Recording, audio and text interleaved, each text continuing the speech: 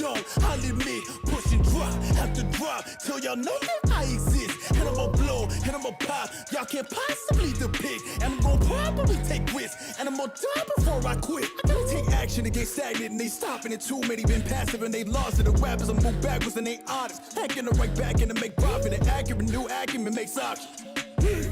Meaning the accountant can be rounded when you call it a place. Everything amounted to my cost. Moving with $2 in my pocket. Proving the pace you looking exhausted. Truth is Greg Newman, they can't copy. Do what I must do so they can't stop. Trying to keep cool while they keep talking. Do what I must do, switches up often. I pivot, meaning I'm a tactician when I'm in it. Circling the cul-de-sac, I'm drifting. And I got all night down to fishing. Meaning I'm different. Meaning when they talk, they pay attention. Meaning they gon' pay for every cent. And I'm going 2 commas, 2 Kansas. And I'm going worldwide when they all mention. Black boy with a book dream and a lesson. A black man with a sharp mind is a weapon. Yeah. 10 toes down from the jump, I'll admit, push and drop, have to drop, till y'all know that I exist. And I'ma blow, and I'ma pop, y'all can't possibly depict. And I'm gon' probably take risks, and I'm gonna die before I quit.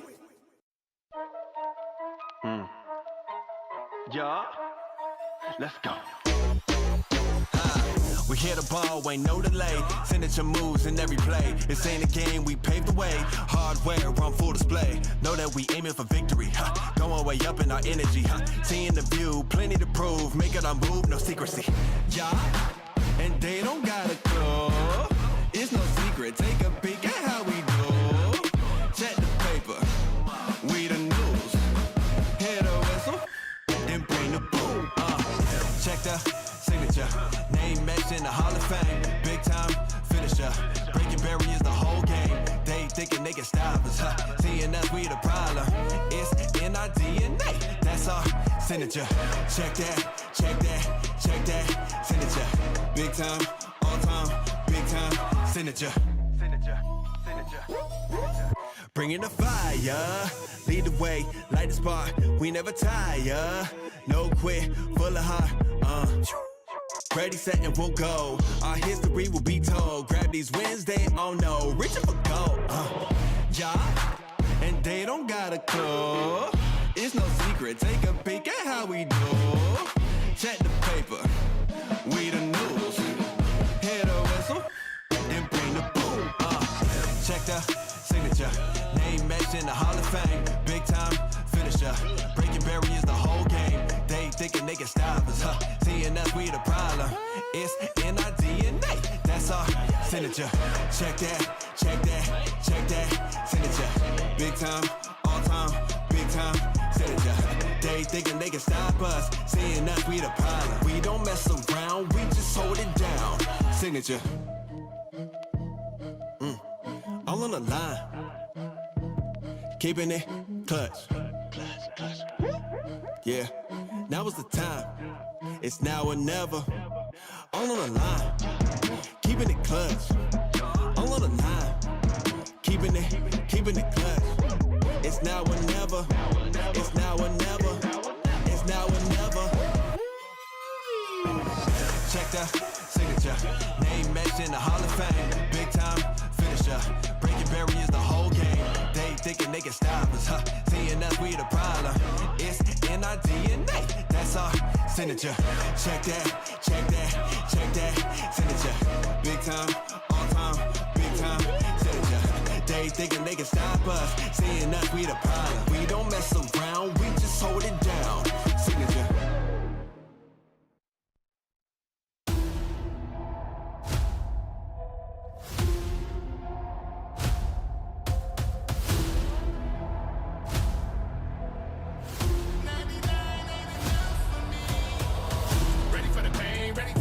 Ready for the heat. Me and my dogs, we come to ball, ready to eat. We gonna fight, we gonna bang, never defeat. We always on 100.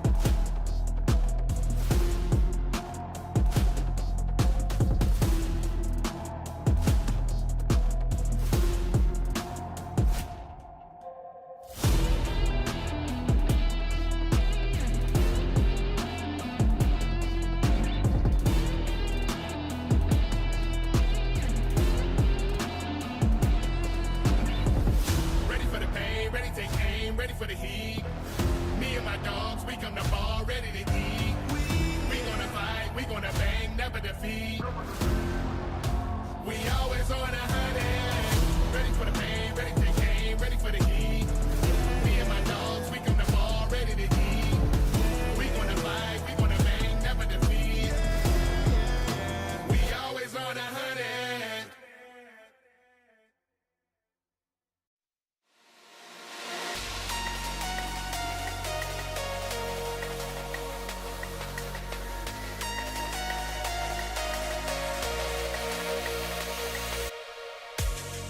In pitch black darkness, you illuminate. I walk in the shadows, you scream my name. You lure me in like a magnet. You keep me safe. I need to return to you. I'll be surrounded by endless fools. No one leaves me out like you do. I need to return to you. Coming home and dig up my jewels. No one leaves me out like you do. In the end, all I want is you.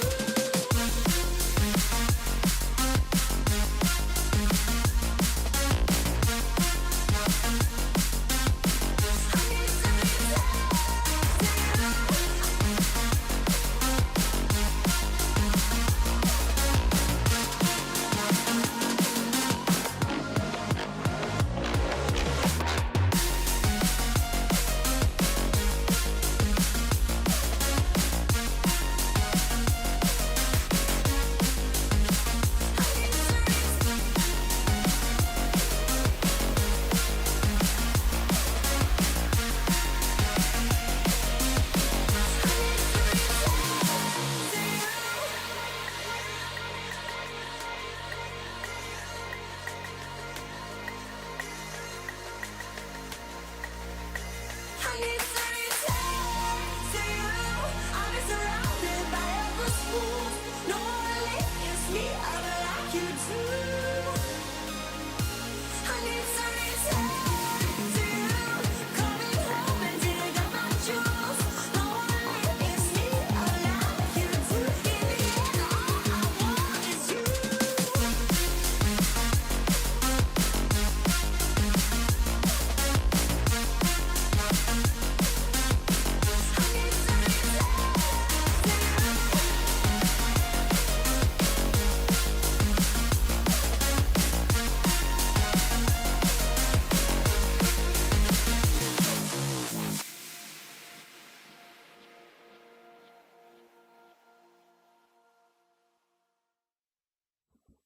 Yeah. Hey. Yeah. Yeah. Hey. Yeah. Hey. Yeah. Yeah. Hey. Yeah. Hey. Yeah. At first you made me feel very safe, but then I realized one took and one gave. Hey. At first you had a healing power, but then your face changed hour by hour. Yeah. Yeah. Hey. Yeah. Hey. Yeah. Yeah. Hey. Yeah. Hey. Yeah. At first you made me feel very safe, but then I realized one took and one gave. Hey. Yeah. At first a hypnotizing smile, Hey. but then I forgot all Yeah. about you for a while.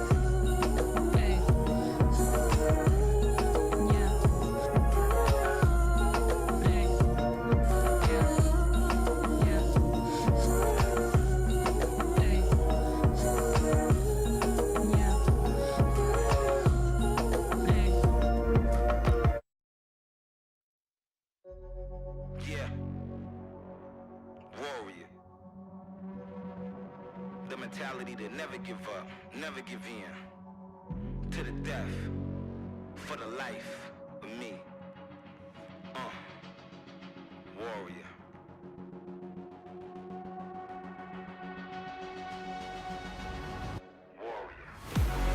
I'm a warrior. I go to war with ya. I fight to the death, give it everything I got till I got nothing left. No, like a warrior. I go to war for ya. Till my very last breath, give it everything I got till I got nothing left. No, I'm a warrior. I go to war with ya.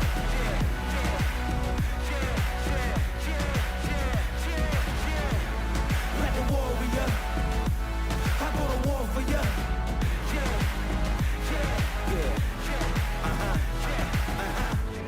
Yeah, I was born for it. Now I'm ready for the war. Ain't no turning back now, no, I can't back down. Can't run nowhere, gotta stand up. Right hand on your chest for your valor. Kneel down to no man, ice running through my veins cause I'm cold-hearted. Look what they done started. I'm sharp with my aim. The best in the game. On fire, hot like a flame. Wild like a beast. I can't be tamed. No. So stuck in my ways for the truth. I can't be changed. I'm a warrior. I go to war with ya. I fight to the death, give it everything I got till I got nothing left. No, like a warrior. I go to war for ya. Till my very last breath, give it everything I got till I got nothing left. No, I was born for it. I was born to rise. I was born to fly. I was born to climb. I was born to get it. I was born to shine. I was born to live it. Like a warrior. Like a warrior. Like a warrior. I go to war with ya. I fight to the death, give it everything I got till I got nothing left. No, I'm a warrior. I go to war for ya. Till my very last breath, give it everything I got till I got nothing left. No. Yeah, easy.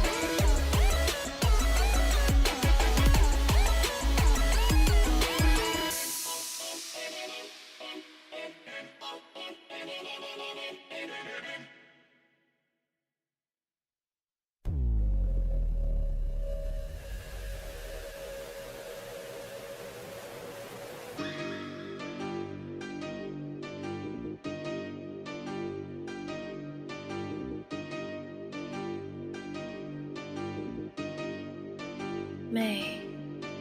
Hot stuff in my veins, rock stockings, I change, don't ask for my pain, get some jeans, some brains. Third time when I get up, little boy, G up, I'm dark, don't speak up, drop up, down, they need us.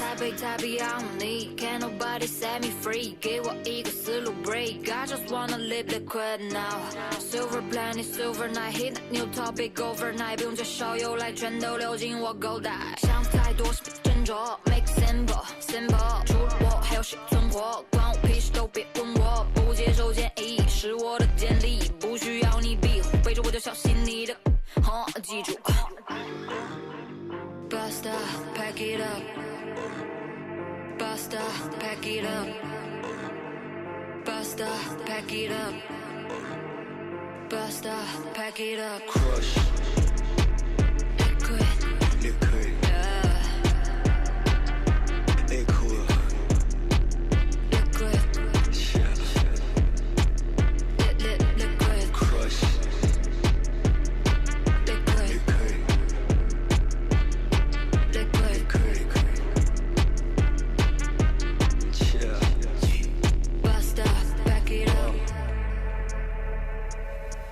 突皮革的假期的热力泡在你嘴唇上吐一个泡泡，一不小心力透过我的心跳，在悄悄的转一点飘飘。你们像是边角料，在我切割钻石之间消耗，看看那些小动物牵条脚，猎场面会被分销掉。Drip drop。Drip drip deep drop， 为我的天的刷 Visa， 有时我也忘了密码，开始 pray like a diva， 活着在很多的 Venus， 没让我再次陷入迷茫，他就从来给我启发。喂，没什么可他妈写了，艺术文化都不商业化，可能以后像那个创业家，也有烦妈妈的接电话。Basta， 全部都我拍秀 Basta， 不理会你爱求 TikTok， 我的表现在镜子 zigzag， 你看不清我秀秀。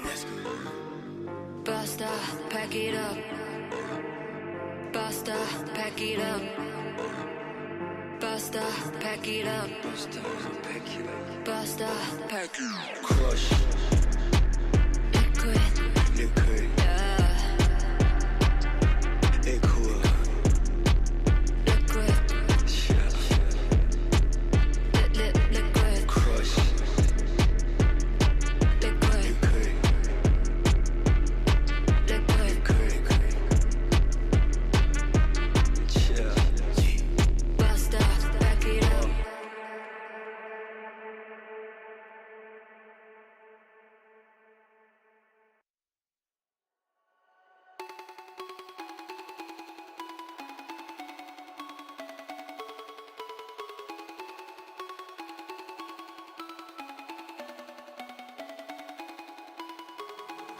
I wrote the book, I've seen the ending.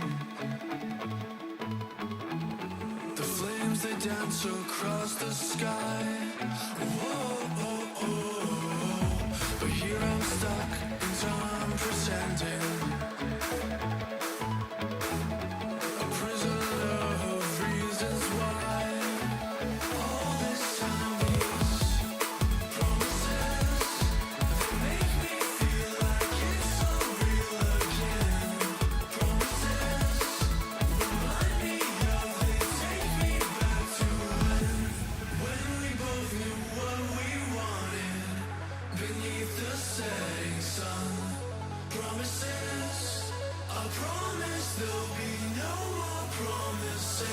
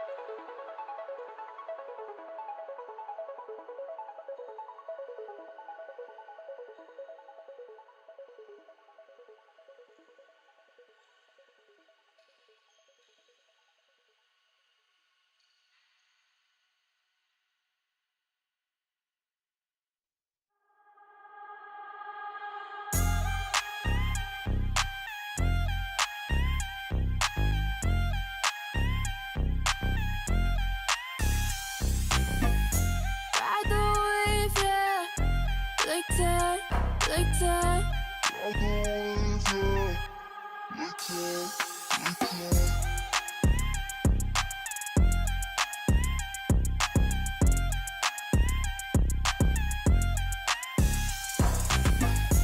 Ride the wave, yeah, like that, like that, like that, like that.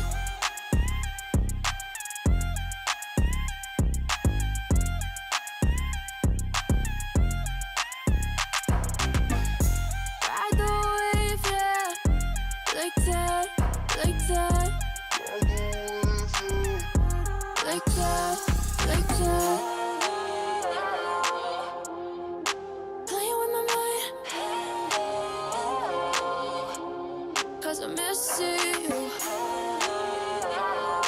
Why's it gotta be like that?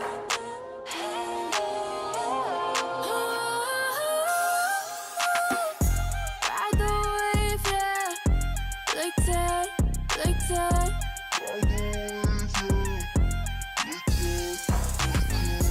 Ride the wave, yeah, like that, like that.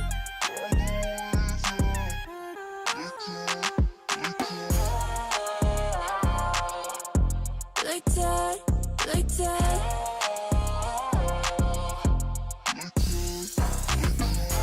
Ride the wave, yeah, like that, like that. Like that, like that.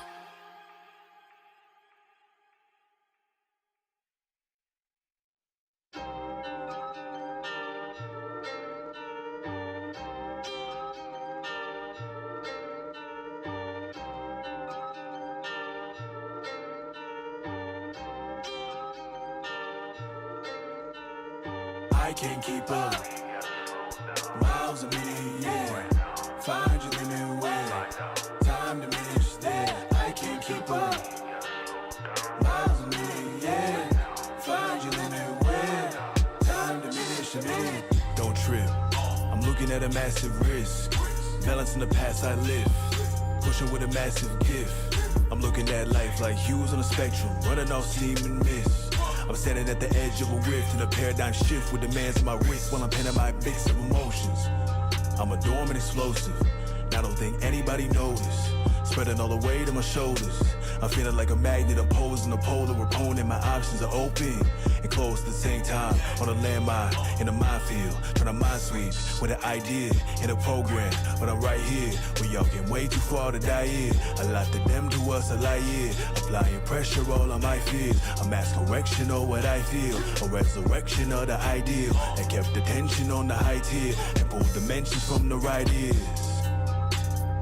I remember nights when I took an L in the road just to get it right. Trying to make way for a look, but you gotta fight if you want your name on the books.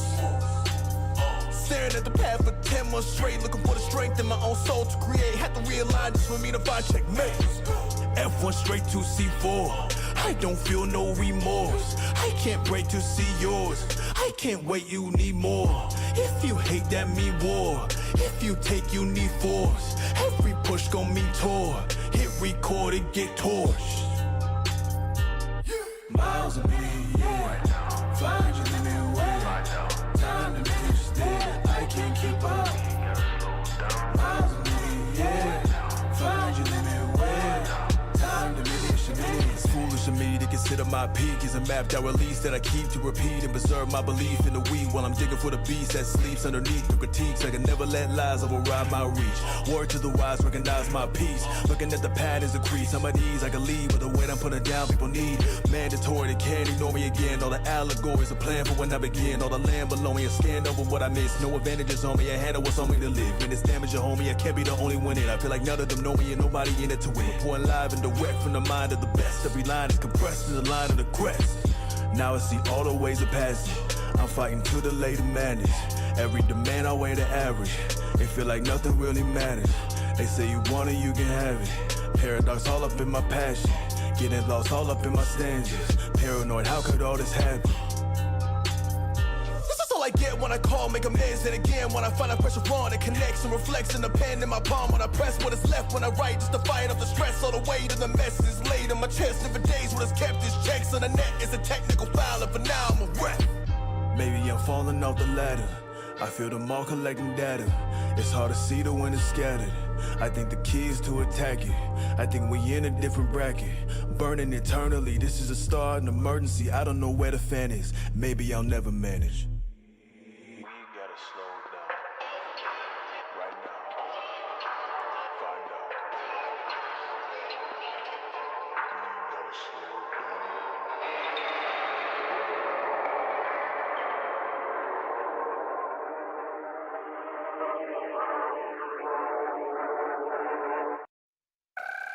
Building the energy, feel the electricity. All worlds in front of me, feel the electricity. All in the energy, feel the electricity. It's all inside of me, and electricity. Out of this world, magnetic, charged up, come get it. Interdimensional, it's so incredible. Breaking the rules, kinetic. This work, go get it. It's sensational, generational. It feels electric. It feels electric. Electric.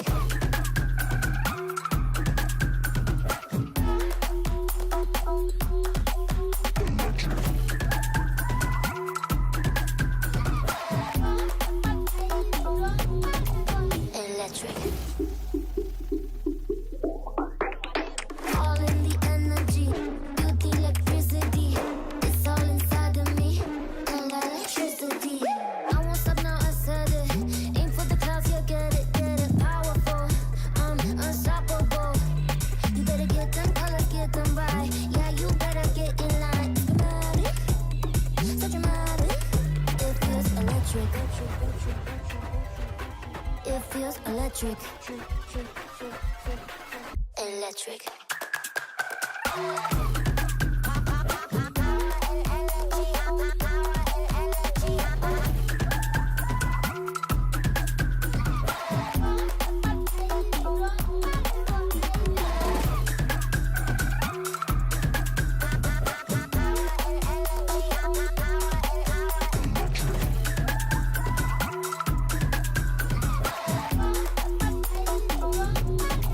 Electric.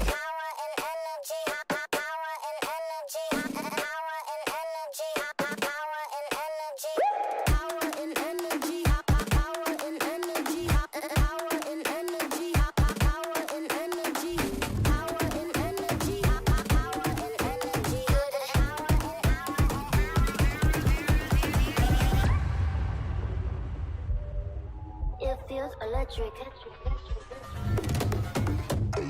Feel the energy, feel the electricity. All worlds in front of me, feel the electricity. All in the energy, feel the electricity. It's all inside of me, and electricity. Feel the energy, feel the electricity.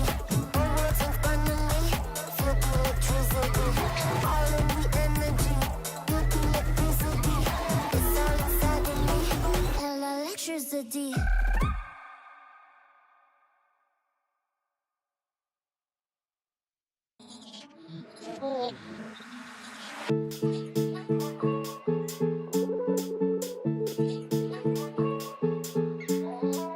I think I have a good feeling about you. I hope I can trust myself this time. I'm breathing, holding, only for you. I'm dancing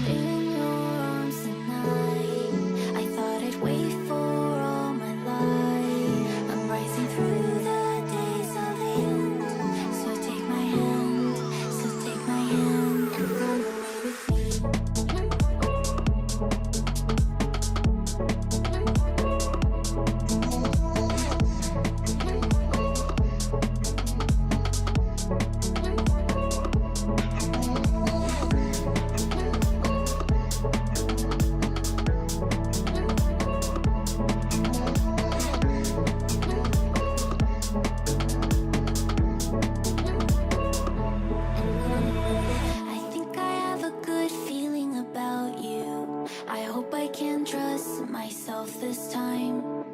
I'm breathing, holding, only for you. I'm dancing in your arms tonight. I thought I'd wait for all my life. I'm rising through the days of the end. So take my hand, and run away with me.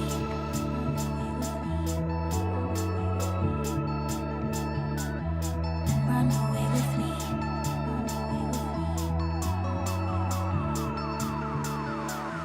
And run away with me.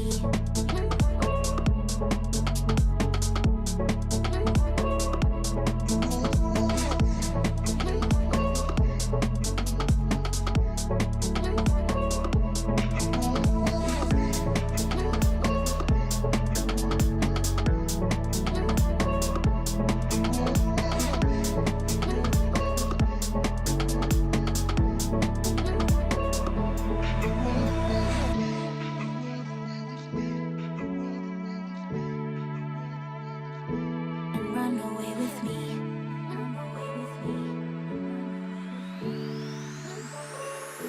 And run away with me.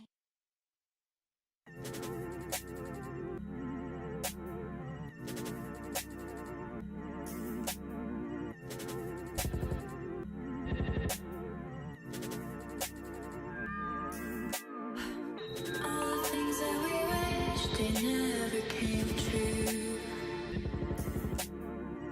All the promises made were broken by you.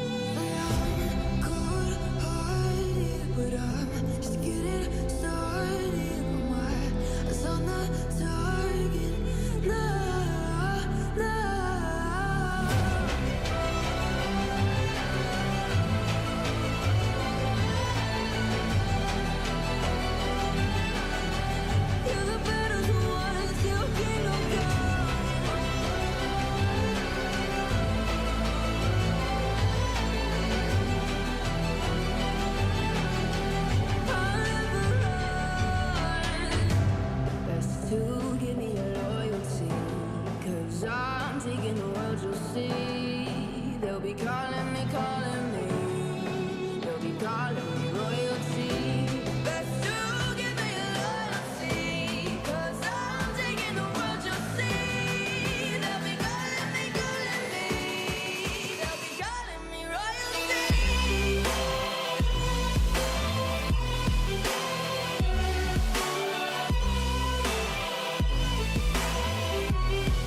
They'll be calling me royalty.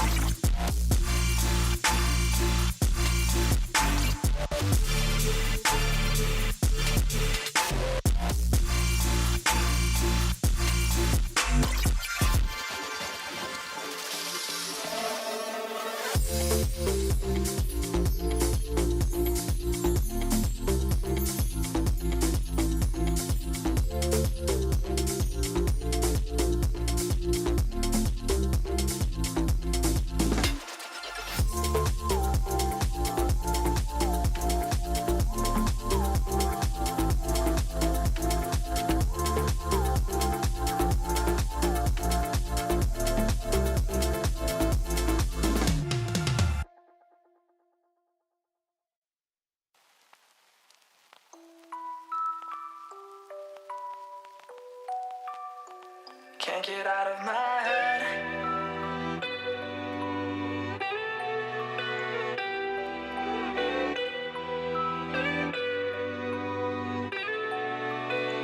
Can't get out of my head. Can't get out of my head. Can't get out of my head. Can't get out of my head. Get out of my head.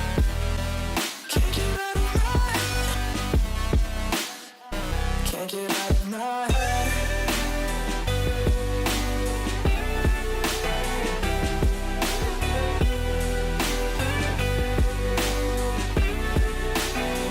Can't get out of my head.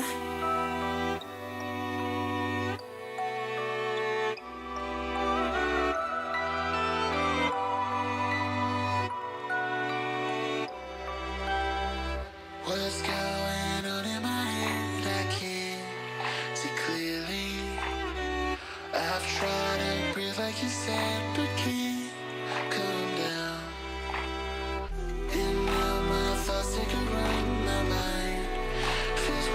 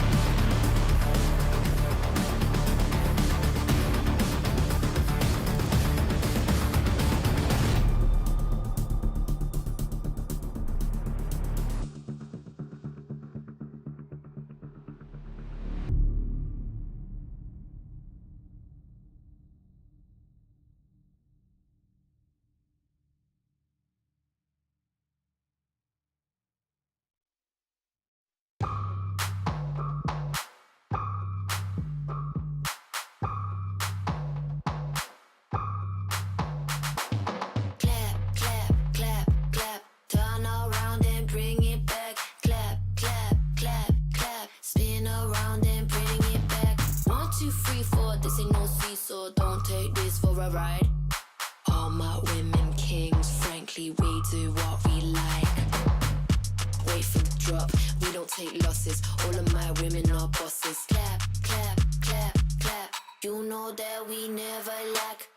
See how hard that I go. See how hard that I go. We got the goods, yeah, I know. We got the goods, yeah, I know. See how hard that I go. See how hard that I go. We got the goods, yeah, I know. We got the goods, yeah, I know. Clap, clap, clap, clap. Turn around and bring it back. Clap, clap, clap, clap. Spin around and bring it back. Put some gasolina. Shut down big arenas. I got kick like Zena. Shut down big arenas. Wait for the drop. We don't take losses. All of my women are bosses. Clap, clap, clap, clap. You know that we never lack. See how hard that I go. See how hard that I go. We got the goods, yeah, I know. We got the goods, yeah, I know. See how hard that I go. See how hard that I go. We got the goods, yeah, I know. We got the goods, yeah, I know. See how hard that I go.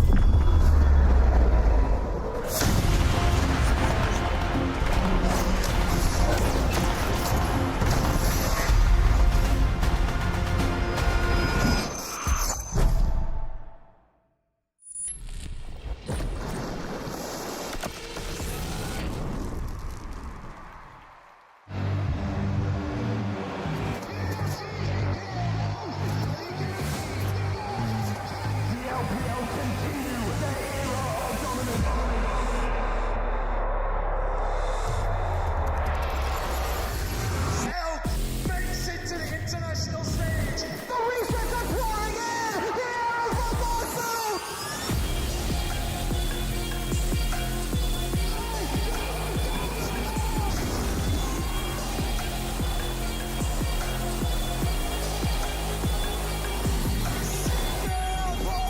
The upset.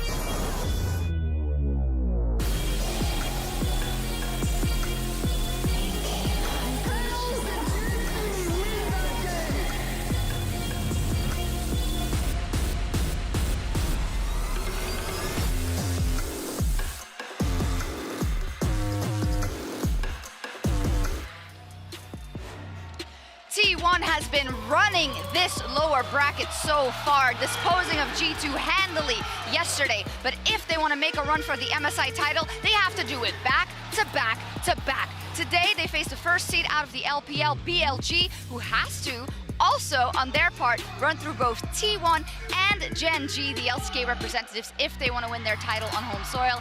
My name is Shox, and I'm joined here by Raz and by Emily to see who will join CHENGDU in the finals tomorrow. It's actually insane. You can already hear the crowd riling up. And I've been at FanFest for the last few days.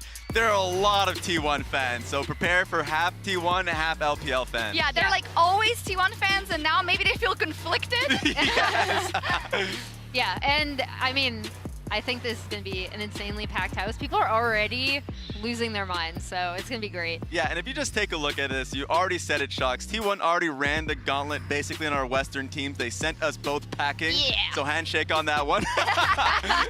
Oh, no. And now they're going up against two of the Seed 1 teams in BLG and CHENGDU if they do get over BLG, that hump. And it's been fun because hearing FLICKR talk about the rematch that they had versus G2 and now the rematch that they're having versus BLG, they've recognized the fact that they're slow to prepare and I guess against the teams that they played against, but when they played against them once, they're ready for them the next time. I want to say 3, 2, 1, and you got to say what your dream final is. Oh! 3, 2, 1.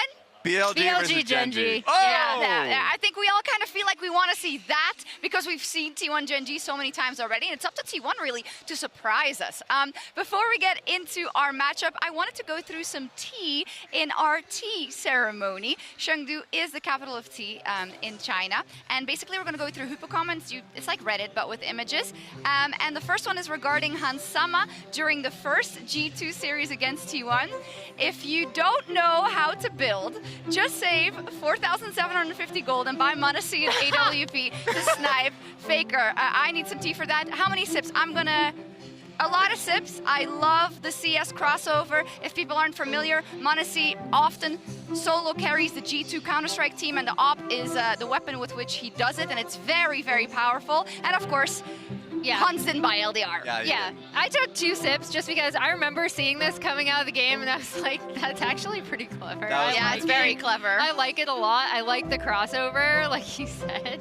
I was conservative with my sips. I took like 1.5 because I don't want to start strong because usually the first one is like the lowest one. That's my guess. Oh, okay. Well, I love I'm the metagaming CS this. reference a lot. Let's look at the next one. After Chovy's Corki in Game 4 of the Genji BLG series, this is mid-gap for real.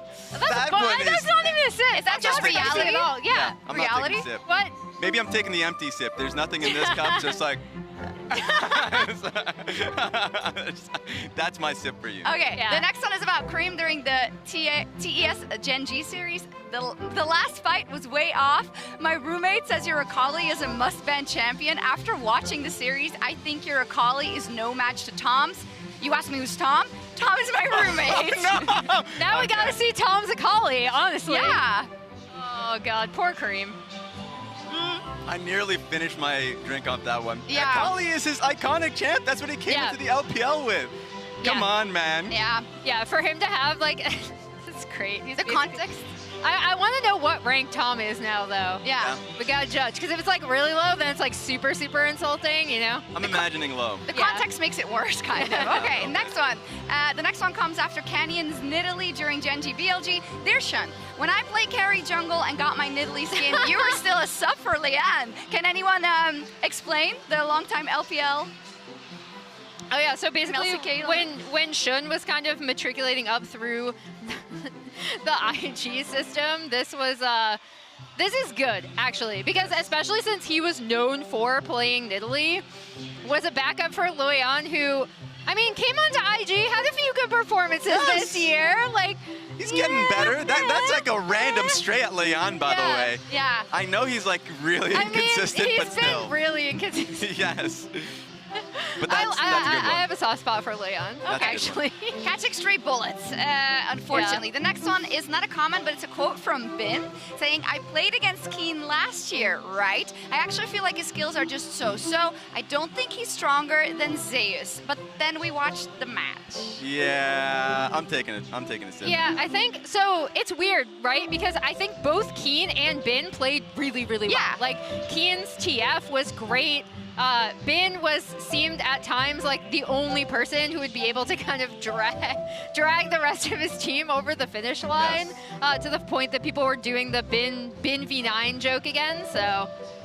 Especially since like Keen has always been the player that has performed domestically but hasn't been able to get the chance of being on a great team and being able to play internationally. So like whenever you talk to like domestic top laners, they're always fans of Keen. There's always pocket fans of Keen's out there. But the fact that he comes out and says he's so-so before the match is crazy. Yes, and then yesterday, after T1 won on stage, there was an interview with Gumiusha, and he was asked what he thought was going to happen versus BLG in the next match, and this is what he said. 레이는 BLG와의 리매치입니다. 혹시 여기서 손 좀 보고 한마디 좀 부탁드립니다.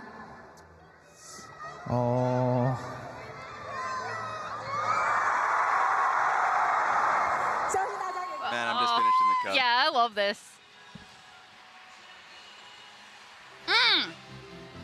I love Guma for a lot of reasons. You know, his gameplay, his willingness to actually trash talk.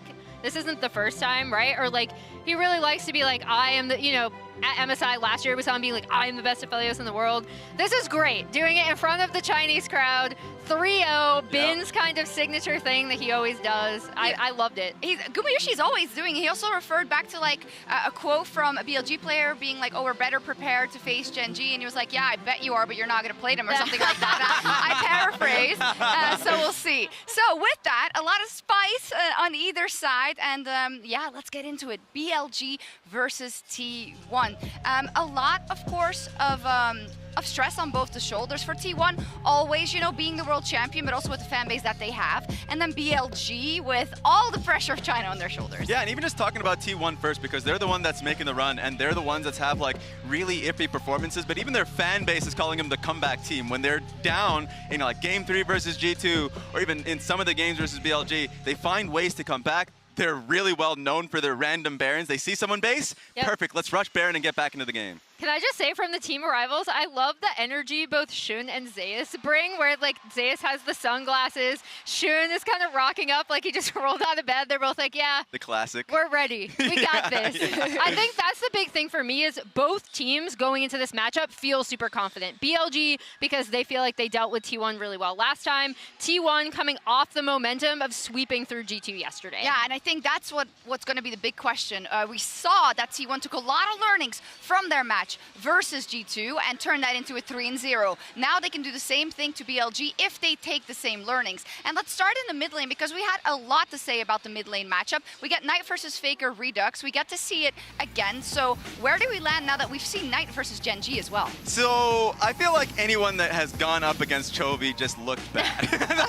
That is my asterisk. And people will always, if you come up with a knee-jerk reaction, you'll have a pretty bad look at Knight in the last series because of the expansive champion pool that was being thrown up by Chovy, but also Knight was struggling. He ended up pulling out the Vex instead of the Azir because he was just kind of like didn't want to play into the range. So there was a lot of iffy nature there from BLG as a whole. Yeah, and you could see how Chovy's laning prowess really, really shut down Knight, right? Like, not only did they pinch his pool only in the first game, did you get the sense that Knight really got the better of him? And even then, it definitely wasn't in lane. He was still behind. It was in a lot of the playmaking plays he made with Ahri.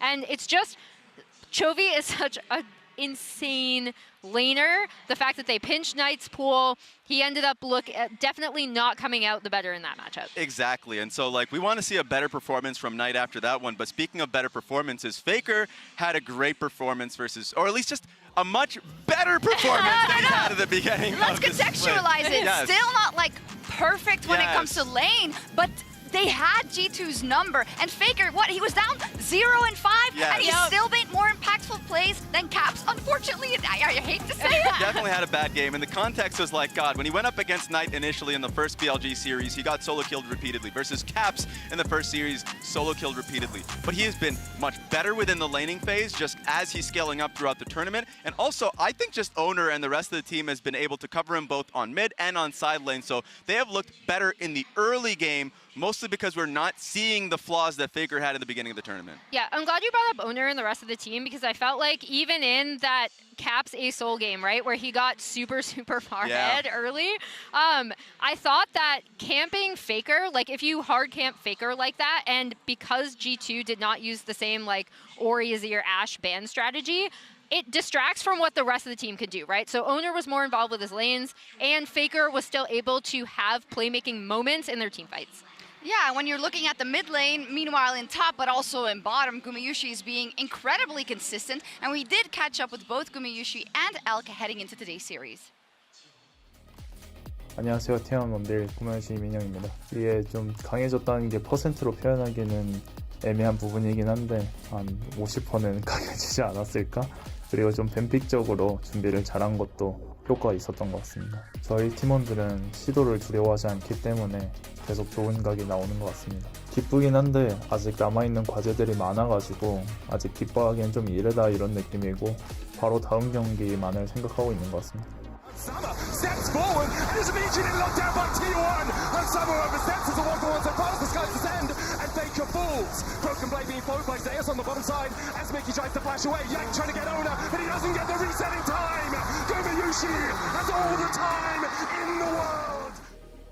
일단은 저희가 BLG한테 패배를 했어가지고 그거에 대한 복수를 하고 싶고 둘 다 한타를 잘하는 팀이지만 저희가 더 잘한다고 생각하고 있고 뭐 지겨울 수준까지 많이 만나진 않은 것 같고 그냥 강한 팀을 상대하는 건 언제나 재밌는 일이고 강한 원딜을 꺾는 건 또 재밌는 일이기 때문에 기대가 되고 좋은 모습 보여주고 싶습니다.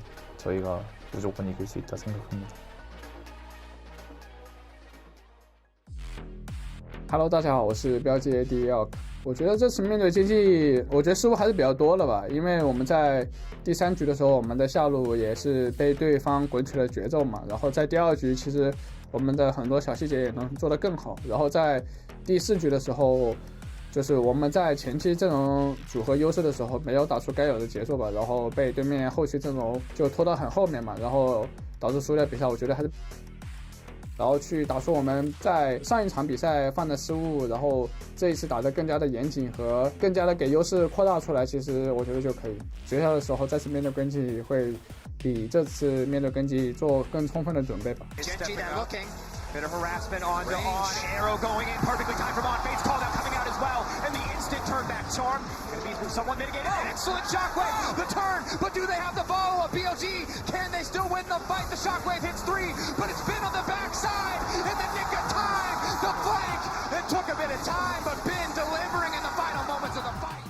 然后我觉得每一个队伍能够走到这里，其实都不会很差吧，各个位置。然后更多的就是需要我们在赛场上面的临场表现，还有每个人的当天状态吧。然后我觉得最强下路，这个对于自己来说，可能就是需要，我觉得是取得最后的冠军，然后来评判的。然后我们也会去，就是不管面对哪一位对手，也是会好好打出我们该有的水平。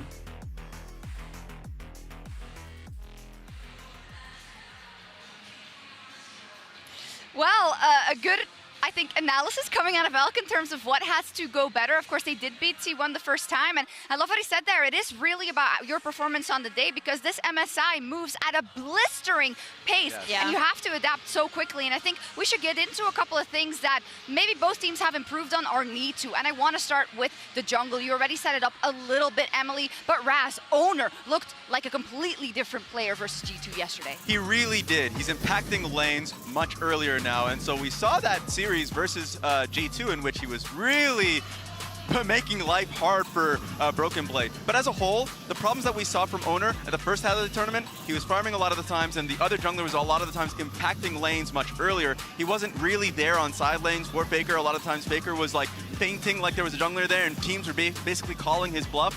But now he's been able to get FLICKR ahead, be able to cover for him in times when it's needed. And honestly, Zeus has been the one that's been the biggest thumbs up and beneficiary of his presence. Yeah, I think it was absolutely massive how he was just so much more interactive with his lanes yesterday, right? By comparison, Yike didn't seem as much. He was like more on farming picks. But like we saw the Poppy finally coming out, something I kind of wanted to see from him in that first G2 series. The Sejuani, obviously. And here's a bunch of stats that absolutely support your point, Raz, especially that 71.4% kill participation at 14, increased kill participation overall, and a much better KDA. Yeah, and it's not just him playing well individually as well. They're playing well around his win condition. So when he's like looking for a play bot lane and you saw the enemy jungler looking to steal his blue buff, they're like, wait a minute, we're collapsing on that. The team as a whole is invested in getting him ahead. Yeah, and a lot I feel like comes from the fact that T1 has a better grasp of what they want to do in the lane swaps and how they can best enable everyone. Of course, the jungler always crucial. And when it comes to those lanes,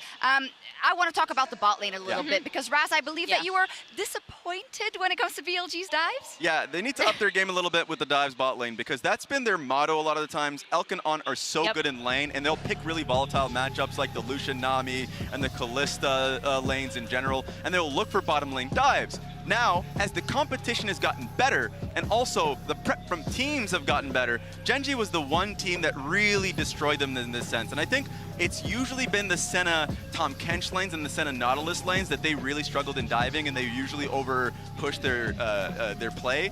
But I love the play where it's even like the Twisted Fate went roaming bot lane to find that. So there's a lot of things that they need to be afraid of. Yeah, I mean, I think the big thing, the hallmark of this BLG bot lane was that they were so aggressive, like you said. They would even dive 2v2 without Shun wrapping around to like actually help them. So they really, really want these like hard pushing kill 2v2 lanes. And I do think a little bit adjusting to the lane swaps and how they work has affected both of these teams, right? Because I think if you ask them, we both want 2v2 lanes. Like, we both want our top laners to just bash their heads just into each other. Yeah, like, we're please. Going in.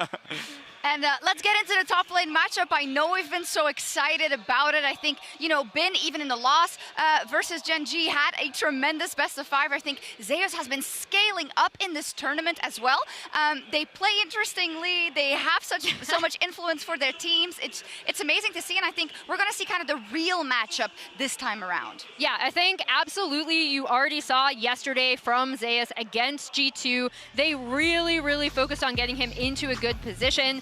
whether it was even when he fell behind in lane or did get dove in topside, funneling those side lanes to him, making sure that when he was on these carries, especially the Camille, his Camille angles in some of these team fights were like absolutely insane. I really, really loved seeing him come out and perform this well. And then by contrast, like you said, Bin in their series, as we see the 1v1 with Hans, Bin in their series ended up being one of their only shining moments in that Gen G series where you thought, okay, maybe he can drag the rest of the team over the finish line, especially with the Cassante. Yeah, these two teams really pushed the boundaries of how influential your top lane could be. So I was really worried coming into this tournament that they would be the weakest when it comes to lane swapping because they want to put them on like Vayne and Twisted Fate. They want to put them on carries. And even though Bin has had a lot of experiences playing back and playing like Gragas topside, it felt like if they wanted to unlock it, they need to get better in lane swap, and both of these teams have done that.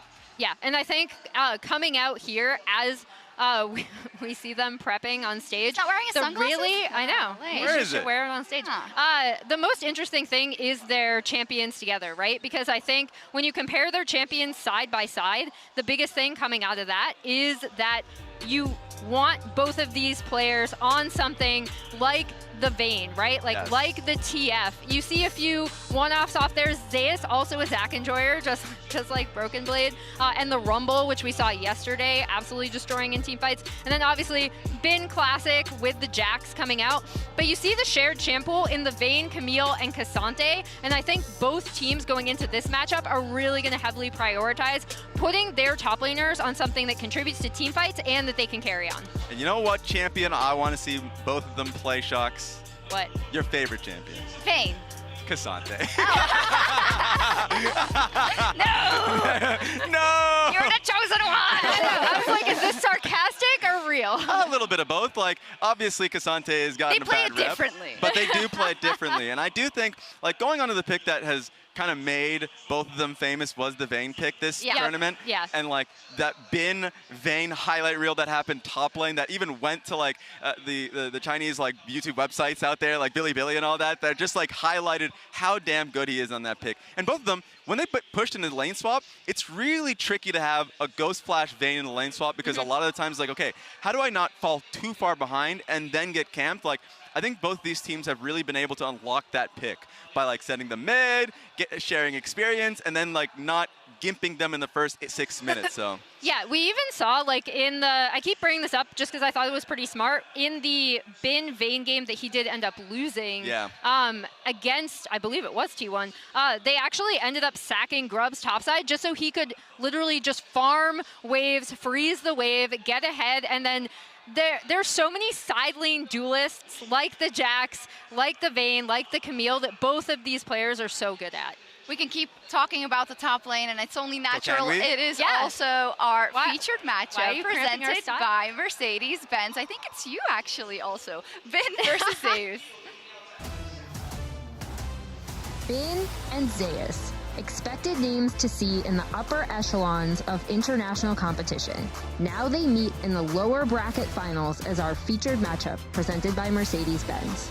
The Korean deity fell short the last time they met in a 1-3 loss to the first seed of the LPL.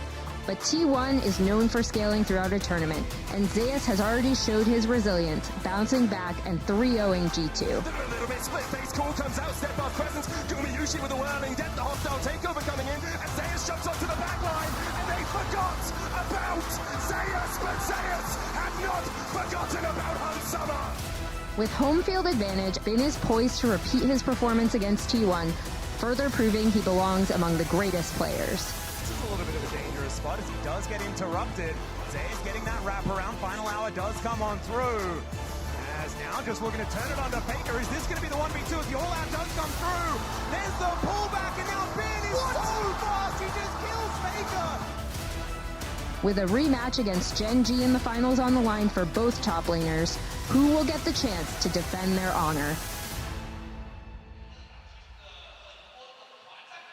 I'm I'm really happy that the meta has also evolved in a way, if they keep it up, of course, and don't go for lane swap shenanigans all the time, where we get to see the real might of top laners. And I'm just thinking back to kind of last year when we were talking so much about 369 or Zeus or Bin. Now Keen is waiting in the finals already, but this is kind of a mini game that we're playing with ourselves as well to see, who really has what it takes to be as flexible throughout these metas. Yeah, and I'm really curious to see how BLG has adjusted from their Gen G series, but we saw T1 adjust in those lane swaps, right? Like we saw them bring out something a little different against G2 while still focusing on getting farm to Zeus, right? So it is possible to still have your top laner on a really significant carry, even if you are swapping. And I think we'll see both of these teams hard focus that, regardless of whether they go 1v1 standard or lane swap. Okay, did we talk enough about the top lane matchup for you? So. We can keep going. Yeah, no, it's okay. The clock's at 6 more minutes. It's true, it's true. We do have a couple of more things we can talk about. I think it's quite interesting as well. If you've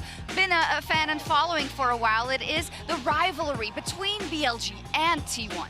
And so rarely get to see this on an international level.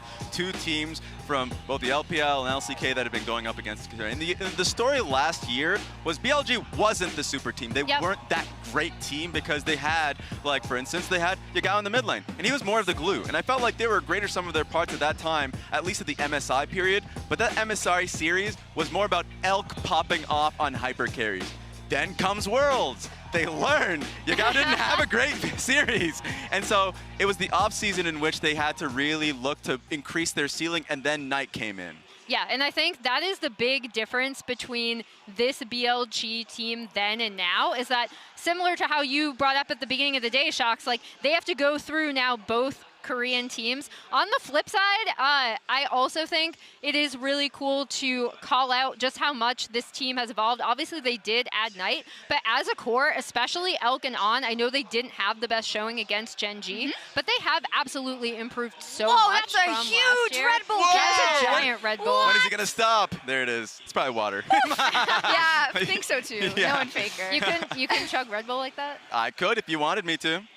It's fine. Maybe later. I believe you. But no, the thing about this series too is that like, it is, yes, BLG's ceiling has increased, but now they've had problems with like coordinating elements as a team, and really it is kind of like series by series. They're still an incredibly talented team, but they're going up against T1 that when they're on their game that day, they are still the best team in the world. They're still the defending world champions. Yeah, and obviously T1, as you saw from that Guma 3-0, they're really, really feeling themselves. This is a team that traditionally has not only ramped up as tournaments have gone on, but has been able to look at the mistakes they've made, readjust, and then make in-game adjustments to then come out ahead in a more dominant fashion, as we saw against G2 yesterday. And now it's up to BLG to do the same after Gen G beat them. Yeah, and you know what? I'm going to cheat a little bit, Shocks. I know we moved on from the top lane conversation.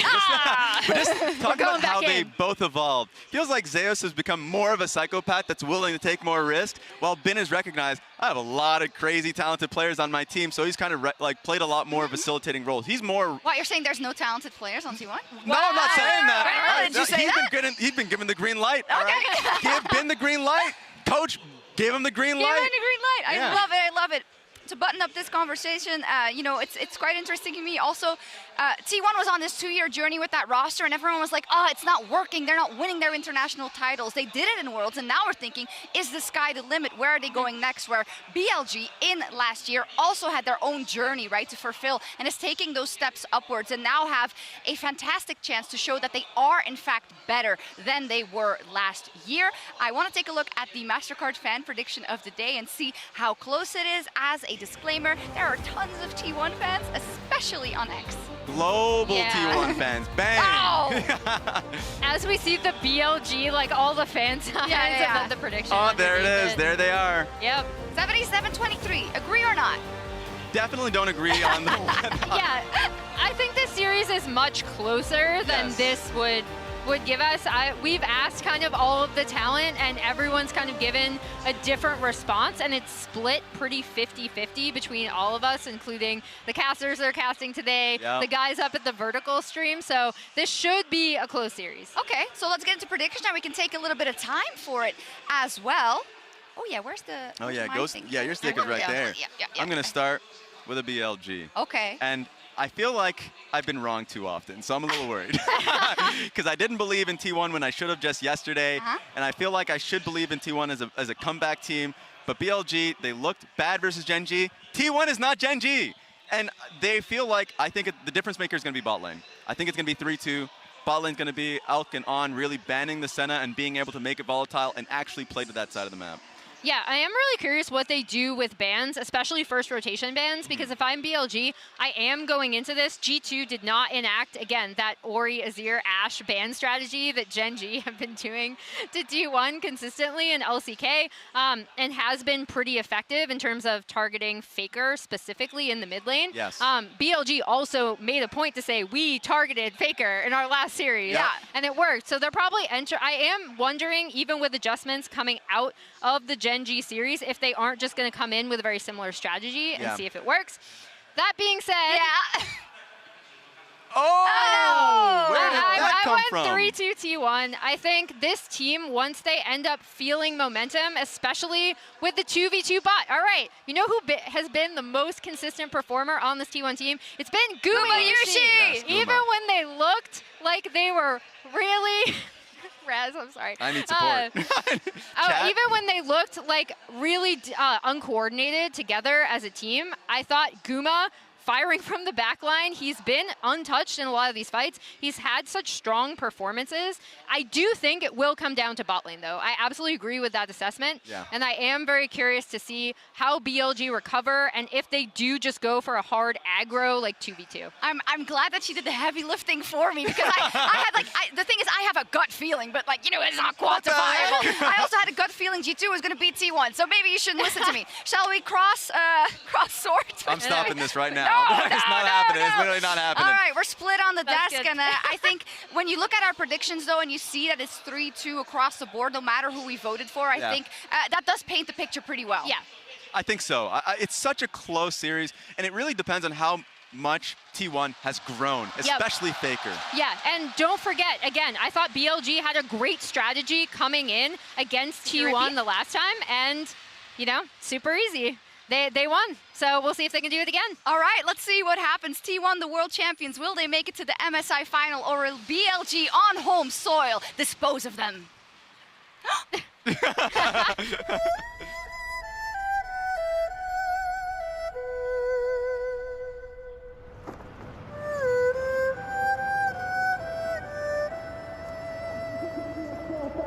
Finn wants to make the difference, but it's K's pulling out, cutting him down. That's not enough. The bailout does nothing. BLG about to lose it all. 说完接近以后，只是觉得有点可惜吧，因为我们还有 FLICKR 奖嘛。BLG LPL 的希望之光，重压之下亦能熠熠生辉，成就璀璨。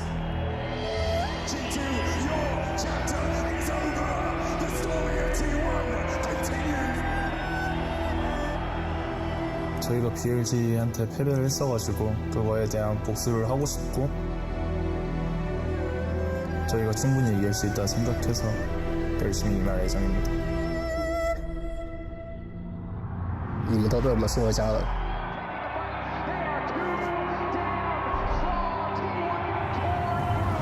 今年我们也会送你们回家。 L1 듀오가 저희와 좀 비슷하다고 생각하는데 저희가 상위호환이라고 생각합니다. 这次我们也交手了很多次嘛，这一场比赛我们也一定会赢下你们，然后走到决赛再去复仇根据。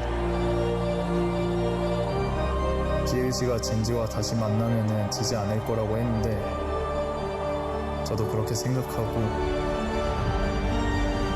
BLG와 젠지와 만날 일이 없기 때문입니다.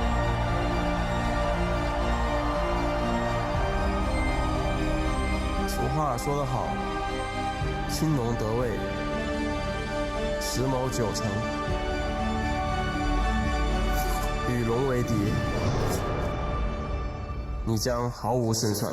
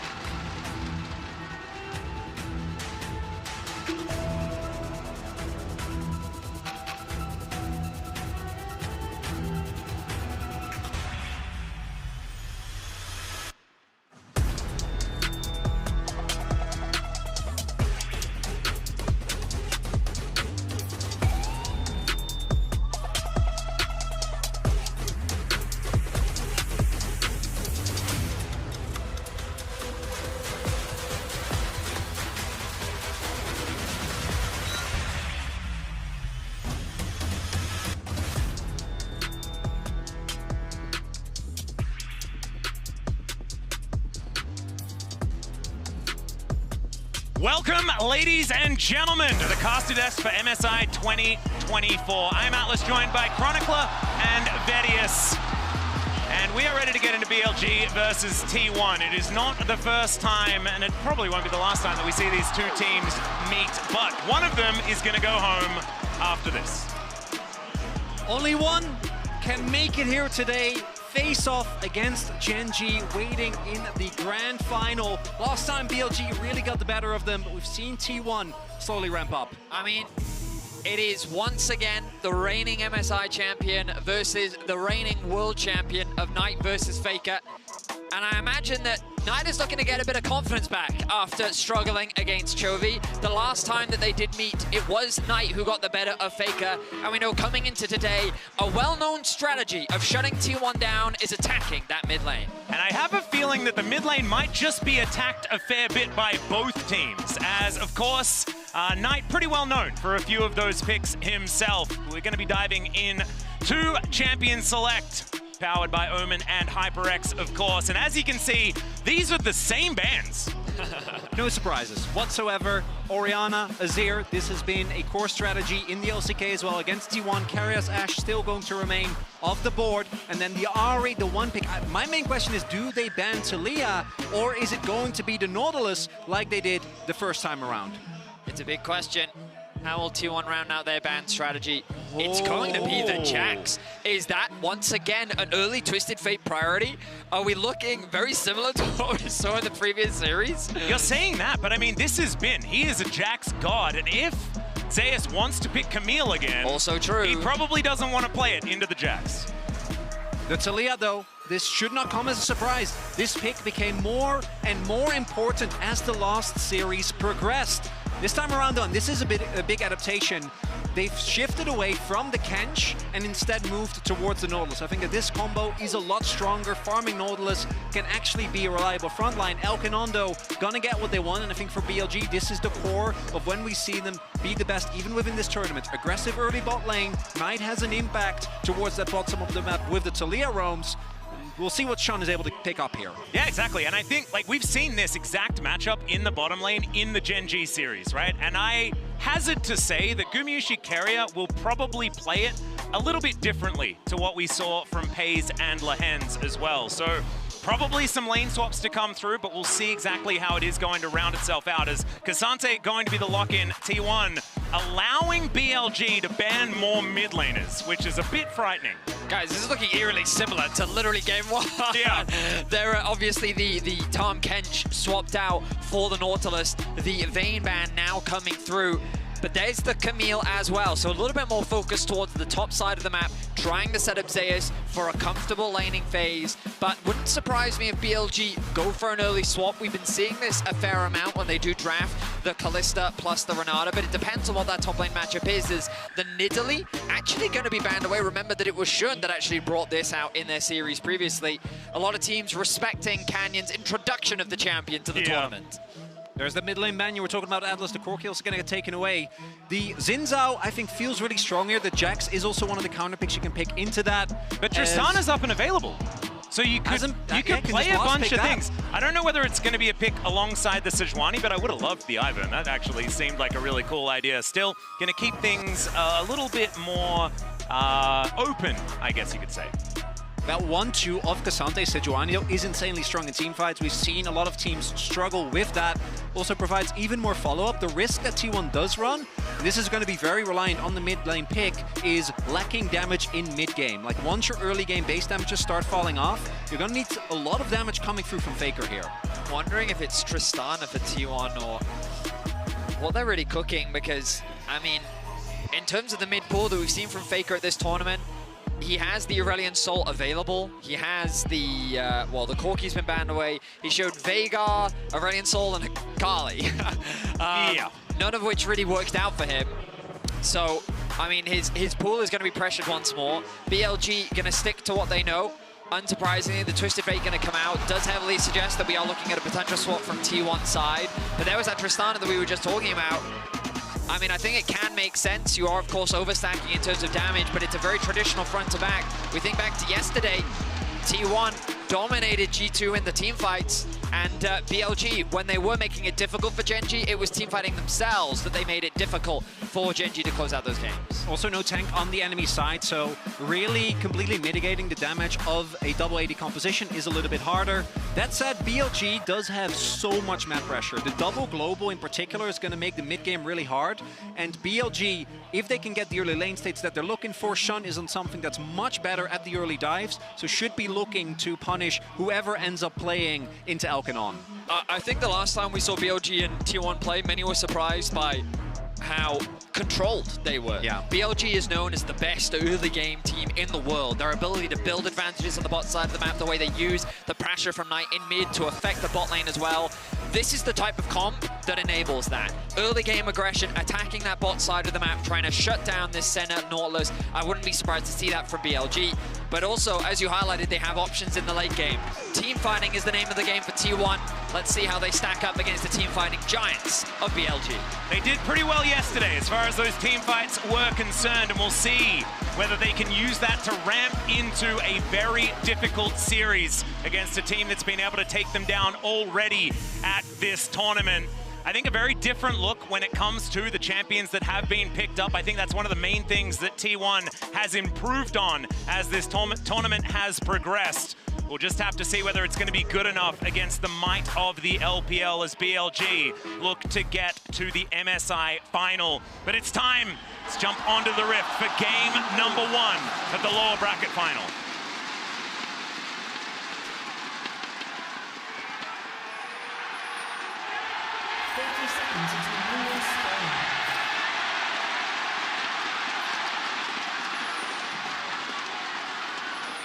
I tell you what, gentlemen, CHENGDU is full. Like, this is we are packed. Full. I think the fans are pretty divided as well. They are, because when they were doing warm-ups, it was actually BLG was louder, but not by that large of a margin. And FLICKR has had a fair amount of time to build up a fan base. Yes, so he's been around for a while. When I was casting the LPL, FLICKR was already extraordinarily famous in China. Yeah. So that was a long time ago. Well, let's see how he stacks up today. He obviously had a much better series against G2 yesterday, but there have been question marks around his performance at this tournament. Early vision invested from BLG. They used their bot lane to get that information, and oh, hang on a minute. Yeah, this is very cute, but Gumayusi is going to be here. Ona turning up as well. FLICKR with that first roam over. Elk in trouble. Rocket jump comes down, still gets the damage after the flash, and Elk is no longer. First blood goes to FLICKR, and that answers your question, Betty. Tristana getting an early kill, absolutely huge. We've seen how hard this pick can snowball, and one of the best strategies against T1 is put FLICKR behind. Now, starting level 1, he's already ahead. I mean, you have to question this invade from BLG. I guess they assumed that Ona was not starting on the bot side of the map, but it felt like the T1 was suspicious from that play from the start. They saw the ward drop. They were cautious about Elkanon invading on that side because FLICKR was already hovering. He was already in a position to collapse. He held off on taking any ability. He eventually commits to the W, and he secures first blood for T1. Now Shun going to be continuing his clear towards this bottom side, just going to take his red buff last. As you can see, Knight able to get some vision in Ona's jungle. But this has carry-on effects, right? We talk about the fact that FLICKR manages to get the kill, but this bottom lane got a whole lot of free time that a Senna Nautilus probably shouldn't have got. It's nice for Guma and Carrier. What we are seeing, though, in the top side of the map is one of the reasons why a lot of teams have swapped, even if they have a strong 2v2 and bot, is to deny the early levels of this TF into Cassante matchup. Eventually, Cassante obviously gets a little bit more threat, can shrug it off a little bit easier once he gets some resistances. His owner reads the play. Yeah, Don't know if he'll be able to pick up his camps, though. Nice play there from Shun.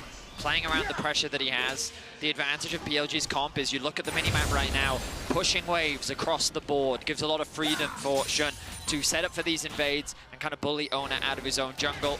We'll see how he navigates through this because you've got Knight also hovering. Again, look at the minimap. Information being garnered. Knight working with his jungler very well. FLICKR being forced to come across to help. Yeah, he is going to come up. That ward is going to be taken down here as Winter's Wrath comes out. Knight looking to try and dissuade Ona from taking this one. Good seismic shot, but Ona takes the red buff. But will he be able to get out?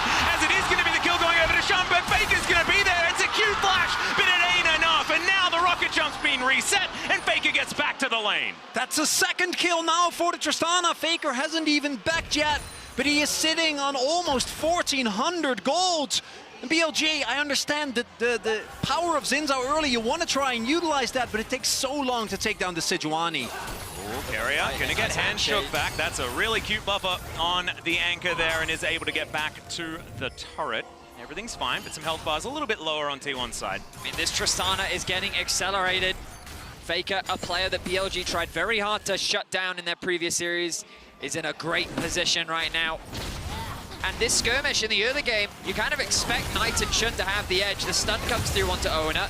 He gets melted down pretty quickly, but the damage is enough. FLICKR's able to get the full bomb proc onto Shun. He tries to flash away, but the auto attack is already buffered. And then FLICKR says, you know what, I'm not going to overcommit. I'm going to take my double buff, and I'm going to go back to mid. Crucially, in these early fights, Sejuani's damage is actually pretty respectable. Oh, yeah. The amount of burst you have with W, plus the damage on your E. The permafrost, right? Yeah. There's actually a pretty decent amount of damage that comes out. FLICKR. Yeah, gonna be able to buffer this time around though. It doesn't work like Valkyrie, which is pretty good because the last time we saw the Taliyah picked up by Knight, he was absolutely phenomenal. But it was into FLICKR's Corki, a little bit different here than the Tristana. Not something that FLICKR's necessarily known for, but because FLICKR's been around so long and so is Tristana, you could imagine he's probably got some reps, you know? Oh yeah. I mean, it's kind of at the point in his career where kind of what isn't he known for? Yeah, it's a good point. And he has phases. Again, questions around his individual performance have definitely arose so far in this tournament, but he seems to be finding his form, and what better way to start this series against BLG than 2-0 up against your lane counterpart. Now, the gold still favors BLG. We can find those advantages in the top lane and towards the bot. Naturally, you're going to imagine that Elkanon will passively just gain a small gold lead just because Carrier is the one farming in that 2 versus 2. Along with the Twisted Fate passive, having the advantage in that matchup as well, you can see 12 CS up combined with the passive is giving Bit a pretty healthy lead. So T1 aren't in any significant control in the early game, but it's the mid game that we're most cautious about, right, Chronicler? Because that mid game is when those global come online. That's when BLG is going to have a ton more map pressure. And we talk about BLG and the way that they utilize that. T1 does the same. The desk was highlighting this as well, that both of these two teams actually have a lot of similarities in how they play the map. And while in the 2v2, Owner and FLICKR have been able to do pretty decent, it does mean that Bin has so much space and really gets to push the envelope in this 1v1.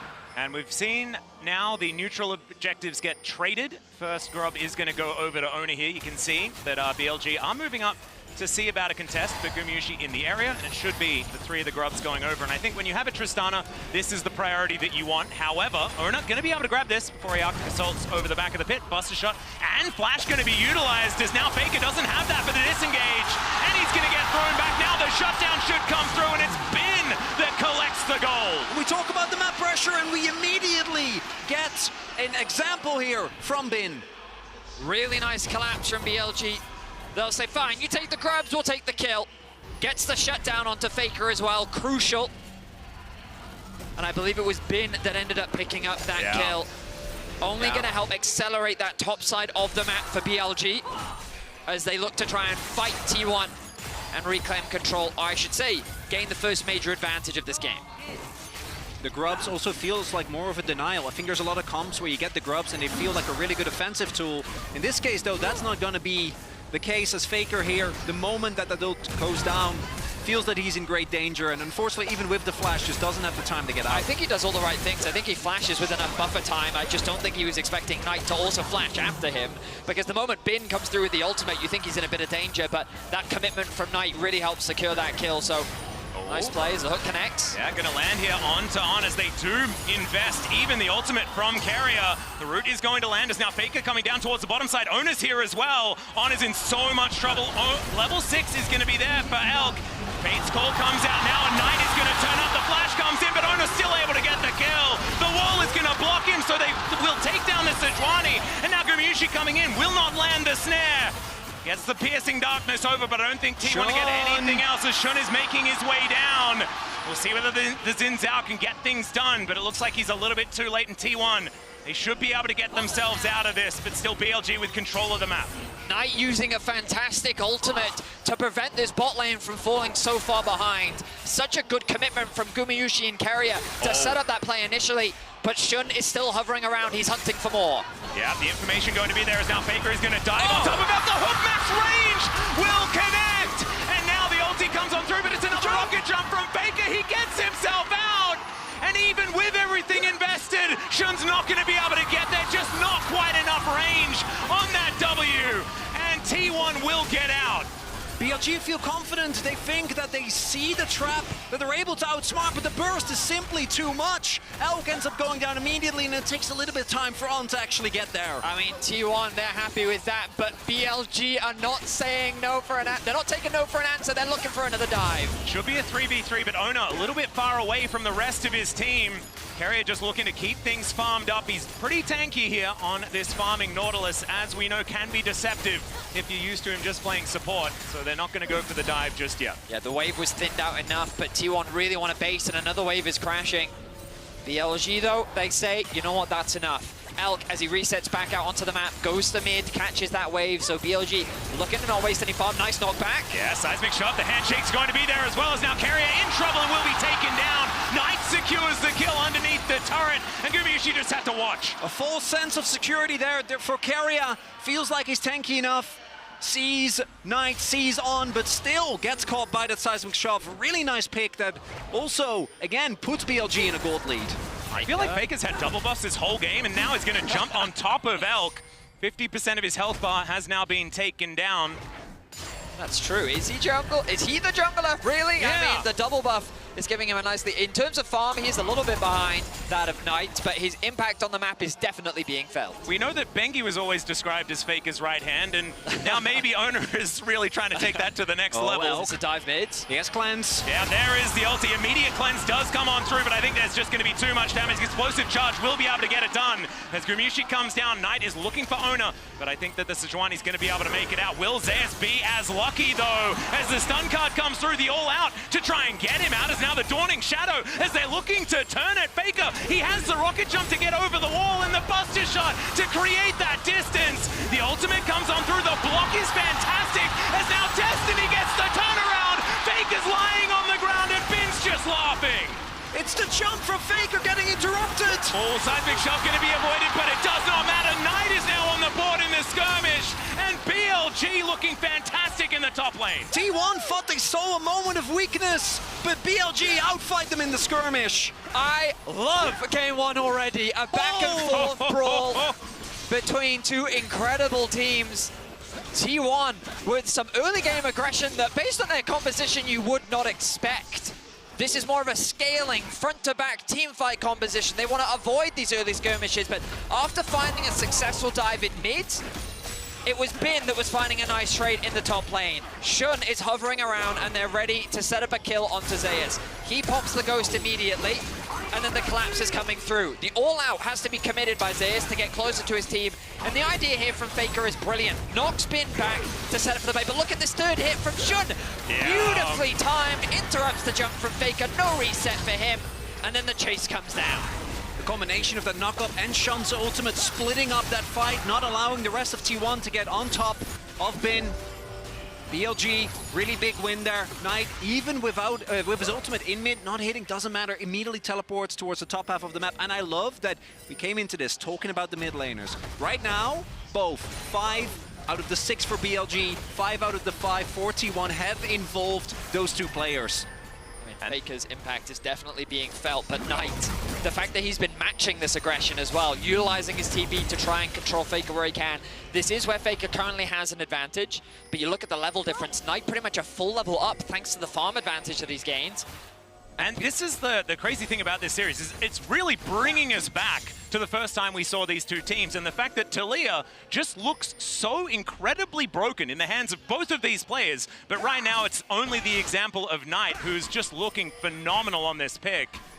BLG really off to a great start, but the gold doesn't really tell the true story here of what it feels like in this game with the advantage that they picked up. Still a lot of opportunities here for T1 as Carrier underneath this turret by himself and should be able to just pick up all of this farm. Oh, there was a lot of levels to that. Because of the double TP, I think T1 was setting up a bait where Carrier just hooks in, pretends that they don't know about the ward, that they don't know about the imminent dive. But BLG, they suss it out. Don't over-invest into diving when those summoners are up, and nothing comes of it. I mean, it's important to recognize that while the gold lead is in favor, I have to possibly a bit of an engagement here. They just want the Fate's Call as they're going to hold on to it. You can see that Elk, he had his finger on the R button, but didn't need to use it here, so T1 not going to be able to collect that cooldown that they were looking for. It definitely felt like they were fishing for some summoner spells there. T1 not fully committing to the play, but also maybe opening up an opportunity for the Herald. But now that's gone.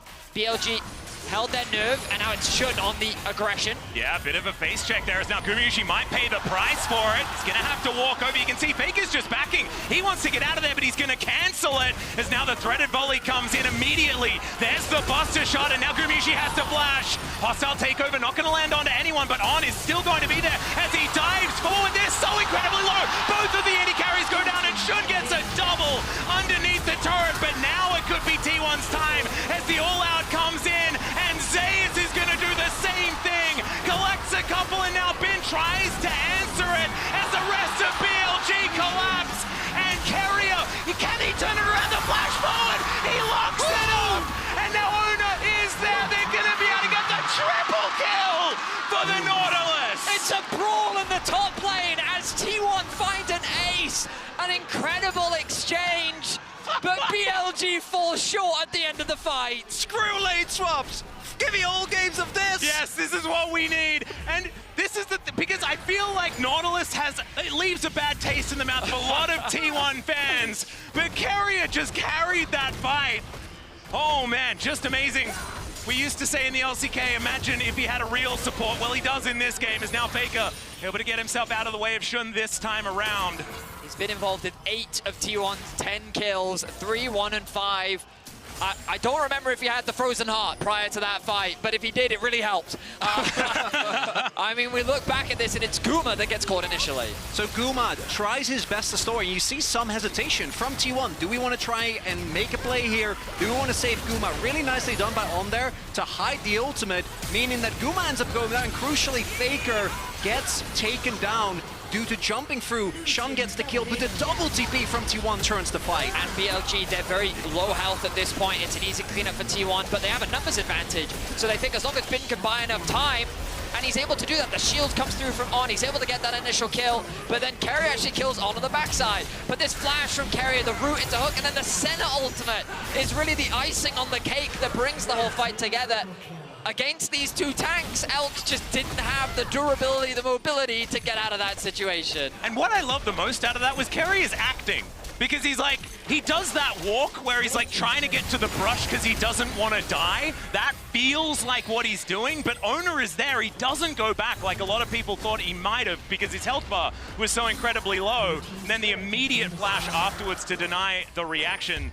Really, really cute stuff from Carrier. Even though that was a lot of chaos, when we look at it, the gold lead that BLG had has now shrunk to only about 200. And T1... That's a 2K gold lead for Carrier. Well, I mean, it's the center situation, Betty. Let's not get too caught out. That said, though, even when you compare him to Elk, right, he's going to be feeling amazing in this. They also picked up Herald, and they picked up the mid lane turret, so a lot of extra map control, and it's important to, again, rephrase, BLG's comp at any point is going to be insane at catching people inside lane.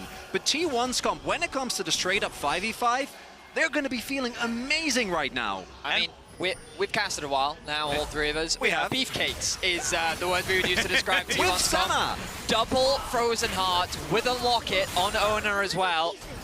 I mean, this is just a terrifying frontline. The BLG are going to have to get creative to find ways around because their comp can definitely team fight. Don't get me wrong, but that you can't just play that traditional front to back. You've got to create more chaos in the fight, find angles of attack that are not conventional, as we may be setting ourselves up for another one. Yeah, nice weave as well to try and block the entrance here for T1 as they are looking to get into the pit. The rend is going to be there, and it's a good smite from Shun to get them one extra dragon. Only 2 on the board as, of course, T1 managed to get the second as now Glacial Prison does fly forward. They get the Fates call this time, and now Carrier has already hooked his way in. The rocks are on the ground. The Dawning Shadow's there to keep Carrier alive as Elk is pushed out of the fight. Now the hostile takeover comes through, but it's not really going to get the value, and the bailout doesn't either. Now in the backline, Zeus is running amok, and they're able to win it in the end. They may not get the Drake, but they'll get the kills, and T1 are out of there. Crucially there, T1 find the front-to-back teamfight that they're looking for. They look for the exit. Bin will snipe Faker at the end there, but still T1 gonna be happy about that one. Absolutely incredible teamfight once again from T1. They play it patiently, they take their time, and again, they make the front-to-back happen. Now, Carrier is the target. Well, he is very, very tanky, as we know. Oncoming on up, though, we'll see whether they're going to have enough. They're going to invest the teleport to try and make sure they'll get through this Nautilus. Handshake is good, gold card is there, and that's a really nice shove. I don't think Carrier's getting out of this one. And that is another kill for Bin. 5-1-1 now on the Twisted Fate. Big shutdown again going over to Bin, and in the side lane, this man is going to remain an absolute menace. Carrier oversteps. And this is one of the big problems for BLG. It's tanks, right? Getting through the tanks. Well, I think that this Twisted Fate might be the answer to it as we have a look at this team fight once again. It doesn't look that bad initially for BLG, but when this TP flank comes in, it kind of ends in disaster because the fight is now on 2 fronts. Faker is buying time. It looks like that he's getting isolated, but he's able to get away to safety. Meanwhile, the jungler is getting absolutely melted on one side. The Talia has no one to play around, and T1 can just play behind their tanks while Faker acts as a distraction. Good job from Bin being able to actually get a kill on at the end of the exchange. But you can see how scrappy these fights can get for BLG and how difficult they are, especially when Elk isn't able to consistently have that uptime to really melt through the front line, if he ever really can on this Kalista. So as well, Carrier, his position towards the top side was punished, but his hooks and his teamfights have been incredible. Speaking of hooks, he's going to land one onto Shun here as well as they look to try and defend their blue buff. Good handshake for the disengage, but I don't know whether it's going to help Shun, who is going to throw the ulti down, but another magnetic 20 hook minutes from this Nautilus. And yeah, 20 minutes and 30 seconds. We've seen earlier ones from T1. They're heading towards that Baron pit. A big mistake there from Shun. He tries to take something that does not belong to him, and T1 punish him aptly. Now they set their sights on the Baron. The Herald has been dropped. Let's see if BLG can find a way into the pit. Weaver's Wall up and available here for Knight. He is now positioned to try and get himself in there. The wall goes down, but the Baron is under half health. There's a hostile takeover. It's going to make it a Thunderdome in there. Now Gumayushi is already incredibly low. Now T1 looking to try and turn it. The Dawning Shadow is fantastic. Elk is going to get into bailout range. Able to get the reset as well. And Ona goes down. Zeus will follow. 2 tanks on the ground, and now BLG have a chance at the Baron. 4v5 and BLG make the fight happen on with one of the best Renata ultimates we've ever seen. Lands on multiple members of T1. It tears T1 apart, and now the Baron goes to BLG. Just when it looked like T1 had found their moment, this happened. The most... Look, he puts him in his place and then forces him to fight his teammates. Crucially here, because of the damage Bin has done, Owner, Zeus and Carrier go in, but there's no damage. Faker is still on the Baron. Guma is way too low, so they don't burst down Elk. And the moment that he gets the hop, that they can isolate an individual target, BLG strike. I mean, I talked about On's ultimate, but a lot of credit needs to be given to Knight as well. That wall positioning, the combo happened because of them working together. And then Bin isolates the carries. As you mentioned, Chronicler, the fight from T1 ends up divided. Similar to how BLG lost the previous fight. If the front to back isn't working together, then the comp from T1 falls apart. Soul point available for BLG here if they get it. Want to get this mid lane turret. See whether they can, as these Baroned up minions at 22 minutes are quite difficult for T1 to deal with. They will be able to get this one. The flash forward, the phenomenal handshake to pull Faker out, and they will take him down. Shun is in trouble, but he has the Crescent Guard, so he ain't falling down just yet. And now T1 just find themselves lacking a mid lane out of turret and their mid laner. Nice little flick back there from Knight as well. Will connect onto Carrier. He's not as tanky as he was before. And T1 really on the ropes now. I've heard of a firm handshake, but On, what the hell was that? Catching FLICKR out of mid-air to set him up for your team to find the kill. The tower's gonna drop as well. The Dragon is open for the taking. BLG now in full control of game one. Yesterday against Gen.G, even when the chips were down, BLG were showcasing how good they were at team fighting.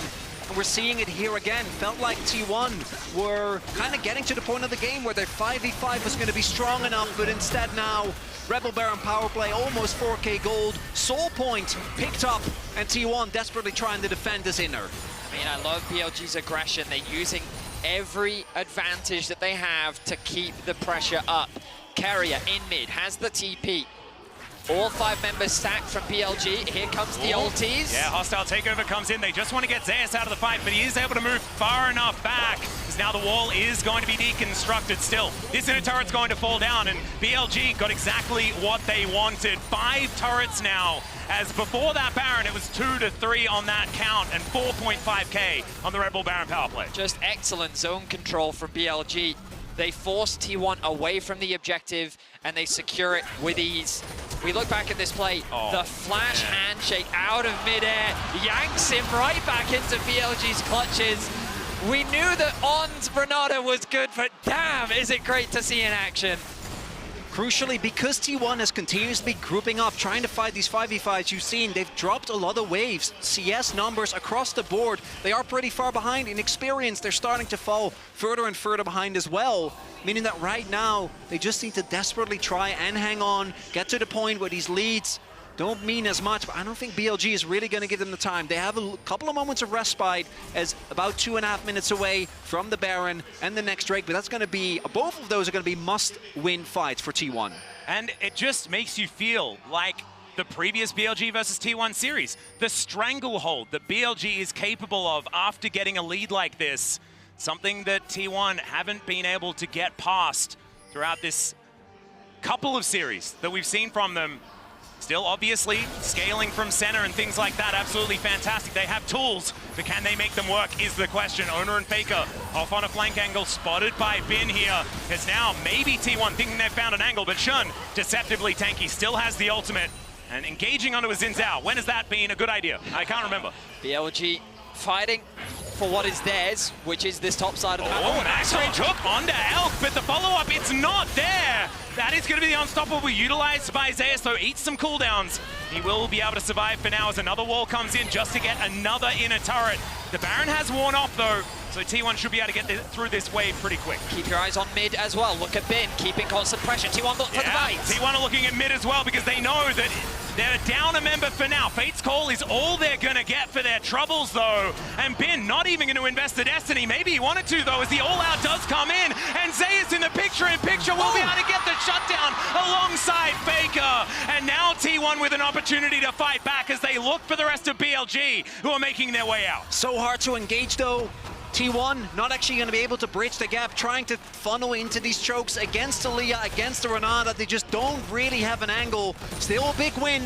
T1 gets some gold back. FLICKR picks up a big kill, but still the damage done to the map here by BLG is huge. Gentlemen, 29 kills in 26 minutes. This is the game one that we wanted. We look back at this play as Bin has his eyes set on the split push. It's a good idea. He knows he has a 2-level advantage over Zeus, but he stacks up the Intofos, gets the knockback, uses the all-out, and while BLG is disengaging on the top side, it's FLICKR who finds the flank to help get the kill with his top laner. It buys them time, it buys them space, gives them a bit of control back on their side of the map, helps them secure maybe an extra item or two. You can see the Tristana now recalling, all ahead of the important Baron that's wanted 20 seconds time. Yeah, this is absolutely massive. I do need to apologize for commentating that like it was a solo kill, but I'm glad in the replay we discovered that it kind of was.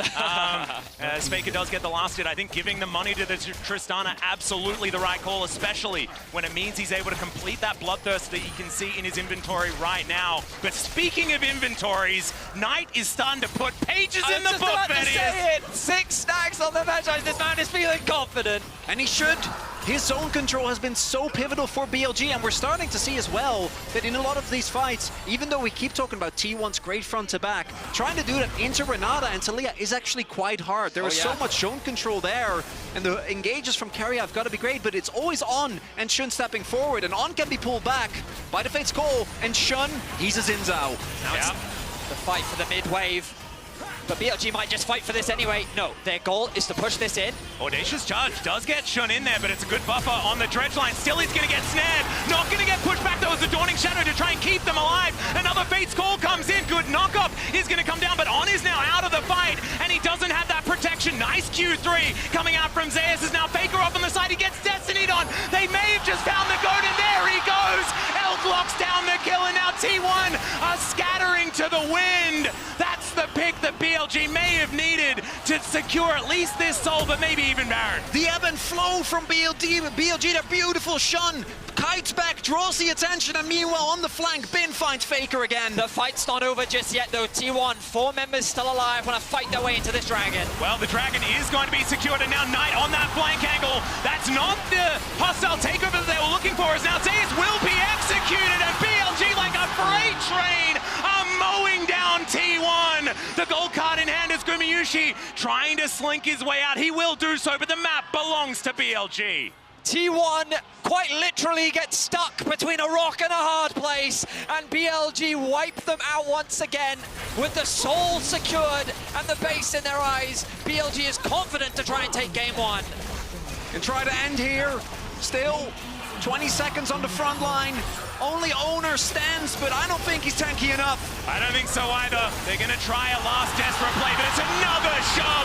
Don't let this man have Talia. Knight is just too good on this pick. Another one comes in, and the Nexus will now go down. T1 on the floor and BLG on the board. On might just be the best Renata in the world. I mean, him in conjunction with Knight, their plays throughout this game were incredible. Absolutely incredible. A joy to watch. FLICKR had a great start to this game, but that duo just shut him down. Can buffer a lot with Tristana, but there's limits, and Knight and On showed those limits. To Talia, it was such a pivotal pick. Has been... That's why people love him, showing off the 3-0. And this first game, even though in the early game we saw T1 fight back, once BLG got those mid-game fights, didn't feel like T1 could really fight back. Certainly didn't. But ladies and gentlemen, don't forget to log in to lolesports.com using your Riot ID to earn exclusive MSI 2024 drops. And now it's time to head over to the analyst desk to break that one down and give us a break. My God. That was awesome. Let's go. That was unbelievable. I'm having so much fun watching, and this is only game 1. Oh my God. I did not expect that. No. I thought T1's like, okay, we're ready. We have prepared for BLG. We're playing it slow. They played faster than Everyone played fast. That was so fun. From this matchup, at the beginning, during our pre-show, I was like, these are two teams that want to bash each other's heads in. I feel like we absolutely saw what are you that. looking for? No, I've got them all. Bin I wanted to join the whole popping family. On's Renata. Just insane team fights. It was so... It's so crazy. And some things were making me think of yesterday where like BLG was applying kind of a similar strategy. We saw a mid laner that got really, really fed on the side of FLICKR, who then couldn't convert that into a win for his team, right? You had a situation where T1 was in control, yet BLG found the key moments to strike. And Emily. I love it. It's an LPL gold grab, right? We had almost what? We had over 1 combined kill per minute in this game. Doesn't it sound impressive when you say it like that? I know. It is impressive. It is impressive. It's a lot of kills. We had a lot of fun. I think the other big thing going into this, I was like, I feel like BLG do not feel like they need to change their ban strategy, right? They did not. The Talia was left open. First pick. They felt super comfortable with this composition, even with some things going a little bit differently than what we saw in the first series in terms of like the champions pick by both teams in draft. And yeah, It was a win. It was crazy because it looked like T1 was going to take the game away because of yes, they had FLICKR with the lead initially. And then, okay, BLG took the lead back. But overall, like what we saw was that crazy play top lane where Nautilus was able to get what was like a triple kill. It's like, okay, T1 was able to respond really well. And then the next play shocked me. Sometimes what works for you usually does not work for you when it matters most. T1 head to the Baron, and every second counts, and thanks to the reliable Cisco network, we have On's Renata ult timed and layered perfectly for the team fight. Yeah, this is just so good from the setup with the Taliyah wall. Even though On gets rooted, gets that ult off before it, sets up for the flick. The rest of this fight is still a bit chaotic, but it is absolutely On and Knight working in tandem throughout. He even gets the shutdown onto the casino. Yeah, the Taliyah ulti just splitting them up. Oh! Ben got a whiff of that one. But that was so important because it was Shun that got caught out that triggered the Baron pull from T1. This is just already my favorite series, and it's only game one. I love this. Oh. I feel like Shun got caught out a lot, but then since he's Xin Zhao, he didn't actually get caught out. He just ends up surviving for way too long while the rest of BLG is able to set up these fights. And I do think one thing that was I guess underrated a bit in the Gen G series, right, is that yes, they got targeted, yes, Knight definitely got mid-diffed by Chovy, but their team fights and some of their team fight setups were still very clever and very clean.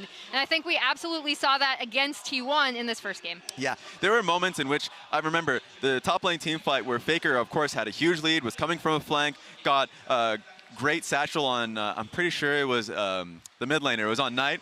And then it was like, okay. Just that guy. Yeah, it was on Knight. And then it was like, okay, T1 is going to clean up this fight. And he jumps and gets Q3 popped up by Xin Zhao. And BLG turned that fight and gets more gold on Ben, and they just use him as a carry. Yeah, FLICKR really feeling like, oh, I've got this momentum, I had the skills, I have a lot of gold. A couple of times where he just gets caught out. And I don't want to say it's 100% him making the wrong decision because, as you say, it was also expertly plucked out of the air by BLG saying, get over here, and making sure that they have the advantage. It was so great to see. There were three big moments where he got caught out. That one that you mentioned, there was the mid-game team fight that he gets picked off on the side, on the flank, and I was like, oh, I didn't even know how that happened because we were so focused on the main fight. It just happened a few too many times for them to be able to win this one. It did. Wow, it was fun. We're gonna take a breather, and as we get into the break, check out a look at some of the inspiration behind this year's Oppo MVP plaque, thanks to the Oppo Cam.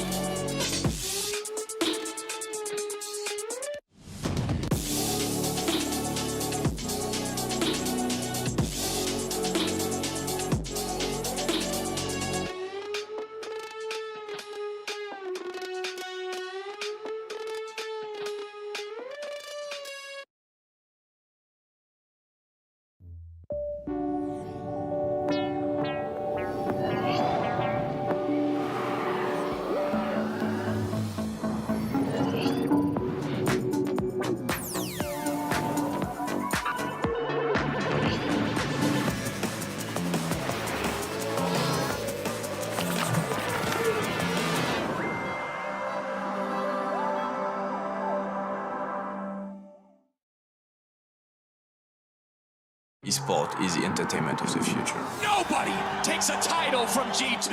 I'm doing something I've trained my whole life to do. Claim their 9th title. Find something you're good at, become a master at it, and then try to connect it to the esport world.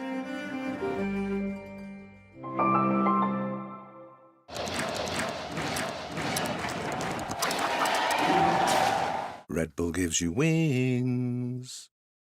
I made it to my happy place, got the sun in my eyes and a smile on my face. Yeah, I made it to my happy place. It ain't rained in a while, woke up early today. I feel good, happy faces. I'm so happy that I made it to my happy place.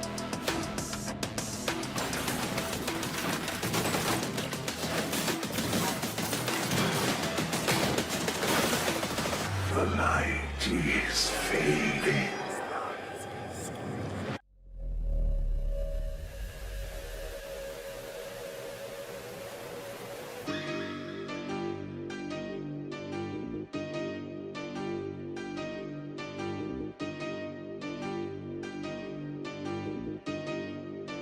May.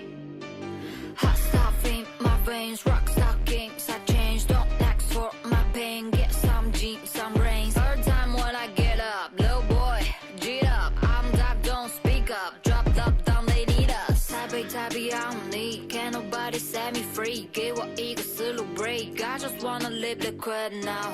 Silver planet, silver night, hit that new topic overnight. 不用介绍，由来全都流进我口袋。想太多是斟酌 ，make simple simple。除了我，还有谁存活？关我屁事，都别问我。不接受建议是我的建立，不需要你庇护，背着我就小心你的，记住。Basta, pack it up. Basta, pack it up. Basta, pack it up. Basta, pack it up. Crush. Liquid. Yeah. Hey, cool. Liquid. Liquid. Crush. Liquid. Liquid. Basta, pack it up. 土皮革的架子，热力泡在你嘴唇的吐一个泡泡。你不相信力，不过我是掉在悄悄的转一点半飘。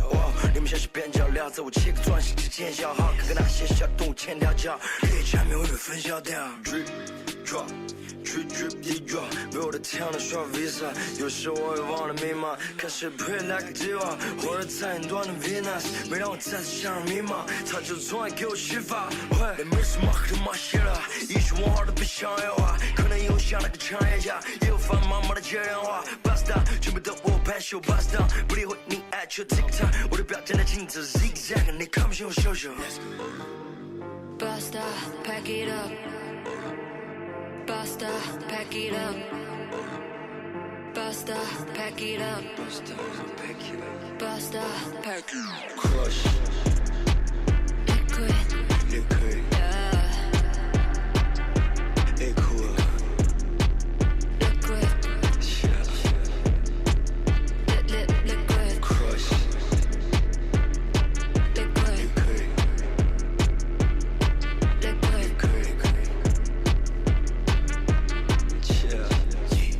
Basta, pack it up.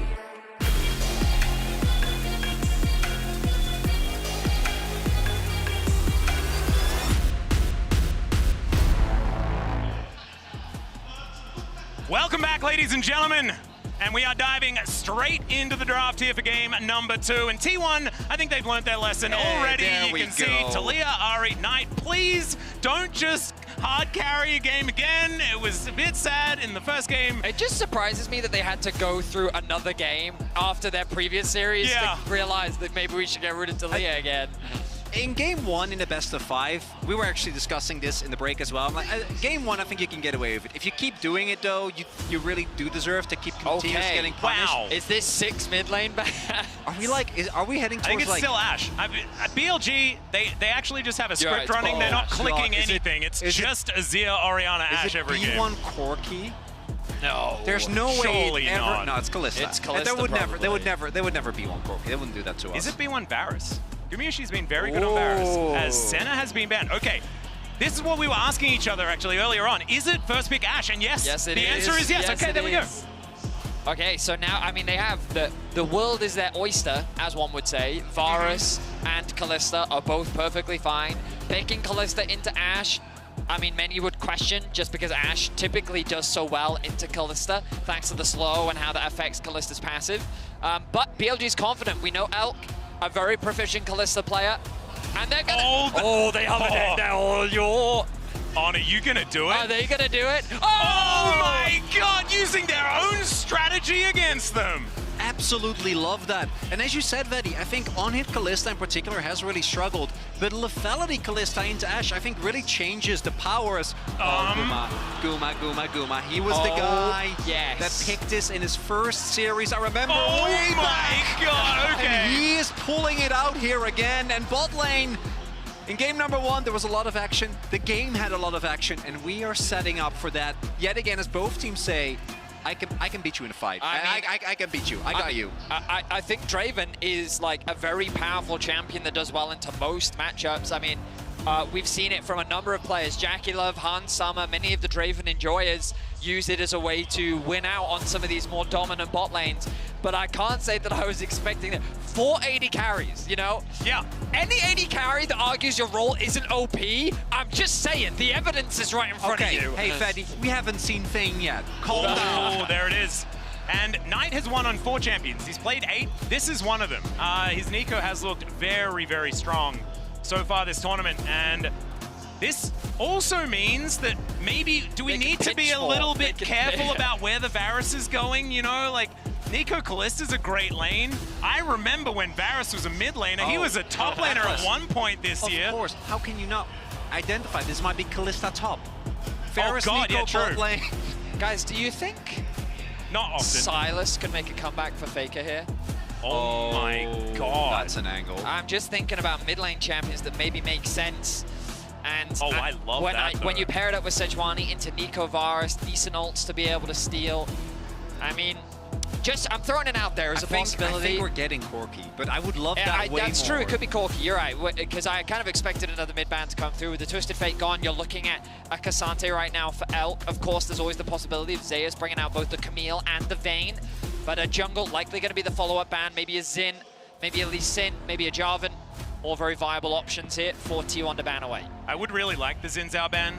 I love the permafrost activation of a Silas, but hasn't been something that FLICKR has played all that much, as Vayne is going to be taken away from Bin. BLG to the... Camille's open this time around. So I imagine that they want BLG to pick the Cassante here. We saw them use already this combo of the Sejuani and Camille. That pick, I feel like, is a no-brainer. The real question is, what does FLICKR pick to go with it? The Corki I can't get Silas out of my head now. The Corki and the Aso are the most obvious ones. That's in line with what has been meta, but FLICKR, even in the last game, struggled on the Tristana. We'll see what he wants to play here. But already so much dive, and Camille, Ashe, and Sejuani is a really strong free core combo. Yeah, I mean, like, Corki is kind of what you'd expect. Akali can be fine, but I don't love it into Nico. All right. Yep. Oh. Yeah, Akali. Okay. And it's going to be locked in. Okay. Finally, we do have double permafrost for both of the solo lanes, something that I know we tunnel on. I think the beauty, I wanted something that could dive with the Camille. That's why I was thinking about Silas, because I just think it's a little bit safer in lane, but the mobility makes sense against double 80 carry. Also, I don't think you're that scared of Cassante on an Akali. Nico in lane can be quite annoying, but if she ever misses her skill shots, there's great opportunity for you to dive. But now there's all this backline access on the side of T1 that can just make their dive threat very serious and difficult to deal with. That said, you are playing a very short-range composition into Wukong Nico. That double combo knockup is so insanely tough to deal with. 3-6, the Wukong obviously not going to have the impact that we normally see Shun have, but these fights, again, are going to be so explosive, because if T1 catches anyone, that isn't bin, they're gonna die in seconds. But it goes the same way, so again, I expect to see both teams fight extremely aggressively early to get leads inside. I think the 1-3-1, the 1-4 for T1 though, that is gonna be hard to answer. The thing that I absolutely love about this from BLG though is they're playing with double decoys, right? So now you've got Shape Splitter from the Nico and you've got the Warrior Trickster from the Wukong. So you're trying to throw arrows? Like, there's 7 things you can potentially hit and 2 of them do absolutely nothing. Hookshot as well. Yeah. It's really tough because there's a lot of single target pick, and that's what I was going to praise the T1 composition for, right? Because when you have a Draven, you want to get cash-ins. It's the most important thing for getting those big leads and snowballing forward. But when it's this difficult to be able to get this single target CC down, especially when the reaction is there with the Warrior Trickster and things like that, it's absolutely huge. So we'll just have to see whether T1 can play around it, find their angles, especially with their bottom lane combination stolen away from them. Felt like they were the only team when they were in the LCK that was allowed to play Varus and Kalista alongside one another. But if there's ever a duo in the bottom lane that I would trust to be able to pilot it pretty well, it's probably Elkanon, let's be honest. I just want another brawl, boys. I think we'll get it. I'm excited. The last time we saw Faker bring out the Akali, was it in this series? I feel like it was the game 4 into the Tristana where he just got bullied underneath his tower. Yep. But I'm trying to remember that composition. I just didn't like it as much as compared to what we have this time around, just because there's so much more dive on the side of T1.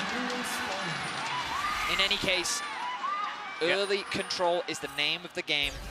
It felt like last time they didn't have as much damage as... Oh, speaking of damage, the snare even hits Faker. Big flash there from Carrier, but On, he's making his way in. The flash over from Elf. The first blood comes in. Nothing Gumayusi can do about it, and BLG will walk away with first blood.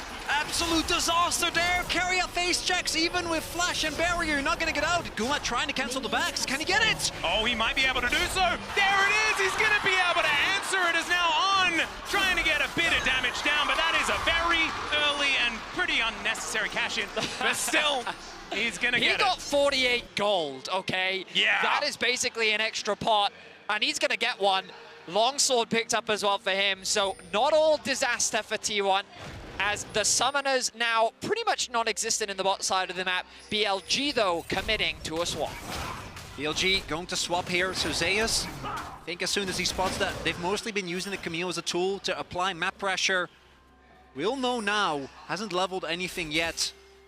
See if he's able to stay within XP range, but gonna be very, very tough. Do know, though, without summoners, we'll see. Maybe there's a possibility here for Owner to pay some early attention. Has been. Yeah, Carrier just shooting him as he does press his ghost button. Gumayusi gonna make his way over, and of course, Bin understanding that he is not on the strong side of the map. It's Faker getting pressured out of this mid lane. Still, Shun will be able to get that smite off, so it looks like things are going just fine. It's Level now 1 Ashe things. Good old battle Ashe. And I just want to say, I love that Carrier is using Beryl's Ashe skin while he face checks at level 1. It's absolutely beautiful. That is what he would have wanted. And now also, he is trying to bully them away from these Merc Wolves. Shun's going to be able to grab that one. Warrior Trickster will get him over to the other side as Carrier, but it's not your side of the map. It's an important reminder that you might stumble in your journey, and Carrier face checks level 1, dies. He got a kill for his 80 carry. And guess what? It's genius. It was not genius. Atlas, was he face checked a brush level 1 against double Halo Blades, but Are you doubting the 2-time world champion Bear? He continues this pressure. 3-time world finalist, 2-time world champion. Okay. Did he prep you beforehand? What is this? I'm getting flanked by barrel enjoyers? Doesn't matter. Emily's there too, don't worry. All right, Faker will take a fair bit of damage there from the Blooming Burst, as T1 in this lane swap have already managed to collect themselves a couple of plates. Of course, the virtue of being able to get the bottom side of the map in the swap. First one does go over to BLG. They do look for a bit of a reset to see where they're going to head on the map next. Thanks to Carrier's effort, Bin is behind in experience, so Zayas will have a little bit of an easier time when he gets back in this lane. He TP's in, though. Oh, don't know about this one. 3-man strong underneath the turret here as BLG just lining up their shot. As they're running out of minions, but another wave is going to conga line in, just waiting for Shun to make his way over. And Zeus, this is feeling very precarious. Does hit the level 3. Now the tactical sweep comes in as he's not quite finding it. There's a hook shot, and he manages to get on top of On. It doesn't matter, though. He just gets out of turret range, and that is going to be the kill, and now Knight has already flashed away from Owner. Permafrost is going to be there, though, as now Knight has run out of cooldowns. Shun, can he make his way in to try and answer this? Shape Splitter comes through, and Owner says, nope. I'm going to be able to grab that one, so it's a 1-for-1 on either sides of the map. Crucially there's 4 members available for BLG, so they have a really, really nice number of people to juggle the aggro. That was a heavy investment towards top though, and with T1 finding back a kill in mid and then getting this many blades towards the bot side of the map, I think they're still going to be happy with the trade. I mean, we look at the overall gold, and it's a small advantage in favor of T1, but I think the biggest thing out of all of this is the fact that T1 is able to find that kill in mids, because it's going to alleviate all this pressure that's being put down onto FLICKR, and there's no one that can really assist Knight, because as you rightly said, 4 members are being committed on the top side. It's a trade of flashes too. Owner loses his, but Knight losing his, especially against an Akali, can be crucial once that level 6 comes through. So T1 setting up FLICKR for success for the later levels, as while Zeus also died, look, still a level up, still ahead in gold. He's not that upset. Snowball effect from Keria, getting that early pressure onto Bin, and Bin then sharing XP towards that top side of the map, as now we will have our earners 2v2 here towards the bot side of the map. Yep, you can see both of these 80 carries with their serrated dirks in hand, but 2 of them have been completed on the side of BLG. This combination is deadly, and T1 knows exactly what it's capable of. FLICKR unable to backflip quite fast enough. Won't be able to get that last caster minion in this mid lane. 400 gold, nothing to really scoff at here in the early game. But the thing that's really giving me hope for T1 here in game 2 is the fact that the aggressive matchup is in favor of Zeus. And we know what he can do on this Camille. It feels like if he gets that advantage, it doesn't matter what's happening on the rest of the map. We already talked about the volatility that also goes for the bot lane of Elkenon. They are, if the Camille ever gets on top of them, basically gonna get 2-tapped. BLG though still have mid lane prio. FLICKR hasn't actually backed yet. Did make it to 6, as we pointed out, thanks to that early gank, but still not going to be able to contest this early on. We'll now have kill threat going forward, and we'll see if he's able to leverage that together with Owner. Now Bin collecting himself a 3rd Q, doesn't land it here onto Zeus, who looks to put on a little bit more pressure. And will just try and hug his turret and keep himself alive against the very aggressive and happy Camille in that lane. FLICKR does teleport his way back, as the arrow is going to go wide here. Volatility of this bottom lane, pretty scary. I'm glad that we're spending a fair bit of time looking, because it could just all be over in a blink of an eye. Shouldn't be kept track of, thanks to the hawk shot from Keria. The grub's going to be started. I was curious as to whether we would see a base from Gumayushi and Keria, but they're just going to allow Owner to take that alone. I think crucially, FLICKR having control over the mid wave makes it harder for Knight to be able to collapse and really contest that. Gumayushi isolated in the bot lane for now. Keeping eyes on Keria, what he's up to on the map. You've always got to be cautious of these supports. Both of them love to have presence as we get closer to the 10-minute mark. But right now it seems that the bot lane is the priority. So the game slows down. A small goal advantage for T1. An even trade in terms of objectives. I think the biggest difference is, look at how confident FLICKR is playing. The flashless Nico, along with the Merc treads secured, gives this Akali so much control and really nice trades from FLICKR as well. Still gets the cannon as well. Beautifully played. Zeus and Bin going toe-to-toe in the middle of the lane for now. Zeus will head back, but does find himself a hook shot. Nice. Really nice buffer there on the W to make sure that Bin is not going to get CC'd. And also avoids having to worry about the physical shield. Actually, really good trading here from Bin on his Cassante. We always feel a little bit threatened when we see a Camille, you know, level 6 is available, but Bin has his available now as well. We do have Owner towards the top side of the map. One of the things you have to be careful of is if you do Hextech ultimating the Cassante, not to be towards the edges, because if you get pulled out, it's really easy for Bin to get out of any difficult situation. Now, level 6s are hit. That means particularly for that 2v2 in mid, Shun and Knight are so insanely strong now if they can get on top of anyone of T1. That combo is really going to have to be respected. For T1, it's mostly about the single target damage. We talked about it earlier. In the last time when they had the composition, it didn't really feel like they had the same amount of setup this time around, and the dive buddies in particular, I think, are a really big difference maker. Bin not quite finding it here as the all-out does come down. Doesn't get him underneath the turret, though, as now Zeus playing defensively, not finding that Q, though, on Bin's side. And he is going to give up on the chase, just trying to put some fear into this young top laner from T1. As now FLICKR dashing around, some shape splitters, making us feel like there are more members of BLG in this mid lane than there actually are.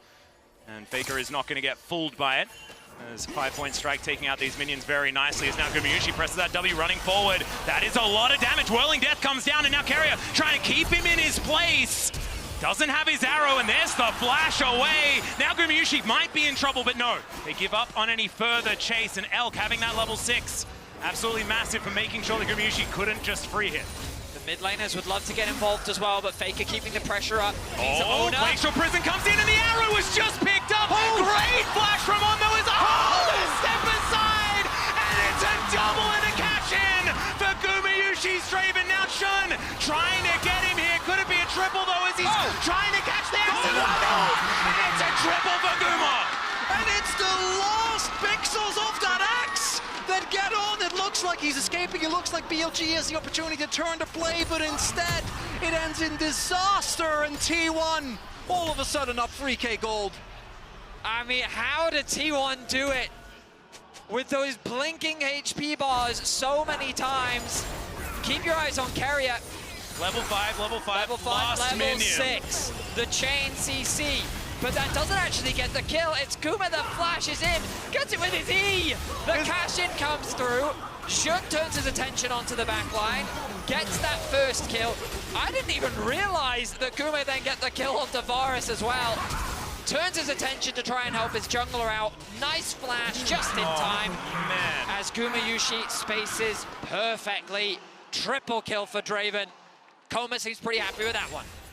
In his second game ever, when he debuted in the LCK Regional Finals, Guma pulled out his Draven, right? There was a lot of talk about this guy coming in. This time around, it's a couple years later, but still we're seeing why T1 is prioritizing it, why they are trusting him on this pick. Arrows coming out here is now Ona looking for more. Whirling Death comes in and it's a volley! That's the last hit onto this Callista, and Carrier, I think it's personal. I think it's like, you're stealing my picks, I don't like it, and we're gonna kill you over and over again. This is exactly what we were talking about. The moment you start falling behind as either of these bot lanes, it's basically unplayable. 1.3k gold from kills for Guma. Oh my goodness. And now BLG attack back. Well, let's see whether he can make it happen. Pop Blossom comes down. Arrow is barely going to miss. There is Knight taking axe after axe, but it is the kill, the revenge for Elk, as the piercing arrow is going to get rid of the Draven. 850 gold for Elk. A bit of a cash out of his own. Yeah. They are still 4k gold behind, but the Dragon will be secured as T1 have to turn their attention towards the mid lane tower. I say that Ona still hovers around him. He's not going to take the risk. He will back away. Got some opportunistic play there. Look at the gold. That's post shutdown. Yeah, this is ludicrous. And now it is a Cloud Soul. This is a T1 special, my personal favorite. You love to see it, but also what Cloud Soul does is it means more people are going to be fighting each other because you can get to the battle a whole lot quicker. You may argue about Hex Gates, but at least this way you can just always run real fast. I love that. I'm glad that you're here to defend the Cloud Soul. I've been trying to do so in your absence as well. But Betty actually pointed out to me, and we got to talk about this, very apt for Draven, Hubris purchased here. Yes. For Gumayushi. So if you don't know what it does, which makes sense because it's barely ever picked, it's basically a snowball AD item. Every time you kill a champion, the AD that you get after you get a shutdown keeps increasing. It really feels thematically fantastic for a Draven as well. The arrow is not going to connect there. 6 grubs as well for Ona. Very nicely done. Able to secure that one. Shun really wanted to get just a little bit of a piece of it. Not going to be able to quite get there as now Gumayushi being, just thrown around the map like an artillery turret, looking to try and get a few more of these plates. Is now Elk moving on over, but On not going to be able to defend this by himself as the first plate does go down as far as this push is concerned. The one thing, though, that T1 needs to be careful of, that we've seen before, is that, yes, Guma is insanely fed, but look at the backline access tools that are there for BLG. If Knight, Shun, or Bin ever gets on top of him, particularly Bin, it doesn't really matter that Guma is this fed. He needs the rest of his team to keep him safe. You know, the last time we saw the Akali, like, I do think that when T1 had things like the Zac, they did have dive buddies as well, things are going together. But the problem was the amount of control that he actually had over the mid-wave, right? He was just getting relentlessly pushed in. And even though he found a couple kills, it was very hard for FLICKR to really find an impact in this game. But this time around, he's controlled Knight well. He's had impact, but now Bin. Yeah, it is going to be ult number 2. Perfect execution coming on down there, but still going to have to invest both of the ultimates. We'll have to wait for that one for the next fight. Could have won that one, to be honest. But you know what? He's going to play it safe. I think respecting Bin is a decent default. Wise move. Yeah, that's not a bad move. One of the values of experience is knowing when not to fight. And T1, they're going to take their time for now. They have the gold lead, they have the kill lead, and they have their eyes set on the Herald. Now alive, Carrier waiting for his AD carry to return to lane. And now, gentlemen, is it going to be a difficulty with the fact that we can see Gumayusi going for the lethality variety of this Draven? Bin might get to that problematic stage. Is it going to be okay, Chronicle? So there's a Camille, and that to me is the big difference maker. Obviously, you'd rather have Camille go for the backline, but the added true damage makes such a big difference in getting through this Cassante, particularly in extended fights. Let's see how it goes as the arrow is once again going to be sidestepped, utilizing the walk beautifully there. In the river. It was just trying to get a crab. Did it hit the decoy? I'm pretty sure it hit reel him, because it took a while for him to get his crab. It would have been nice if we just panned down and it's like, this is what Wukong can do. But he didn't have to, of course. Knight now underneath this turret. Does have a cannon that he probably wants to pick up here, as now FLICKR comes on over. Gets a little bit of damage down, and look at these grubs. Dot going to be doing some work here. Knight cleans up those ones. Hawkshot finding out exactly where Shun is. So return to a passive stage of play. Objective is not going to be spawning for a little while. Herald available for Owner. He can just drop this mid if he wants to. Yeah, as On is just going to get ulted. There is the Whirling Death, and my god, the damage! Not going to be quite enough to lock down the killers. There's the all-out from Bin, and Zeus not wanting to fight this one just yet, as you can see, just trying to get away from these Qs. Landing in some pot shots. There's the ulti, and gets the hook shot for the stun as well. Is it just going to be the solo kill? FLICKR turns up just to cheerlead his top laner.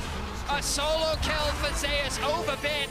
A beautiful outplay, utilizing the ultimate to sidestep the knockup into the stun, into the execution. T1 are on form here in game 2. Zeus even looking for more there as the hookshot not quite in range for Knight. Shape Splitter, of course, very valuable into the Camille, which is something that we kind of learned from the support role, which is weird. Yeah, I can't believe that was the matchup where we really saw that in action many a time. Well, there's the hookshot. Not going to be quite enough there as Knight gets half health by a Camille and some very sharp legs. He only has Triforce. He doesn't have Hydra yet. Well, I mean, Triforce is expensive, but that alone is not enough. As you already highlighted, Vetty, the amount of damage that you can kind of outsmart with Camille, particularly with the ultimate, is so tough to deal with. Because the CC would have been enough. Obviously, FLICKR would have turned to play, probably. But look how low Zeus is. Might have been enough to get the kill. Absolutely. Beautifully played. You can see now posturing around this dragon that has spawned. 2 already in the back pocket of BLG, wanting to get to that soul point if they can. And Knight will get himself over. Was disguised as Shun for a moment there. As you can see, yep, it is just Zeus trying to take down this top inner turret. So soul point should go over to BLG here unless FLICKR does something absolutely crazy. Not going to happen though. Smite is of course available. That flash was a weird one there from Elk, but should still be okay as Whirling Death coming on down. Bin trying to find the angle, and there is Zeus just to defend. Owner will turn up as well. They know how dangerous this Cassante can be as Knight flashes and finds the air. BLG can't get their engage to work at all. And now T1 looking for a bit of a re-engage opportunity. Shun just going to put the pretend version of himself in front, and they'll make their way out. A whole lot happens, but the key things is that outside of the summoners, it is the top lane turret being traded for soul point for the Cloud Soul. They got the mid tier 2 as well. I mean, T1, they played it smart because they realized that it was a hard angle to actually force their way into the river. So instead, they leveraged the fact that they do have strong individuals. They don't take the gamble, and they just push in mid and push in top. They secure the 2 towers, and in that window, BLG thought that they could force a fight, but they don't end up finding any of it. So we see here, the tower ends up going down, the TP flank, the flash ulti from Elk. He can't be punished, though, because Goom is forced to retreat. Tries to run towards Zeus. A nice flash from him, along with the heal. Uses the mobility to get away to safety. And this is the last-ditch effort. But a nice knockback. That stand aside. I am sorry, Knight. Yeah, I mean, Gumayusi is able to just walk away in time. Zeus loses his flash as well. FLICKR tests the waters, maybe for a re-engage, but T1, they walk away with 2 towers. Look at the gold lead now, 7,000 the lead for T1. Coming in, we talked about T1 particularly with these style of 1-3-1 comps, if your side laners start getting ahead, you just generate so much pressure on the map. So I like that BLG looked for a collapse here, trying to get a possible overextension punished, as that is a minion. But T1 not going to get fooled. Sidestep there from Gumyushi is decent as the arrow is going to connect onto a shape-splitted Nico. She's able to make her way out. That's a good ultimate this time around from Elk, but into the backline goes Zeus. The immediate switch of targets, and there is the Glacial Prison for the disengage. T1 will back away. There is so much testing and back and forth between these two teams. Yeah, so the topic of fake pressure is one that's often talked about, primarily in lane, like you hover, or in side lanes that someone is behind you. In situations like that, both teams are just kind of trying to burn summoner spells for the upcoming objective, right? Baron in about 25 seconds. Maybe if they can get a flash out now, they can set that up for another play later. But the nerves of steel that, in particular, BLG have, because T1 is always testing them, always walking up, trying to hit them with CC, dashing in, threatening all kinds of possibilities. And Elk just stands his ground. He doesn't have flash, but he doesn't cleanse at any point. And they almost turn the fight in their favor. Incredible patience from both sides. That's not really much results in the fight. Absolutely amazingly done. And we talk about non-committal CC all the time, and I feel like that is being put on display here, as every time Keria has an arrow available, except for right now, which is of course how it works, as maybe he'll use it here as Elk is going to get permafrosted. There is the Whirling Death to come in, but Shun, he comes down. There's the arrow, but there's not really... Oh, never mind! Fate's Call is going to bait Zeus, and once again, it's just this do-si-do, everyone having the answer. This time around, there is a prize being paid, though. No cleanse for Elk. He is very low, and the Fate's Call is used. We'll see if T1 want to use this to try and pressure more. But then he planned to build Edge of Night, so he puts that together, which is kind of a cleanse. It's the very first thing. I will say, though, that the pressure is starting to mount for BLG. Like, you can only handle it for so long as Zeus continues to push these side lanes and then collapse into mid. You're seeing it again on your screens. FLICKR pushes top Zeus, and they do this. They move into your jungle, and they start to look for picks, and it's just a suffocating effect. Earlier, it was a 7k gold lead, and look at how it slowly begins to build. It's not that much significantly different, but you can feel the pressure starting to mount for BLG as they are being suffocated out more and more from the map. You gotta imagine T1 at some point is gonna keep fishing, and then go for that Baron. They need to get the objective to actually crack open the base, and in about 45 seconds, thank you for pointing it out, Vedi, the Drake is going to spawn. That's going to be Soul Point. I don't think you want to give over Soul Point to picks like the Cassandra and the Wukong, most notably, but realistically, with the gold lead T1 have, BLG shouldn't be able to step up, but you see T1 still respecting. Educators, Max, you are a connoisseur of the Cloud Soul. Tell the world why this is such a terrifying dragon to fear. Movement speed is the best stat in the game by a considerable margin. Factual. So, I mean, it's just, there's Walking not really much is to say. Yeah, and the walk is something we've been trying to sell this entire tournament. It's the best way to avoid CC. You don't need to press cleanse if you just right-click in a direction that isn't where the skill shot is. It's incredible. Yeah, no, precisely. So good. Shout out to our boy Orcs, who is really the seller of the walk. Here, the T1 backline needs to stay safe, and same for the BLG. We'll see if Zeus can find an angle. Is sitting on the flank. Yeah, Shun gonna get slowed down, but speed's right back up again. Look at the flank. Look at the flank. Bin reads the play. Tries to zone Zeus away from it. The Dragon started by BLG, and here we go. FLICKR pushes in mid. Yeah, the Drake down to almost 75% health. Owner gonna walk on over, and you can see BLG. They just want to get themselves the team fight as Knight. Shape splits himself just to try and scout out these brushes, and Zeus, still stalwart, standing his ground, will now move out of that brush as he's spotted on that flank angle, and they're taking so much damage. There's a Glacial Prison onto Elk, but he's down to 50%, and there is no extra follow-up. They go back in. There's the Pop Blossom this time. It finds its mark as they do manage to take the Drake, but can they find the fight is the question.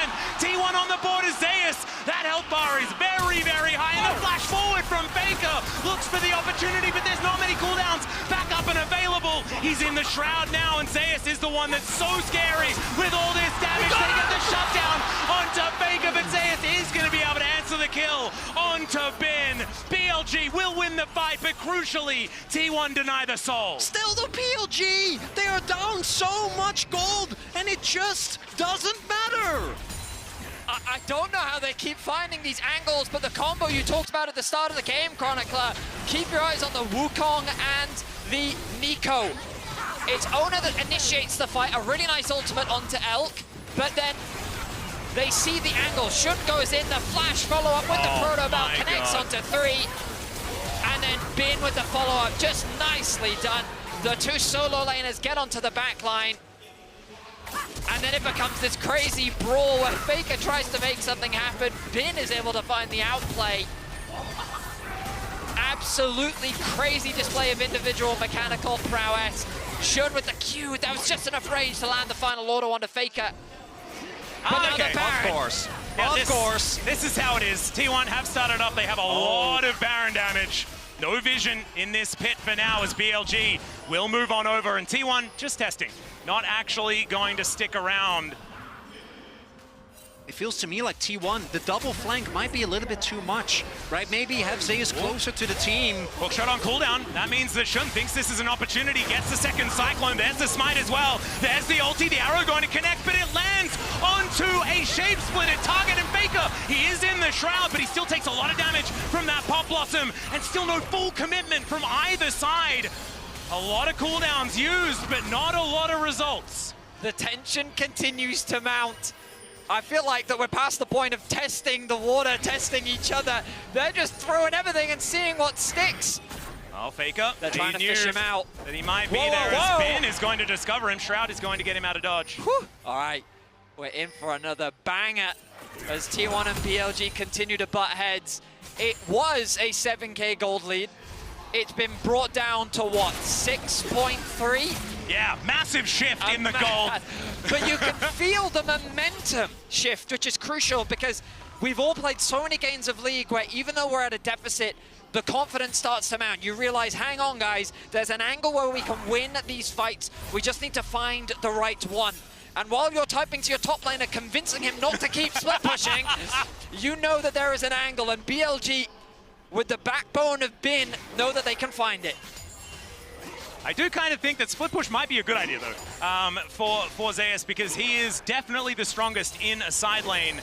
And you were talking about the team fighting. BLG have just been so incredibly good. They really have, and a large part of that as well is that I think that FLICKR, specifically with the Akali, the target selection is so important. It's really important to note, and T1 use this all the time when they play the Kalista support. Elk is kind of a fake target. Obviously you want to take him down, but between Cleanse, Edge of Night, and the Fate's Call most notably, it is really hard to, or really easy to see that Varus and go, hey, he's standing way too far forward. We can collapse on him. And the real question is, how do you absorb the dive that's going to come through from Knight and Shun? That said, the experience lead still there for T1, the gold lead still sizable, but that alone isn't going to be enough. T1 need to actually be able to win a team fight, and it feels like BLG just keep getting the better of them. Well, gentlemen, this is going to be a long 60 seconds, but it's going to be an important one. Yeah. As BLG fight for the mid-wave control. The resets from Team 1 mean that BLG should be able to get this push. They still haven't secured that tier 1, and they're not going to change that now. But they have a way into the... I say that, no they don't. The bot lane has been pushed in. Zeus is going to choose to reset, spend what gold he can ahead of the ensuing fight. Let's see if he secures an item. No, just going to be a... Oh, he's going to get rid of the Ruby Crystal in exchange for the control wards. And now that arrow going to be a little bit more meaningful here. As you're right, they did manage to clear out that ward, and Knight going to be able to find the snare, but onto a very tanky Sejuani, so only going to be okay for the moment. Does take a little bit of damage, but he will otherwise be okay. 20 seconds, gentlemen, until another opportunity for BLG for Cloud Soul. Both engagers of T1, the ult from Sejuani and the ult from Keria, can so easily be blocked by clones, by Edge of Night. Wait, that's the ult come from Elk. Yeah, there's the ult out from Owner as well, but that is a lot of damage with the Whirling Death. The arrow now going to connect. It hits the right Shun as well as FLICKR. He'll go golden. Zeus on the flank angle, but he's blocked by Bin. Manages to snatch him out of the air. Hextech Ultimatum has to be used so defensively, and now it's Bin that gets in amongst the fight. He'll all out his way with Gumayushi, but he's back to his team. And now they're looking for it. It's FLICKR that dives in the 5-point strike, and this time T1 will find the team fight they've been looking for all series and wipe the floor with BLG. A fight on multiple fronts that T1 just dominate. BLG put up a good fight, but it was not good enough. This series is delivering, even with a gold lead this massive.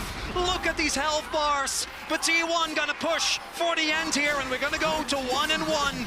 I've never been tested this much at my job ever. Because there is so many micro things happening in these fights. As On looking for the opportunity, he won't find it. The juggling, even under the Nexus turrets, is working out nicely as another minion wave will taxi its way in. The Nexus will be exposed, and even though Ben just managed to respawn, there were arrows waiting for him, and there goes the Nexus. T1 turn this into a best of 3. A bit more of a one-sided affair, but BLG continue to show their resilience regardless of the deficit that they're in. They showed it against Gen.G, they're showing it again against T1, but a much more confident performance this time round. T1 equalized the series. And Atlas coming in today was worried about his performance, you know, when it comes to free zeros. I've been bringing a lot of 3-0s, I have to say. And guess what? You got what you wanted. I hope you're happy. No free zero. It's been pretty intense so far. Yeah, pretty intense. Understatement of the tournament so far, Chronicler. Congratulations for that one. Every single fight was the very end of the capabilities of every champion in the team fights. It's absolutely beautiful to watch. Just extraordinary. That final team fight, just a bit of a mispositioning from Elk, I ultimately feel, and like that's the thing, at this level, even the smallest mistake is punished, and T1 were ready. Incredible play from them. I'm excited for game 3. Yeah, we'll see whether we can get there, but nostalgic for Heartsteel and Eugene's from Worlds 2023? Check out Grind to Glory, a short behind-the-scenes documentary on how the 2023 Worlds opening ceremony presented by MasterCard was brought to life. Scan the QR code on screen or head over to the LoL Esports YouTube page. And now, take it away, those on the analyst desk. This series is ridiculous.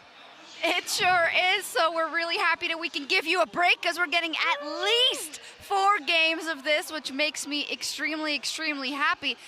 And hey, it's kind of commendable to BLG that even after that huge early game deficit, the fact that Draven spiked so hard, so early, that they made this competitive, Emily. My boy, yeah, I think this is the one thing I really love about BLG, right? Like, you'll look at them and you'll be like, man, guys, but then they'll get a fight set up. You saw it in the Gen.G series as well, where their individual carries will be able to pop off. They pick the team apart, and it looks really close, and then you see that there's still like an 8K gold lead, and they have no turrets. But I'm glad the casters called it out too, the resilience of BLG in the face of an early game that did not go their way. Yeah, it didn't. The early game was destructive. Just the level... the level 1, the lane swap, Zeus had a level 1 advantage, or like because of how they ended up giving him the experience.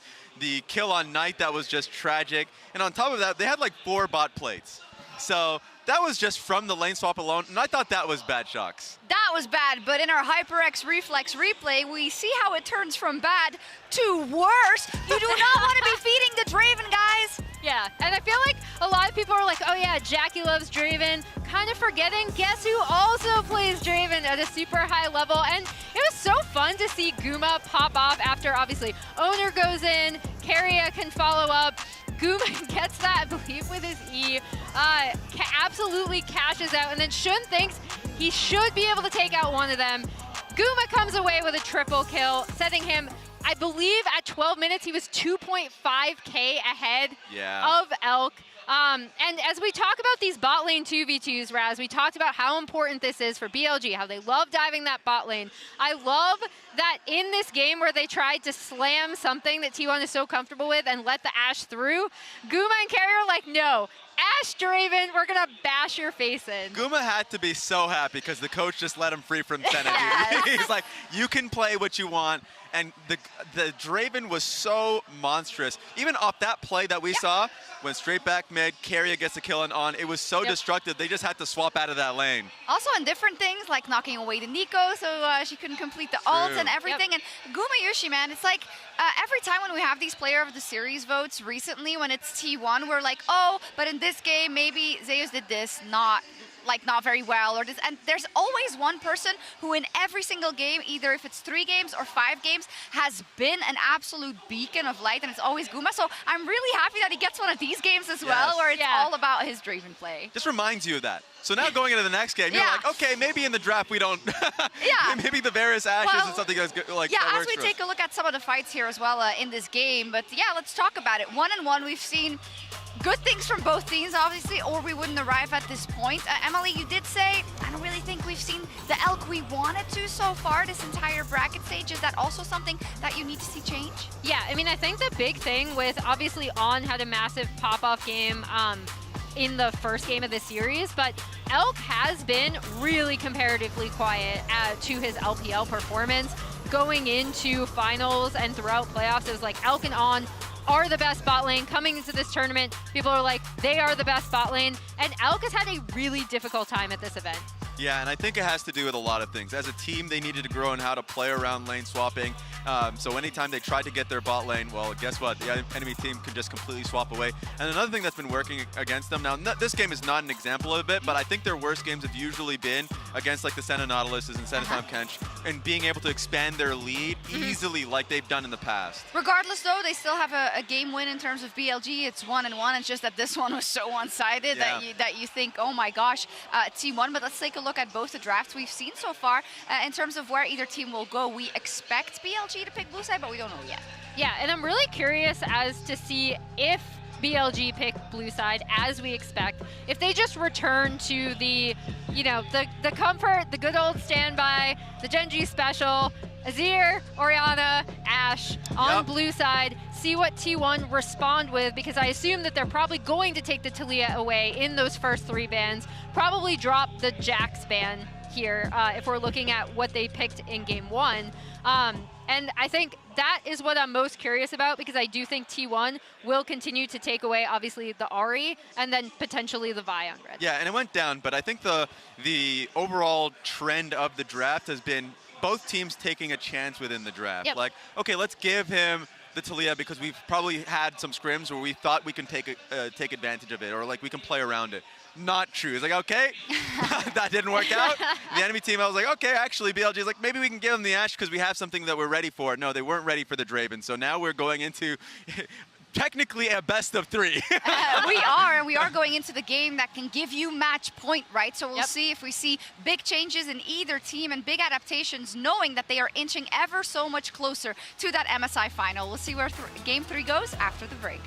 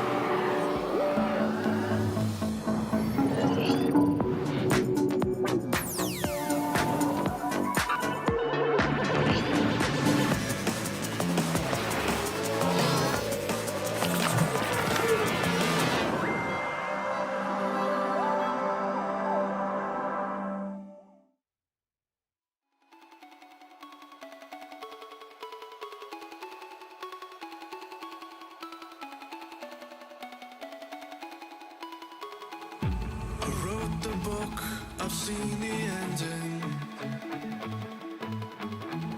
The flames they dance across the sky.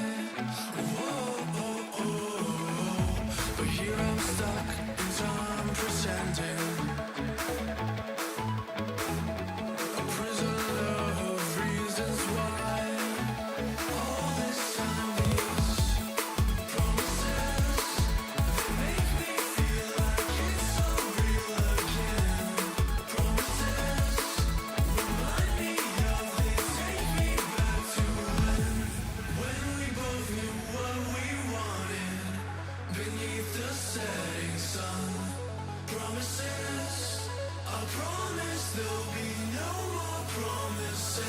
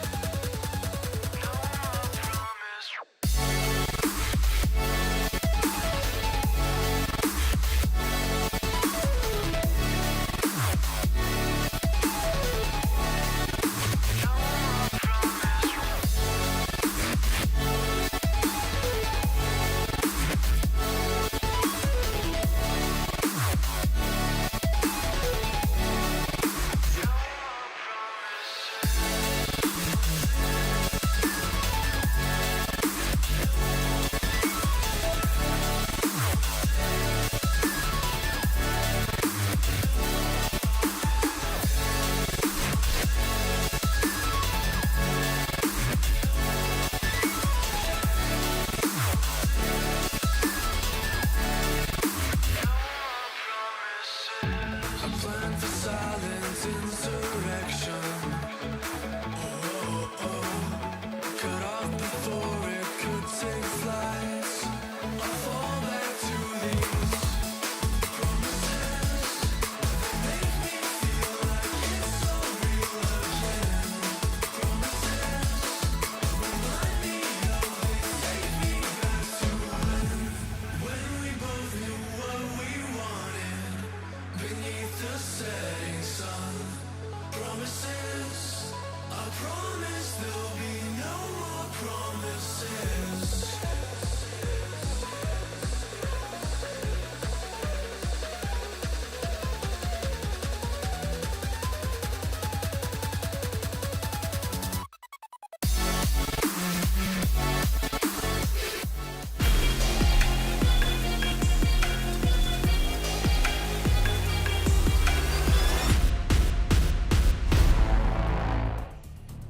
Welcome back, ladies and gentlemen. We are ready to dive straight in to this champion selectors. Oh my God. Okay, so let's go through the bans. Azir, Orianna, Ashe once again here for BLG. They realized that changing it up didn't quite work out. Talia, Tristana, and the Ahri all taken away. And the center has been taken off the board by BLG, which we raised some eyebrows at. But that's Owners Nidalee. He's allowed to have fun, Chronicler. What, is this reversal worlds? Like Shun and picking it, that's one thing. Canyon picking it, of course he would. They're using all of their things against them. This is so cool from BLG. It is definitely a flex though. Yeah, I hope so. We'll see what ends up happening. Oh, sorry, I think Nidalee's a flex. Yeah. I mean, I hear Faker played Nidalee that one time. That's true. That he did play it that literally one time. Yeah. It was relatively recently, right? Like it was in this decade. Wait, never mind. It wasn't. It wasn't. Not even close. Okay, it's not a flex. Okay, Twisted Fate. What is this pivot from BLG? What? Okay, let's calm down. Let's evaluate what BLG is doing. Yes. It's highly likely that the Ornn is going into the support position, given that the Twisted Fate has been locked in, as Alice has just highlighted for us. T1 have decided to blind lock in Nidalee. I have questions that are irrelevant right now, as Kalista will be locked in, and you have to imagine T1 will now remove some of the annoying jungle matchups for Nidalee, would be my guess. Okay, Vi, gonna be taken away. I've imagined that T1 there was thinking about whether or not they wanted to lock in the Jax. I think Jax is one of the few picks we've seen work well into the TF. Also sets up for the Nidalee, and there you go, BLG obviously gonna take that away immediately. Very cool thing though, does mean that with the Jax ban having to come through, it means that one extra ban doesn't get thrown at FLICKR, right? So maybe he'll have another pick that he can go for. I believe this is also the latest we've seen Kalista picked so far in the tournament.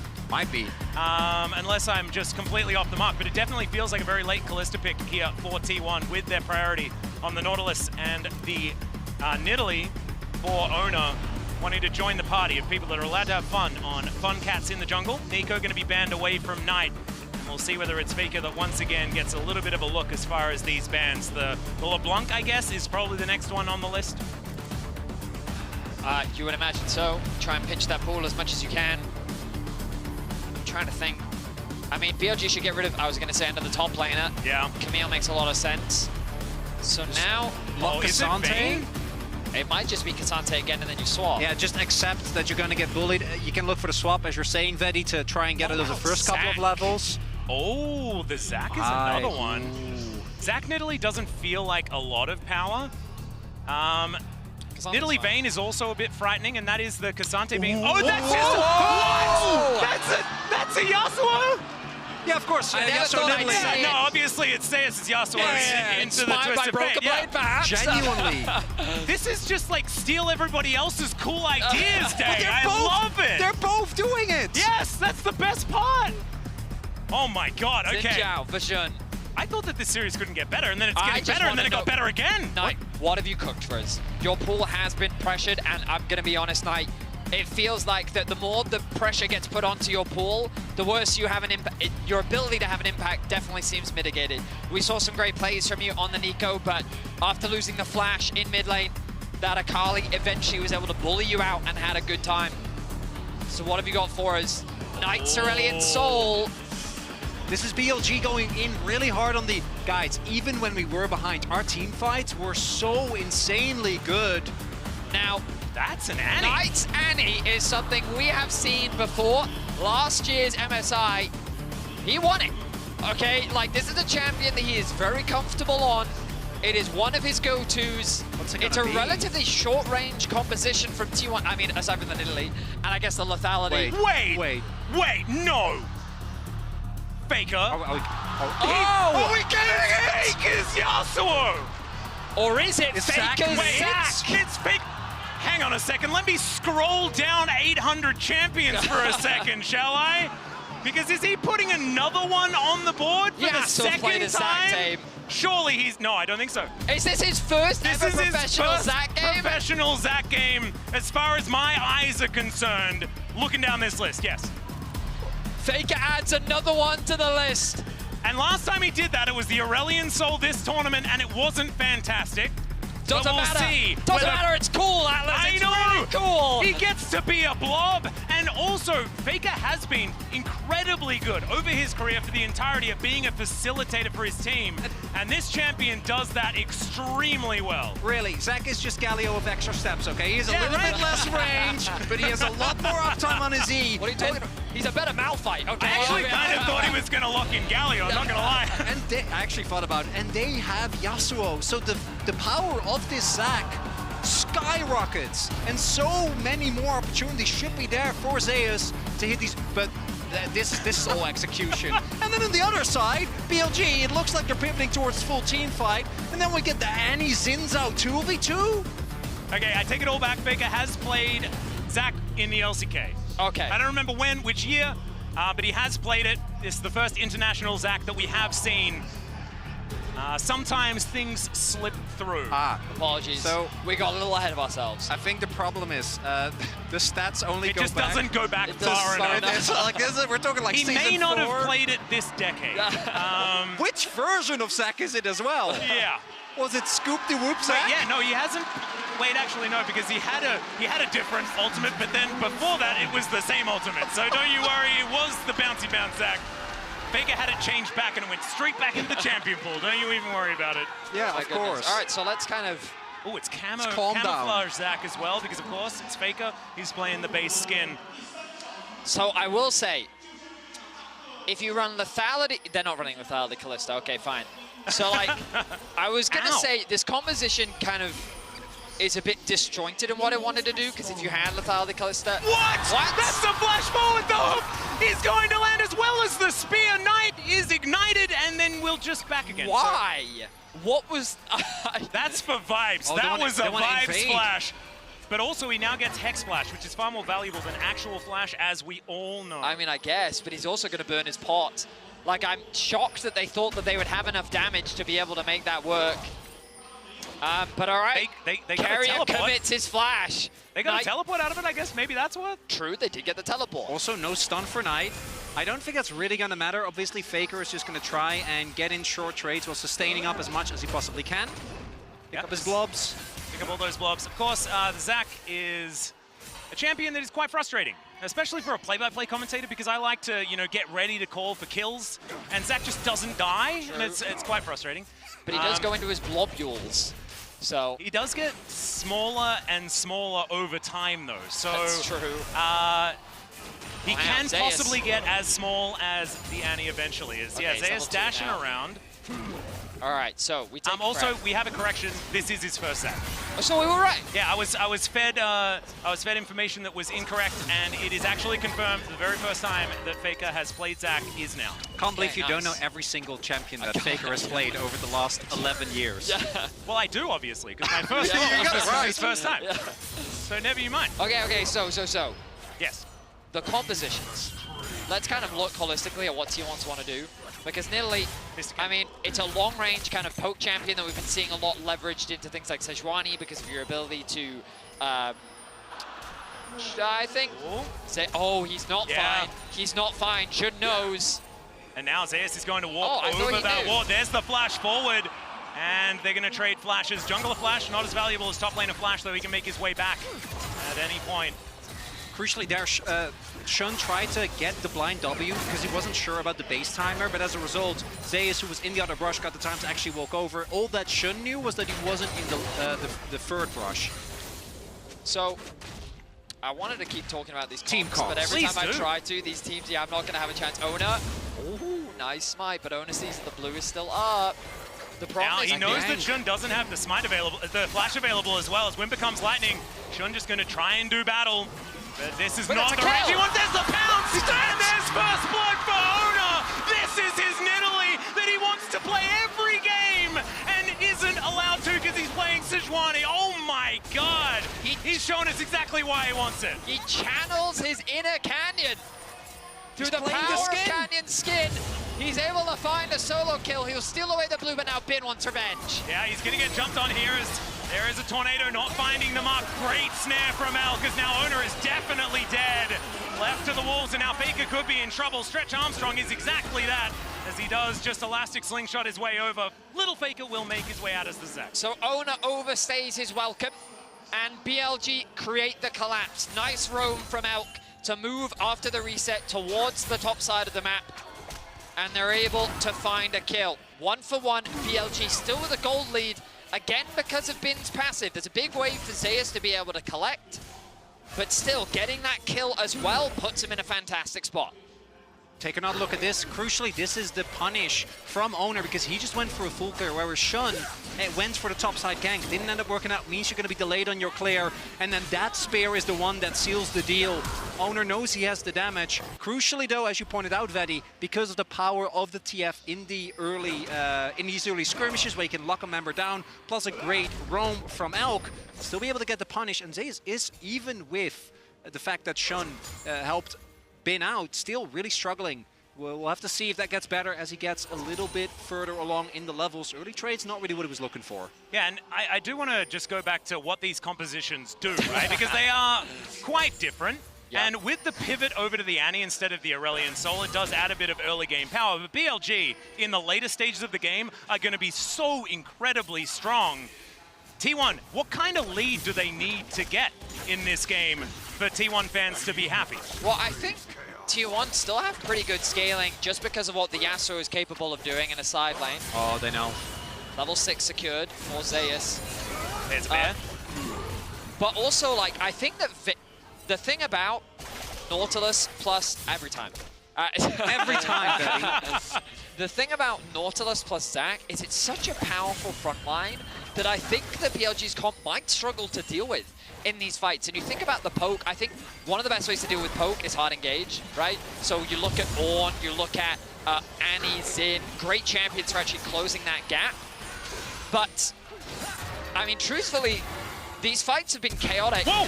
Here's another flash forward. The Bellow's Breath is perfectly buffered, and then he gets out with a Searing Charge. On playing it absolutely beautifully, but still, they lose out on the trade. The reflex time there from On was crazy. No flash spent. Oh, and the hook goes wide.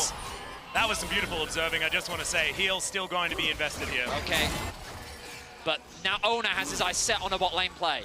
And I think he avoided that ward as well, is now looking at the shooting gallery here. On does headbutt the wall, but still tagged by the spear. The extended pounce not going to be taken until the minion wave gets in. His carrier, oh, he tries to buffer still. He is able to get out. The auto attack comes in though, and there is the kill for Elk to follow.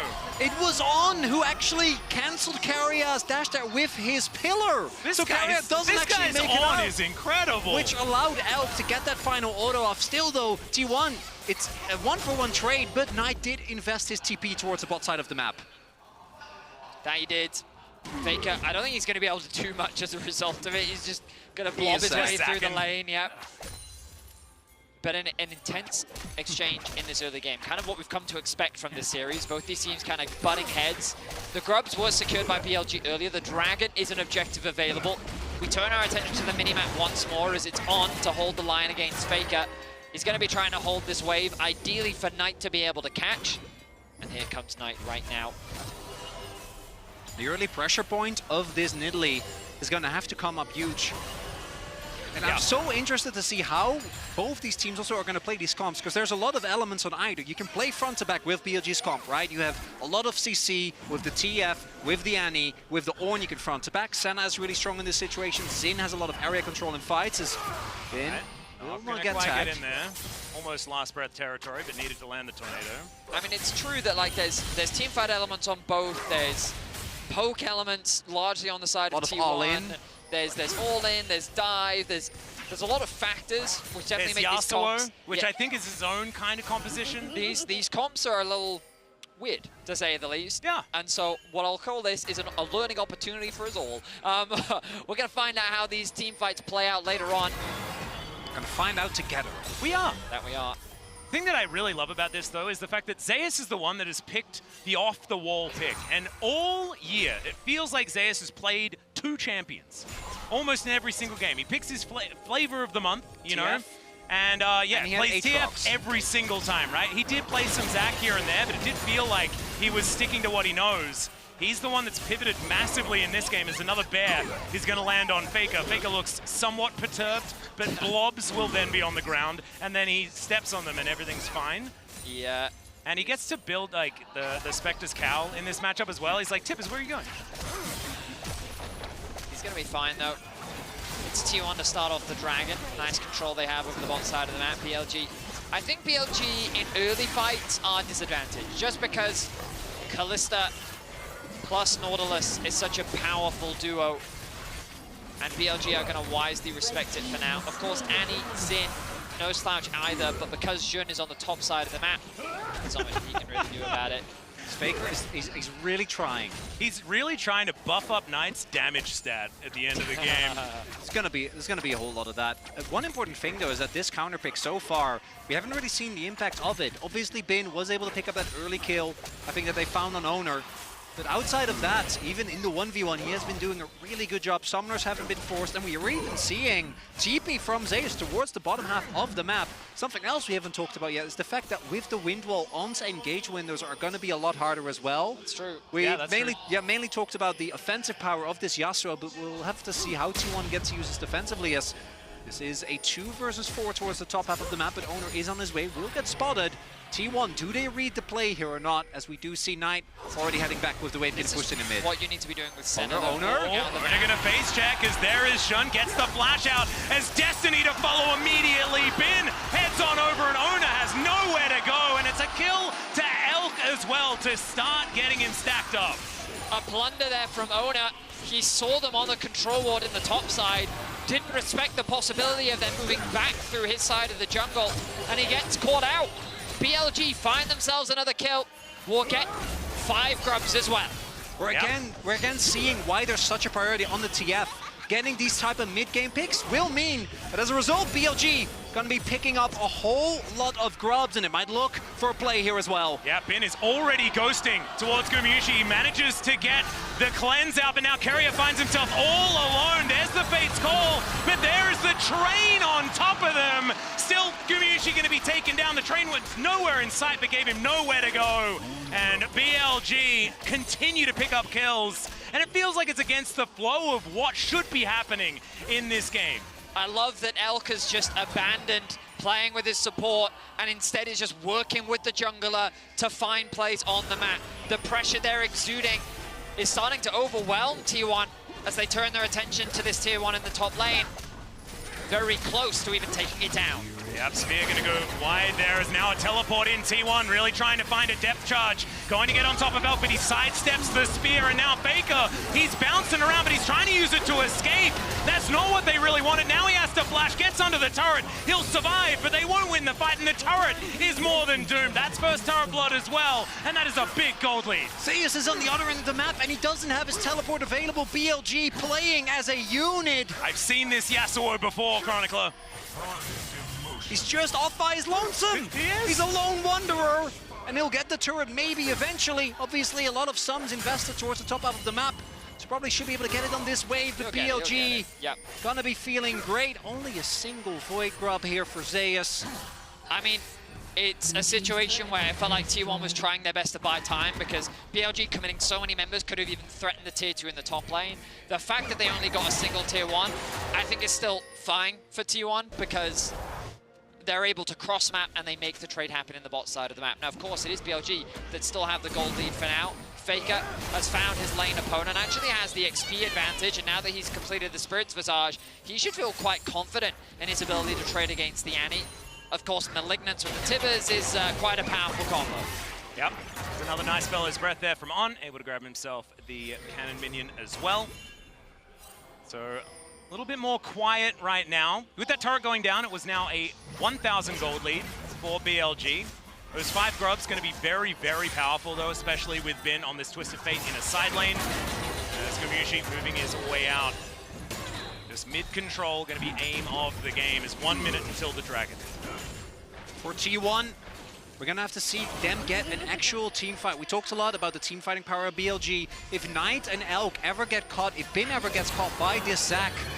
Oh, there's the round. Guma is gonna have to flash, but he still gets tagged. Dawning Shadow comes in, but I think Gumayushi's safe. Keria still looking for more. There's the knockup as Zeus makes his way in, but he cannot get in amongst this fight. BLG will just be denied a kill. Goes for the ult, but it was on Ornn. Maybe if you go for Elk, you can get something out of that. And now T1 have used 2 ultimates, trying to deal in this mid-wave as On going low. Maybe On was the target, as Owner is going to let us know. More spears connecting here as FLICKR dives in once again, gets the knock-up onto Shun. Stretch Armstrong out there as well as Keria looking to get himself amongst it. FLICKR absolutely massive here in this front line, and so they will be able to push them away and collect the Herald. It feels like T1 feeling stronger in these fights now. I mean, T1, they had a really nice turn onto the aggression from BLG in mid lane that actually got Shun's ultimate out, On's ultimate out, and so because they know that Bin also doesn't have the teleport, they leverage their advantage from Zeus, and they're able to create this collapse and secure the mid-tier 1. Well played, I think, overall from T1. Has been cross-maps on the bot side to keep the map stayed even. Means that we will maintain that gold lead for BLG. Not really moving meaningfully one way or another. The Drake, though, is up right now, and with Chemtech already off the board, so many strong Drakes still available. FLICKR doesn't have TP, Knight does. We'll see. I imagine both teams are really wanting to go for this. You see FLICKR, he's like, guys, I have places to be. Knight, though, is going to get it back in, going to be able to TP with a fresh buy. FLICKR hovering in mids. Pretty good elastic slingshot angle as Keria finds a minion. Still there is FLICKR channeling, dives on top, gets right in there onto Shun, but the ulti is going to be there. Let's Bounce comes on through. Destiny has been channeled, and FLICKR going down very low. Shun is almost just dead. That is a massive Tibbets into the backline, and there goes Zeus. And FLICKR's bloblets will not survive either. Now the train will just crash on in as Owner not going to be able to find anything, and BLG will run the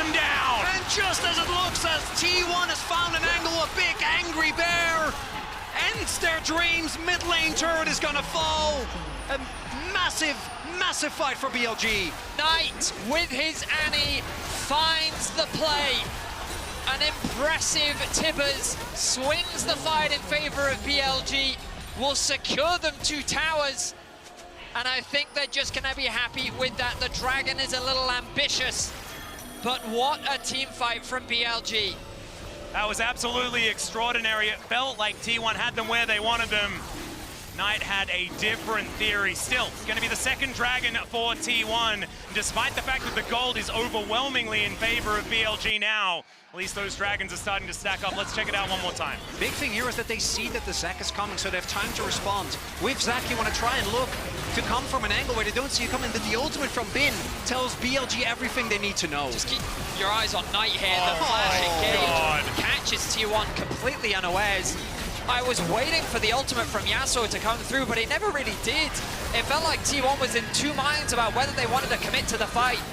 But you gotta remember that if you test BLG, they will respond. And this time round, it was BLG that passed with flying colors. You have some cheers there, but still feeling a little bit stoic on the side of the coaching staff for BLG. And it ain't over till it's over, but it's feeling pretty good for now. Close to 4,000 gold the lead, with a composition that is going to get so much money worth of stats from really cool items that Ornn gets to build, as well as the fact that their champions do scale so beautifully, Senna in particular. There's a lot of gold cheating going on. There's the passive as they hook shot. That's a Xin Zhao though, and you see T1, they're hesitating. Zeus, even though this counter pick looked cool, hasn't had any impact yet. Yeah, there's the audacious charge in here from Shun as Zeus puts down the wind wall. Can they actually find the fight that was on? A massive ultimate. Can he find it? The ramp doesn't really work out, but still, BLG will tear Gumiyushi apart. Zeus down to about 100 health. Carrier is dead. Elk's gonna be able to get another one here as the gold card finds the kitty cat, and Ben is on a rampage. FLICKR, he finds 1 kill back against his opposite number, but that is all they will get. And BLG win a 2nd fight in a row. Extraordinary is the only word to describe BLG's team fighting. They catch Zeus out in the jungle and they convert it into another ace. Incredible performance as BLG ride this wave into a 7K gold lead. T1 desperately trying to turn a rough situation. Zeus getting caught, trying to turn it around like they have done so many times in the LCK, but instead they pay with so many lives. And the key thing here, I think, is the positioning of this fight. And BLG is just always ready to go, even though the gold card doesn't connect. Look at T1, you see they want to walk up here, but they just can't, even with Carrier connecting the hook. The combo of that ultimate from Elk and On sets up the fight, and once FLICKR arrives, it's already way too late. It's something that we see consistently from BLG, which is they control space that belongs to them. And immediately after winning that fight, they knew they had the gold leads, and oh, hang on a minute, FLICKR, yeah. Okay. But again, you're seeing it now, they're pushing in the bot wave. What do? Move into the enemy jungle, because this space belongs to them. And T1 thought that they could fight back in the top side and they were punished. Now they're being chased out of their jungle once again, as BLG sets their sights on another tower. Should be able to get this inner turret here as On is moving over. The ram is at the ready, or the train, I should say, this particular skin. Inner turret down to 50% health.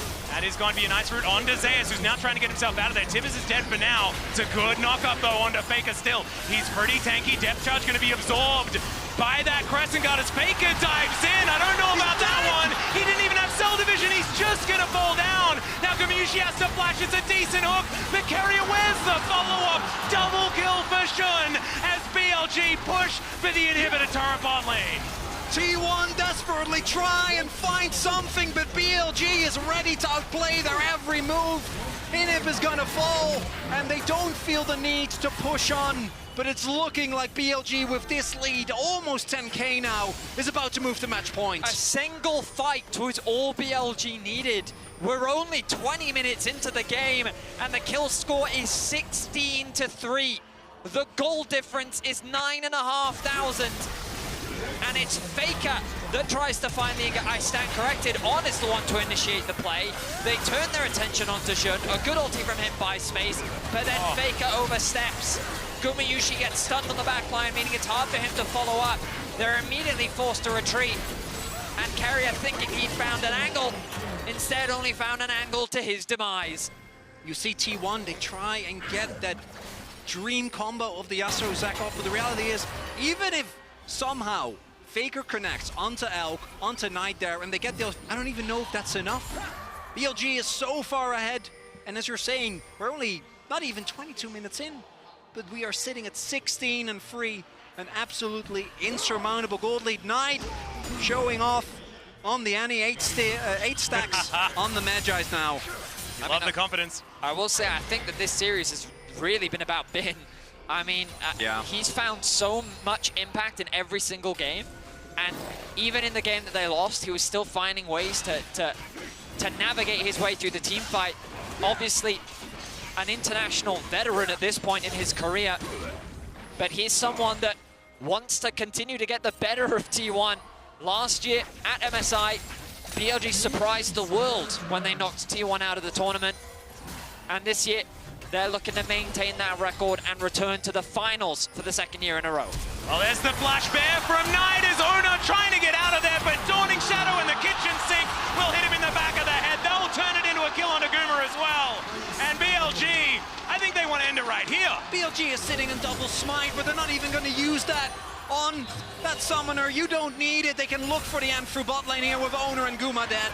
Merciless is BLG as they show zero restraint. 23 minutes in, the Nexus in their eyes. Only 3 members of T1 here to try and defend. They have no money, they have no chance. Carrier is going to go down. It's a decent last breath, but I think it might definitely be its namesake as FLICKR will get surrounded and destroyed. BLG with one Nexus turret between themselves and victory. They'll take it a little bit slow because maybe they want to get a couple of extra kills, as that flash is not going to do it.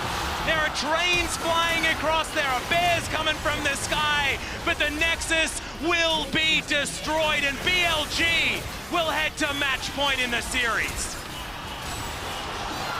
BLG off the back of Bin getting counterpicked, it didn't matter at all.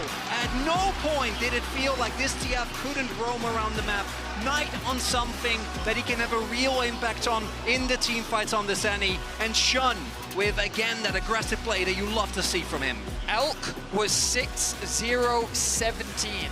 He had 100%, right? Kill participation. Oh my god. That was what I was going to say, but then BLG won the game. I mean, it's crazy how they turned that game around. Smiles on the faces of BLG, but they know that the job is not done just yet. Not quite, but I do want to say that I raised some eyebrows when that center was first locked in, and then Elk has a performance like that. If I was T1, I would be sweating because there are not enough bans in this series to get rid of all the champions that need to be dealt with. Thankfully, they do have blue side, and now it's time for us to head on over to the analyst desk to break that one down. Thank you. I mean, we're not sure if they do have blue side. I guess we'll see. We're expecting it. We definitely are. And this is what is so cool about a tournament like MSI with the best of fives, back to back to back to back, where you go the distance, where you cannot rest on your laurels, even in terms of what you might be picking in this series, where on one side, we see a Zac first time, which wasn't the reason they lost, not like I'm trying to say that. On the other side, you have the Annie, something that Knight loves to play and he knows. Yeah, I was really shocked to see the Knight Annie come out. Obviously, we talk about Knight on all these like super flashy picks. Annie doesn't necessarily come to mind, but he is 14-5 on it career going into this match. So 73.7% win rate. We saw the monstrous Tibbers ults coming out to be deciding factors in these fights. And man, your boy on, Rez. Yeah. His oran's pretty clean. He's kind of on.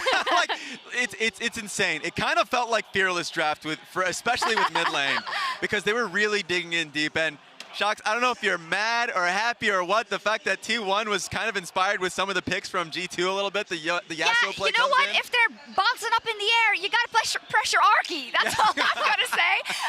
But regardless, though, it's also kind of the context of the draft, right, with this Annie, where they know, like, oh, it's coming down to these team fights. It's coming down to this pulling of the trigger.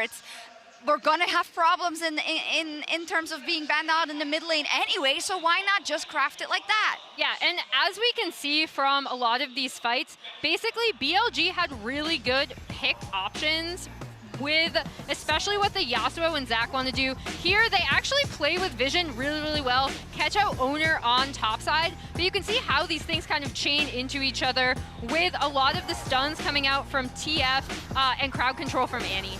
Yeah, and of course, like the TP coming in from On, even though he's not needed in this play, the overextension, and BLG is just on point with a lot of the cross-map plays. So like, this is a really good look from BLG, where we were concerned, you hear the casters and champion select were concerned because this is completely changing their draft strategy. Yeah. Especially since they were the one locking in Senna and Ornn, which has been a T1 classic. So it was surprising to see how well prepared they are and how good they were specifically on their picks. Emily, Elk is just, he was so disappointed hearing you say that he hasn't been showing up this tournament. Took that it he said, he did take it personally. Yeah, he had a good Senna performance. I mean, that is kind of the interesting thing about when we talked about them being stymied by Gen G and being unable to dive. We saw a tiny bit of that from T1 when they actually did try a bot side dive against the Senna and the Ornn, and it was actually Elk's Ornn that was able to kind of pillar, keep them, or Onzorn, wow. I know. Thank you. That was able to kind of keep them pinned because this is such a difficult bot lane to dive, and we kind of saw the shoe was on the other foot for them locking in the Senna Ornn combo. Yeah, and I think it's interesting because T1 was really trying to find one play in which they can get their combination working. There was actually a play mid lane where they were looking to find a Zac E into a play. Nautilus was actually looking to find a hook, so like, let's just talk about it because he looks for a hook. They hide behind the mid lane minion, so they really couldn't get it off right there, as you can see. But it actually, as the fight continues, and a tanky Ornn is just absorbing the play, focus on Knight as he sees them crumbling together right here. 3-man ulti that just turns the fight completely, and BLG get a huge advantage of it. Have you met my bear, Tibbers? And I think when you look at the fight play out, we were talking about like, hey, why isn't Zeus going in? I guess it's one of those cases where you're trying to wait for the exact moment to do so, but in that window, Knight, of course, can just slam you with the Tibbers. Very patient. The counter engage that came off of him, Emily. Yeah, and I absolutely want to also call out TF. I really think it's something that obviously T1 banned in Game 2, Bin back on it. He is able to get off some crucial gold cards in a lot of these fights to kind of stop that perfect setup from the Zac Yasuo. And I just think, like, obviously the Annie pick is kind of great into what T1 want to do, right? Because layered with the CC coming in from Ornn, from even like Senna, and then obviously the TF, it really, really stopped a lot of these. So T1 select blue side. What a surprise. Ooh. What are they doing? That's probably just going for Senna if they can get it. I mean, it feels like first pick for bot lane has been the key for the tournament. And at least with Senna, if you think about Senna, who's the best team that performs with Senna throughout the split, or at least the tournament, it has been T1. It's interesting. A couple of days ago, it was like, do not pick Senna first. And now it is, please pick Senna first. True. There's that one series that caught me off guard because they got rolled on by Kalista. Yeah. But then they just started performing on it.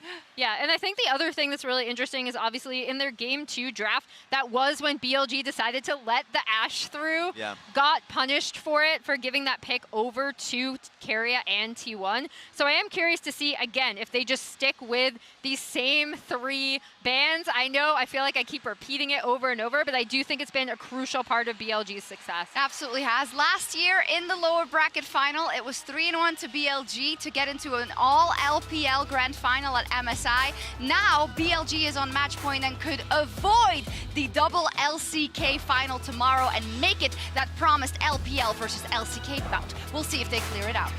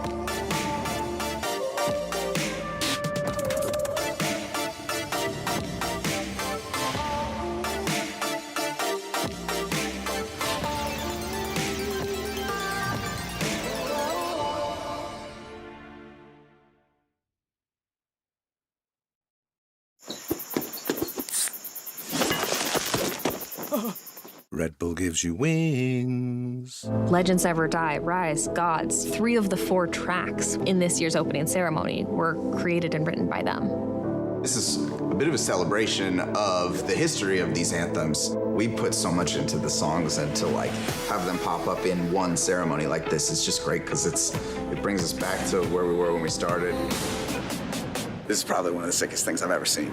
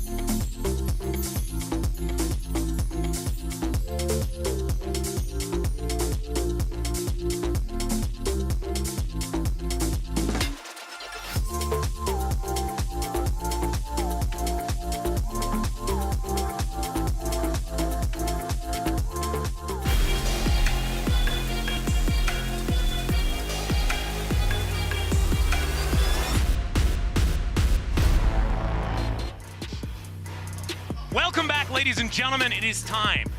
As we move towards match point for BLG, we'll see whether T1 can change the record. You know, put on some silver scrapes. It's always what we want. It will be my first of the tournament, so I selfishly would like to get rid of the stigma that I just bring the quick series. I don't want that. I would like it if we were to make it to game number 5. The irony is we get to game 4, but they're both 20-minute games. Oh, no. No. It would be like the monkey paw, you know? Yeah. Thankfully, T1 now has the blue side, which they have looked a whole lot better on. Of course, there's been many memes about it in the past, and that will be theirs once again. They will also be banning the Taliyah on blue, which I find somewhat interesting because FLICKR has looked pretty good on it when he does manage to pick that one up as a first pick, and we'll see what their final ban is going to be. I think Vedi had it right earlier when he was talking about Din and how he has warped basically the entire map around him. I imagine T1 is going to try and get Zeus. Maybe that's TF. Maybe you will pick it up in an earlier rotation. Well, it had to be Ashe. I think that, honestly, this was a great trap set up by T1 because you had to pick your poison, right? The Senna has been something that teams have dealt with from T1, but if you want to get it, this is the way to do it. I mean, it's Has going to to be be, first pick, yeah. yep. I mean, it was a great demonstration from BLG, and I feel like T1 have showed it themselves as well. The way you use center is to just, you move around the map more, right? You work with your jungler, you get a bunch of souls, and you can also have guaranteed numbers advantage with a lot of damage and setup. So I think it makes sense. Taking the Lawless away just sets T1 up to go for the Ornn, which I think is better as a solo laner than Lawless is, just because you get that much extra wave clear and safety. Or the Tahm Kench, if they'd like to go that route. I'm less of a fan of Tahm Kench. Me too. Only just I don't because think it's been great. of what Ornn can do in a side lane. But we'll see what direction T1 go for. The Varus makes a lot of sense from Elk, as you're going to have a powerful bot lane 2v2, likely to follow up with mid for BLG to try and mitigate that pinch coming out from T1. But now that they found the Annie, I wonder what BLG will go towards, as the Ornn is the likely hover for T1. Is it just Ornn TF? Could be the angle here would force BLG in a very similar situation that we saw T1 in the last game, where either you can lock in a counter pick there for Bin, and obviously his Jax is an absolute menace, but it does limit the amount of champions that Knight can play. One of the things that's really stood out to me this series so far, though, is Xun on Xin Zhao. And so if BLG managed to get that once again, I think they're in a really good position. But T1 have an opportunity to pick that one away and leave their solo lanes a little bit more ambiguous moving further forward. Because of course that Ornn is theoretically a flex pick. We know that Zeus is a fantastic Ornn player as well. Instead of the Xin though, it will be the Viego locked in for Ona, one of his favorites, but it's not denying that Xin Zhao. So what do BLG go for here? You're right in that they could just go for the Xin Zhao. Or do they want to grab a mid laner? We did see them previously on the red side grab the Nico. It didn't quite work out, but it still had an impact. Or TF. It could just be the TF again. I mean, it's been working out overall for BLG. They're going to grab it. They can now ban away some of the annoying answers. I don't know. Will they be banning the Yasuo? I don't think they will. I think we can fairly confidently after last game saying that they'll be fine. If you look at Yasuo again, yeah, they have Ornn. Last game they had Zac. They didn't end up making a whole lot of difference. Jax ban, no surprise there. But yeah, T1 really going again for the type of snowbally comp where you try and look with the Senna, with the Viego, move around the map, look for these early kills. Would like to see a little bit of an aggressive pick here in the mid lane as well to try and actually facilitate. Honestly, any Viego isn't bad, right? The amount of damage that Knight had in the CC was actually really big in the last game. It sets up really nicely for the Viego resets. I mean, the Xun the Nidalee into Xun ban does make sense. We know him for both his Nidalee and his Kindreds. Already great setup from everyone, yeah. Exactly. Oh dear. So now, Xun can go to the Xin Zhao if he wants to, but Vi has been so incredibly strong. I would respect either pick, and it will be the Vi that is locked in here just to guarantee that they'll find their target. Well, the amount of CC, right? Gold card, Nautilus, and Vi. It's going to be so hard to play out for T1. Okay. Will we get to see Zeus' Rumble? Huge teamfight impact. We saw how devastating it was in the series against G2 yesterday. Oh, FLICKR thinking about giving it another go. Oh. And they'll lock it in. Okay, second time on the Aurelion Soul for FLICKR. How do you guys rate FLICKR's Aurelion Soul? Relative to the LCK? There's one question that I ask myself with every single ASO, and it's, is it Chovy? And if not, then I'm like, eh. And in this case, I'm like, I kind of feel the same way. I mean, this is a matchup that I do think you can opt into, but how do you feel about the ASO, Vetty? I mean, I think in terms of the comp, it's very safe, very well-rounded. They've got a little bit like, I think Viego is a good bridge in terms of the early to mid-game. But Aurelion Soul Senna is hyper-scaling with a very solid front-to-back from the side of T1. Good engage from the Ornn. BLG, I think, have a lot more skirmishing power. I don't like Veigar because I just think it doesn't work. This I like a lot more with Vi. Oh, yes. God. No? I like that less. We had a great angle. I mean, it's fine. You have a little bit more scaling. I think that into Azir, when you have two hyper-scaling mid laners, it's okay. I don't love the pairing alongside Vi. I will say that Vi Twisted Fate gives you a slightly stronger top side, but you don't have a huge amount of agency in the mid lane. The beauty is that BLG do have the ability to play around the package though, and the early to mid game should just objectively be stronger, just because of how Aurelion Soul and Senna work as champions, right? So the question is, can T1 weather the storm until that point? Because BLG have shown that you give them an inch and they will take a mile. with every Corki that gets locked in, I ask myself the same question. Stop asking this question. I mean, it is a little bit of cheating. The thing, though, that I do think that has been the biggest for me is that it feels like we've talked a lot about Shun, his impact on the map. We've talked a lot about Bin, but the games where Knight gets to actually play and have an impact in fights has also been night and day. And while I obviously rate the Corki, jokes aside, I do think it is the type of champion where the real impact, particularly if you're not necessarily looking to punish in the laning phase, is going to be in those mid to late game team fights. Fun stat that I hear I Will Dominate often like to refer to. LPL Corkis. I believe their current win rate across the LPL is 6 wins, 22 losses. Ooh. It comes to about 25, 26%. It's not great. It's not the best. The region's not well known for Corki. I do want to say, though, that I think that Knight is kind of the perfect player for utilizing package effectively. Because the way that he starts fights, his eyes for initiation have been fantastic. That's true. Definitely in this series as well. So as we dive onto the Rift, we'll see whether Knight's Corki's going to get across the line this time. It didn't work out last time they met T1, but neither did FLICKR's. And FLICKR's Aurelion Sol, at the hands of Caps' Orianna, I've seen too many times in the highlight reels. Carrier looks for that back angle.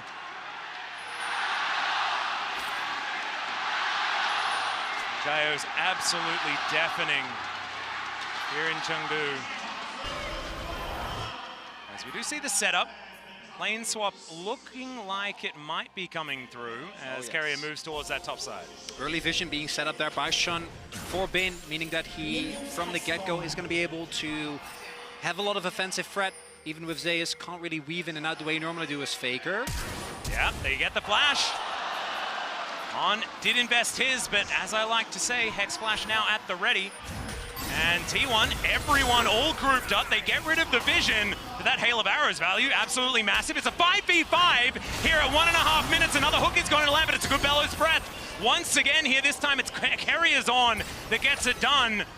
And the vision's going to get cleared. No first blood just yet. BLG will not allow the swap to happen. They're going to do their best to match. As Elk and On hover around the top side, they're going to make their way towards that top lane. TP invested by Bin, Zeus, sorry, means that he will get back to lane sooner. Bin, of course, no flash on FLICKR, but yeah, okay, I don't think they're going to really make anything happen here. Yep, Elk and On here towards the top side. Just Carrier doing his best top laner impression here, as we can see. Gumayushi just kind of hovering around mid lane to offer that extra support for FLICKR, cautious of the fact that Bin still hasn't been spotted on the map. Zeus is going to have a full level advantage over his lane opponent, which is going to be good for him. But Bin, I don't think is going to be too concerned about it. Again, we talk about this all the time. The Twisted Fate passive is going to help him catch up in terms of gold relatively quickly as FLICKR takes a nice trade against Knight in mid. FLICKR going to be looking to try and utilize those early levels for Acel, just continuously proc Comet.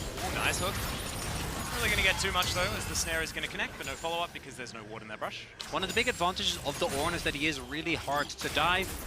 We do see Shun will hit level 3, might look for something, but equally likely to just head towards the bottom half of the map. FLICKR getting covered a little bit there by the early levels you're pointing out by Guma, but Wave is just going to crash. BLG even with a PTA actually here on the Vi, extra damage, and FLICKR, he has an inkling, On hasn't showed for a while. Zeus will find a really nice trade here as On going to move in. Oh dear, FLICKR in so much trouble. No flash, no chance, and will be taken down. First blood for Knight's Corki. He had no means of escape. The flash investment from On at level 1 pays dividends as BLG secure first blood, but Elk. Elk? As Carrier's just farming, it's like, Gumi, you should just don't get yourself killed, please. Big thing there is you're level 3 Varus with lethal tempo. Unless Carrier finds somehow a CC chain on top of you, you're going to win that. Varus's early levels are so insanely strong as On makes his way over.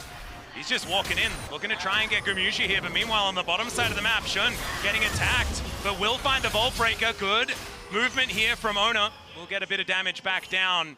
Still just the junglers going to be passing one another. Arrow going to be avoided there by Gumayushi. Kind of crucial here in this matchup, but not going to be able to stop this Blighted Quipper from being activated by the Hail of Arrows. There's a Hex Flash forward from On. He'll find the snare onto Carrier, but he gets the knock up, and that is going to be the kill. Elk going to be taken down by the Ornn. He tried to give it to Gumayusi, but does not work out. Still, they'll even out the kill score. Extremely necessary kill there because mid lane was looking rough. T1 in the 2v2. Find the outplay. BLG biting off a little bit more than they can chew. Yeah, Elkanon were the ones to try and force that fight. And overstepping their bounds, a really nice combo from Keria comes out. And Elk is left without many options. I mean, I think he still had the flash available, but in any case, another play on top lane. The root. Yeah, Shun coming on in. You can see, not going to be quite able to get in to the right position. Has now been ghosting after Zeus, both of them pressing the button, and that is going to mean Zeus gets himself out. Vin still has the flash, though. As he puts some nice pressure down onto Zeus. He's going to go back to base. Bit of a CS lead being built between the top laners in favor of Zeus. Of course, that gold still staying relatively even means that the gold across the board, largely even. Gumayusi didn't quite secure the kill. It was, in fact, Keria, but that's only going to make this front line even tankier for the side of T1. We talk about how their composition is all about hyperscaling. It's very much about being able to play that front to back. And getting this advantage, mitigating BLG's options to skirmish and find leads in the early game is really setting your comp up for success later into the game. We're also seeing T1 use this Senna again, try and have as much impact as possible while still securing a decent amount of souls. One of the things to note as well is that Elk has gone for on-hit, which I understand he's playing into double frontline, so going for lethality feels really, really rough, but he doesn't have that much frontline. His space, particularly when you get later into the game, there's going to be Ornhorns flying around, there's going to be Acel just as a champion existing. Eventually, it's going to become really hard to get consistent damage out of this Varus, particularly if you fall behind early. And it's so awkward, right? Because into a tank, which K'Sante kind of is, you want to build the on-hit so that you can actually kill a tank, but also then you can't stand back far enough so that he can't just engage on you and kill you. It's just K'Sante, man. I don't know. Every time we seem to complain about it, and every time it seems to be relevant, as we do see neutral objectives traded. Zeus is underneath this turret. Speaking of which, I don't know about this one, though, as All Out is going to come through. Zeus going to try and survive, but Elk just kills him. I think taking 5 turret shots, maybe not the angle here, guys. What was that from Zeus? A huge mistake. The wave got cleared out so fast by Elk, he didn't even have to flash. Just a straight-up free kill donated over to BLG AD carry. Well, if at first you don't succeed, let's try again. He doesn't find the ultimate, but that flash was gorgeous, and he's looking to outplay. It doesn't work out, but still then able to win the fight on. He gets 2 for himself. And with BLG at match point, T1 tried to execute a dive. Zeus just dies to the turret. The rest of the team doesn't get the shove in fast enough, and On is there to punish. Elk doesn't connect the ultimate, but he plays out of his mind just at the right time. On is able to arrive too. And BLG find the turnaround. This is the skirmishing we were looking for. Zeus now the target. Yep, Shun is going to turn up. He does have the cease and desist available. There it is now. Zeus, I don't know whether he's going to be able to get out of this one as the gold card connects, and that will execute, and Bin is now on the board. The momentum very quickly shifting in favor of BLG. T1, we know they have scaling options, but this is what you didn't want to give BLG. You did not want to give them the momentum, because with a comp like this, you know they can ride it all the way to a victory. Target selection for BLG has been so good, and here, crucially, Elk identifies. He's able to clear out the wave. What is the logic? I guess he wants to get the tower proc and then disengage, but he really underestimates the damage that he takes from the tower. It's not the damage from the tower, because he immediately goes to All Out, and it's lethal tempo Varus. So Elk, particularly early on, the damage is just insane, and then here the timing from On, because it takes so long for Owner to push in that wave. Really nicely played from the bot lane of BLG. We return to live. Varus still hovering around the top side of the map. Still not an absolutely massive gold lead, as T1 have been able to go even as far as neutrals are concerned. Their ability to push turrets should be there, and they still have a lot of scaling in their composition. The problem is the way they're playing this early game isn't that controlled play that we saw in their series versus G2. As once again, we're ghosting. Pressing the ghost button. I mean, just and, force it out of Zeus. I mean, Yeah. it sets you up so nicely. All Bin has to do is park his ghost, and while he doesn't have the flash available, maybe this is an angle for Guma. Yeah, he is going to walk over a ward, but we'll see whether Bin can do anything about it. The smallest all-out that I've ever seen, but it's going to work out here as Guma is going to be able to throw enough in there, and Shun realizes that he wasn't able to change the play. Guma, crucially, the difference maker there. Actually able as Keria. Okay, in comes the Ram as, yeah, Keria's rooted, so not actually able to throw it back. So Elk just going to trade ultis. I was immediately looking for Ignite as well. I'm like, I've seen this one before with the Unsealed Spellbook Horn. That kill, though, is really big because Bin was just able in this 1v1 to keep building his lead, keep farming up. All right, oh, great sidestep there. Now Keria finds himself up the creek, and there is no paddle here. The Brittle going to get procced.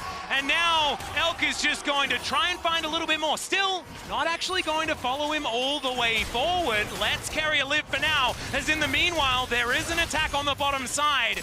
3v3 gold card here from Bin. Voltbreaker's fantastic hook is going to catch the Kazante, as somehow they're still alive, and there's the teleport in from Faker.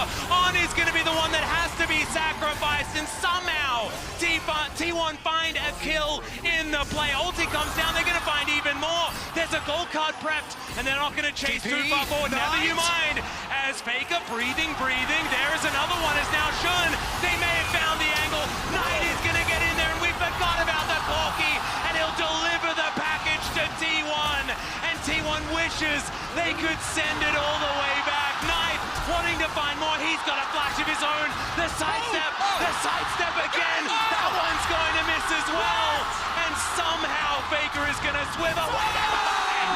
The last rocket finds him. Knight with the crucial teleport. T1 with the overextension.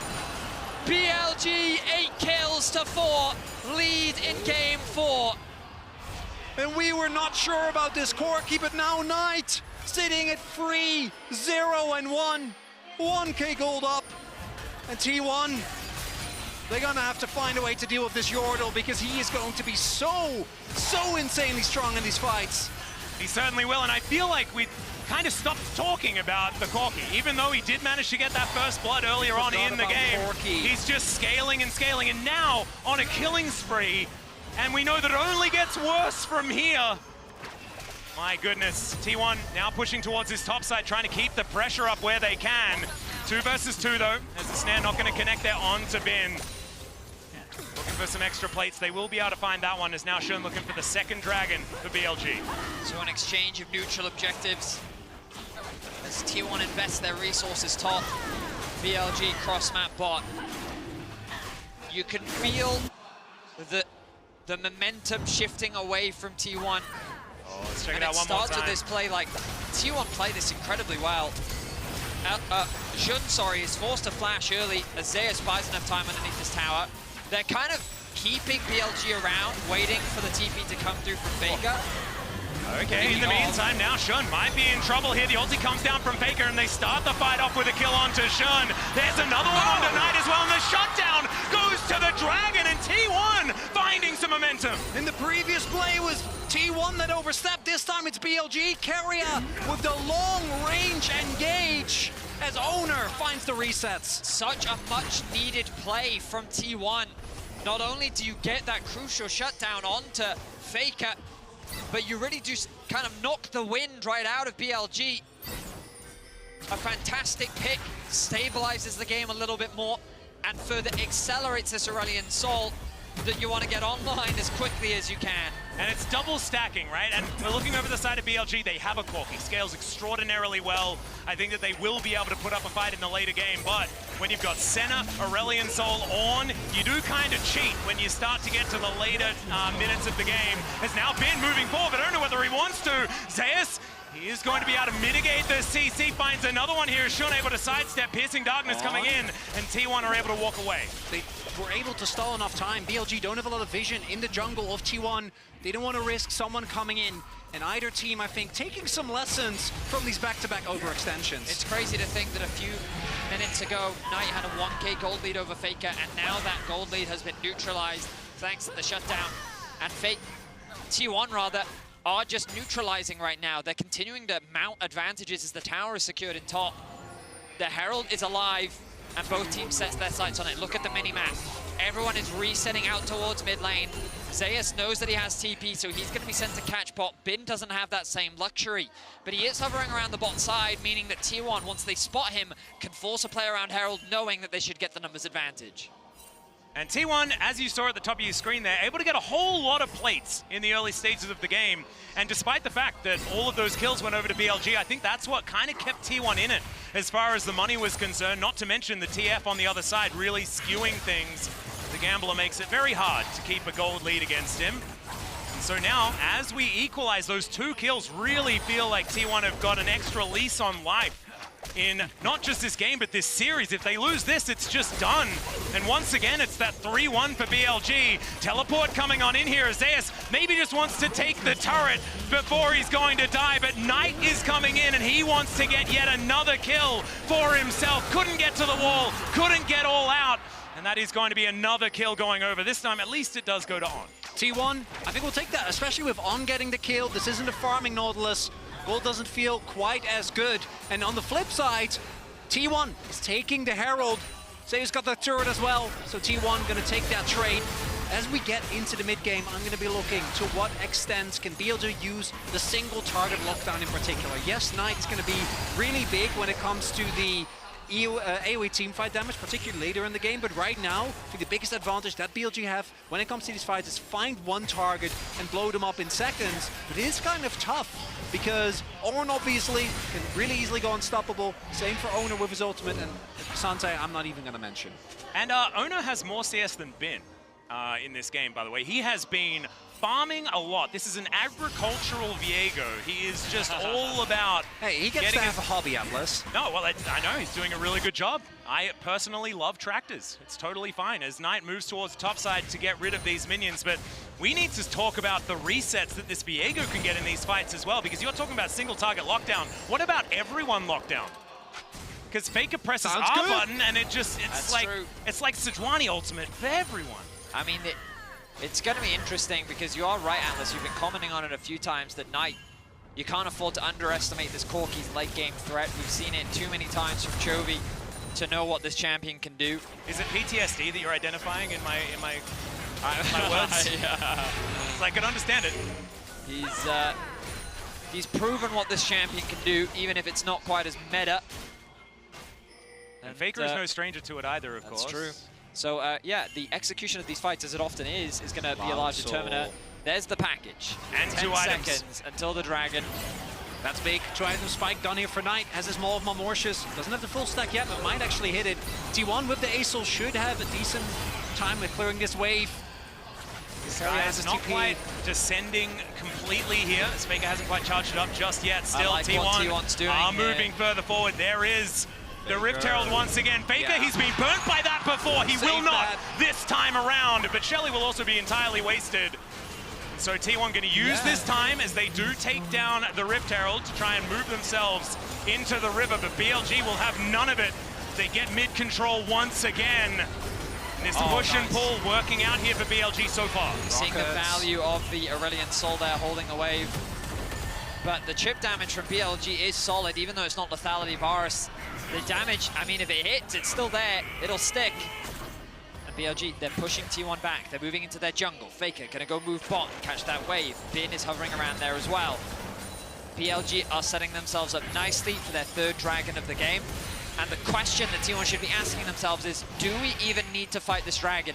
Are we strong enough, or are we just throwing up the position that we're in away? Observers are showing they have no vision. I don't think they're going to get a break. They might get the fight. There's the Ornn. We'll see whether they can find out. That flash was perfectly angled.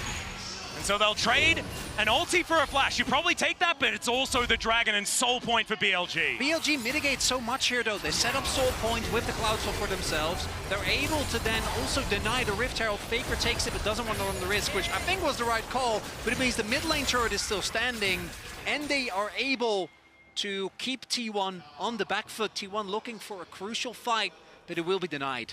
Bin still staying around bot lane. He has to recognize that he's in a bit of a precarious spot, but just going to catch that one last wave before he goes back to base. Knight also pushing out top. There's no real objectives for either team to play around right now, so it really is just farm simulator. BLG would love to secure this top tower, but Knight recognizes could be a little risky. FLICKR. Yeah. FLICKR's like, I'll take that 1 minion, and then I will move away. It's fine, Nautilus. Just can't walk up, even with ASO. Obviously, there's so much CC. Yeah, just good awareness from Knight. At first, it seemed he came across as a bit hesitant to siege onto that tower, but Shun and On had already reset back out onto the map, and so they worked with him to unlock that outer tower. Now it becomes a battle of the mid lane towers. As both teams set their side there once again. Yeah, going to be denied by that hook like you were talking about, but it is on out of the woods. The third Q is good from Zeus, but they're not wanting to overdive. The singularity comes down, doesn't really catch anyone. The arrow is going to go wide, of course. Not lethality, so not as deadly. Still, this turret is in trouble. Knight teleports in. Great snare from Gumayushi as BLG even out the numbers and T1 get the heck out of there. T1 though, really good with the pressure. Never mind, there's the ram. It's going to connect onto Elk. They know that he doesn't have the flash and the explosion of damage. T1, it's not about the turret. They take 3 kills before they get it. And now I have a feeling it's just the Baron, as it's only been around for 15 seconds and T1 want to wipe it from the map. The timing is just perfect for T1. They get the flash from Elk. The chain CC is flawless, and the Baron is there for the taking. Even in the face of BLG, it was so obvious what T1 was looking for, but the turret is so low that none of it ends up mattering. The empowered ult from the ASO does the heavy lifting, and T1 get the Baron. They're looking to bring us to game 5, but Elk with no flash. It's BLG saying, hey, maybe we can punish them here, we can look for a stun, but then look at this re-engage. The Ornn ultimate comes out. FLICKR has his ultimate to follow up. Then the Senna ultimate too. They don't even have to get in range to kill him, as 3 are immediately eliminated and T1 secure the Baron. Double knock up there from Keria to take away so much of the damage, and Guma with the step back there so he doesn't get hooked. On was looking for the re-engage. T1 now though, we have seen how tenacious BLG is. This team can never be underestimated when it comes to the team fights. Look at that gold graph. Yeah, it's a heart monitor, and tell you what, I can completely understand it. This series has been only intense, and it felt like BLG had so much control earlier on. Now with the Baron, this game is in T1's hands. They're wanting to get us to silver scrapes as Shun down to 50% underneath the inner turret. FLICKR was tanking. Yeah, a little bit of a pause here.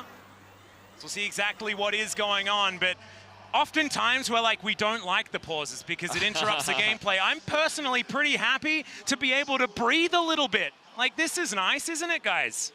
Yeah, I'm really interested as to what the pause was about, but obviously we'll get more information and we'll share it with you when we know more. Absolutely. But wow, what a momentum shift. We talked about how T1 was in such a scaling position, right? It felt like in the early game they were taking fights that they shouldn't have been taking. They were overforcing. We saw Zeus trying to dive. We saw that awkward 2-man dive in the top lane. We saw an overforce in the bot lane after punishing BLG's aggression.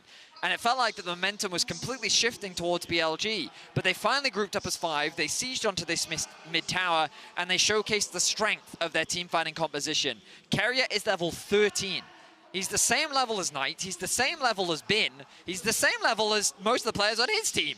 Yeah. He's just been farming away in a side lane and showing why I think that we need to move away from this Senna Tahm Kench and empower the Senna Ornn for being so effective at team fighting. Senna Ornn, Senna Nautilus, both of those have felt a step above. The Senna priority is seemingly not the problem. It's also the extra teleport, I think, makes a really big difference. True. Particularly with how much swapping is going on around the entirety of the map. Having the ability to be up a teleport on your opponent, I think we've seen be pivotal in so many of these mid-game turns.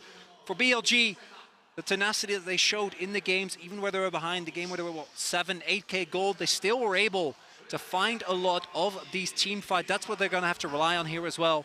If they want to ensure they get the players. Oh, never mind. Okay, we're all the way back into the action. Shun is in so much trouble. Uno is able to lock down the kill in the end, and now the resets are coming in. He's under a turret, and he's alone. I don't know about that one, but it is a trade, a 1-for-1 here. But even a 1-for-1, when the Baron is on the map here for T1, it's still so worth it for BLG. Keria also died in that exchange. I actually think it ended up being a 2-for-1. Died already. Okay, never mind. It seems that they are really trying hard to force that tower. to drop so that they can convert it into a fight.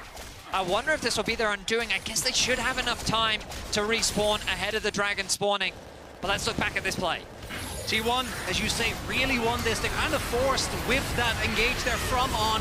Nicely done on Carrier. And then the rest of T1 just trying to play for damage control. Owner goes in there, not able to get out, so knows he's dead, tries to just make a play with the resets and ends up getting Knight's flash. So I think they made the best out of a pretty bad situation, but credit to On because the Red Bull Baron power play is negligible. It's barely even positive. 300 gold, meaning that the gold lead 41 is barely grown. We still have the Dragon coming up, and T1 are gonna have to fight for it. And gentlemen, that's a package with Malignance on the Corki. We have reached a point where the battleship cruiser is fully operational. Let's see how T1 can navigate this. Pin on the flank. Owner recognizing it. Wards to try and cut it off. Here's the TF ult. Yeah, Destiny coming on in here. Gumayusi trying to keep himself safe. Owner diving onto Bin, but there is the on-horn. Knockoff is perfect to deny the Ram. T1 haven't lost anyone just yet, but it's going to be so hard to get this Dragon. Zeus gets amongst it, though. The all-out comes on through. As Shun not going to be getting in range of the smite. They deny the soul, but can they win the fight is the question. Elk goes down, and the Corki's massive Faker saves it. As there is the double, and T1 will wipe the fight. That was some old school Kassantaning as well from Zeus. Amidst multiple members, he was the one who kept Shun away from the pit. He was the one who drew the attention, and T1 get the Dragon, and we'll be able to push in for mid lane turret here as well. It's a chaotic fight on multiple sides. The T1 navigate beautifully. It felt like once Bin had gone into the flank, that T1's front to back was going to collapse, that things were going to fall apart, but they have great target focus. You talked about it. The Ornn ultimate gets disjointed because of the ult from On, but Zeus finds the jungler. He forces the ult out from Shun onto him. Carrier. That knockup from Carrier as well. Shun gets taken out of the pit. And then Faker hasn't even used his ult in all of this. Zeus just does some serious damage on the back line with Owner there to back him up. And the front line of T1 is just relentless. And it's not, a BLG don't have enough to get through it. That's what we expected to see. Nicely done, Zeus. More damage than the Aesol. The big thing there as well is that Knight, even though he got a lot of damage down, did use a lot of his time to take down Guma, which eventually ended up happening, but Guma still got the ultimate off, and with his flash, was able to stall for a decent amount. T1 though, this is a decent gold lead. They have great scaling. We see still, as long as this Corki is on the map, I imagine T1 are gonna have to respect, and no one can overstep with the amount of CC that's available here. BLG, they keep on looking, wanting to get back to that grand final. There's another hook, but now the Ram is going to follow. Another route is going to deny it though. Still, I'm gonna take a bit of damage. Rockets flying on in here, not quite doing too much here to the very tanky members of T1. Still sieging, trying to find this inner turret on this top side of the map. Bin is moving up though, almost in Destiny range. As we can see, teleport at the ready for Zeus though, he can answer. Much longer cooldown. You can see T1 still so respectful, and they absolutely have to be. Being pushed so hard here by BLG. There's no package, and they have empowered ulti, so T1 feel very confident here. Teleport available as well, as you say, to match the threat of Bin going in. T1 don't have anything to be afraid of, though. Ultimates are on their way back up. The poke damage onto Guma is effective, and that's actually going to be enough to push T1 away. But the Baron, 10 seconds. Do they immediately go towards it, or will they choose to reset? Looks like reset will be the answer. Bin doing what he can. Maybe he can trade for a mid-tier 1 hit, finally take that one down. I see Zeus looking for a flank. The Destiny going to come out to get that information. But you're also like, are you guys on Baron? T1, be honest, come on. Are you guys on Baron? T1 was sitting on a large amount of gold across the board. We see as well big finishes coming in. Yeah. First upgrade there for Faker. We have the Sterix now done for Owner. But like, this Corki damage is not as terrifying when it's only hitting onto Zeus and Carrier. Look at that magic resistance coming out from Carrier. He's only level 14 as well, of course. You want level 16 to be really powerful. However, if he is hitting Zeus and Carrier, you know, we're not going to elude anyone. Like, it still won't do that much. They're very, very tanky, as you say. FLICKR also just being gifted an extra 1,000 gold based on that upgrade on the Leandres. Feels really, really good. Oh yeah, of course. Yep, now just gets the breathe on the Baron. It's going to go down very, very quickly, as we can see. Hex Splash getting on amongst it, but no. Now, he does find himself in an awkward position. Finally, a Ram is going to get some knockups, but the follow-up isn't exactly there. Still, they're able to get on top of the support, and BLG don't find an avenue to answer back. 2 ultimates invested for a single kill. They know they have the numbers advantage, so they're going to start the Baron once more. As long as Shun is alive, T1 have to be careful. Bin on the flank. Yeah, it's a great flank. Look low. at these health bars are getting lower and lower as Knight throws the rockets in. FLICKR is going to get taken down at the start of the fight, but the trade is going to be onto Shun. The all-out is going to be there as Knight is down relatively low, and the Unstoppable is going to get Zeus out of there, just regrouping with the team. 2 dead on the side of BLG, and Bin finding himself on the wrong side of the fight. He's still very healthy, but I don't know whether this is going to do it. There's the knockback, and Bin will be wiped from the map. Guma almost goes down, but T1 still have enough. FLICKR will be back up, but those are the moments that BLG is looking for. I mean, BLG prove why their team fighting is world class. What was that angle from Bin? Such a creative way to lock down FLICKR. The TP committed. Okay, Elk walking over that ward. Is this? That's a lot of health bar. It's that is many health bars. Oh yes, enough from us. Oh, it's Wait, that's the ult. Yeah, really nice hook back there, just to deny his exit as Knight's coming on over. He still does a fair bit of work here as the death charge is invested. That's the singularity here from FLICKR, and yeah, Cassante is just going to Cassante. He's got Anathemas. He's 4 items, and they're all really big, tanky ones. Another Dragon denied here from BLG. As an Ornhorn coming out once again, Keria looks for the knock-up, and they're just going to look for On. Try and get the kill they can find. That's a decent package, but it's defensive. Then, oh, never you mind. Okay, it's really offensive as FLICKR almost just dies to the damage. Bin, he's on a ward as now T1 look to try and get him out of there. On in trouble as well as BLG. They're going for the pincer, and that doesn't often work here in League of Legends. Bin looks for FLICKR, and he gets him. Wow. Okay, we've got another fight here on the other side though, and Shun's going to be taken down by Ona. T1 answer back, and there's a flash in. Ona doesn't find it onto Knight though, whose Valkyrie is absolutely fantastic. It's BLG though that are running for their lives. They're the ones that have to retreat. T1 are sieging onto the base. Crucially though, Shun is going to come up in about 30 seconds. We'll see there's no real opportunity, no ultimate for Bin, no TP for Knight, so no creative flanks here. And by the end of all of that, Baron's still standing, Inip still standing, and this game and this tense situation that we find ourselves in will continue.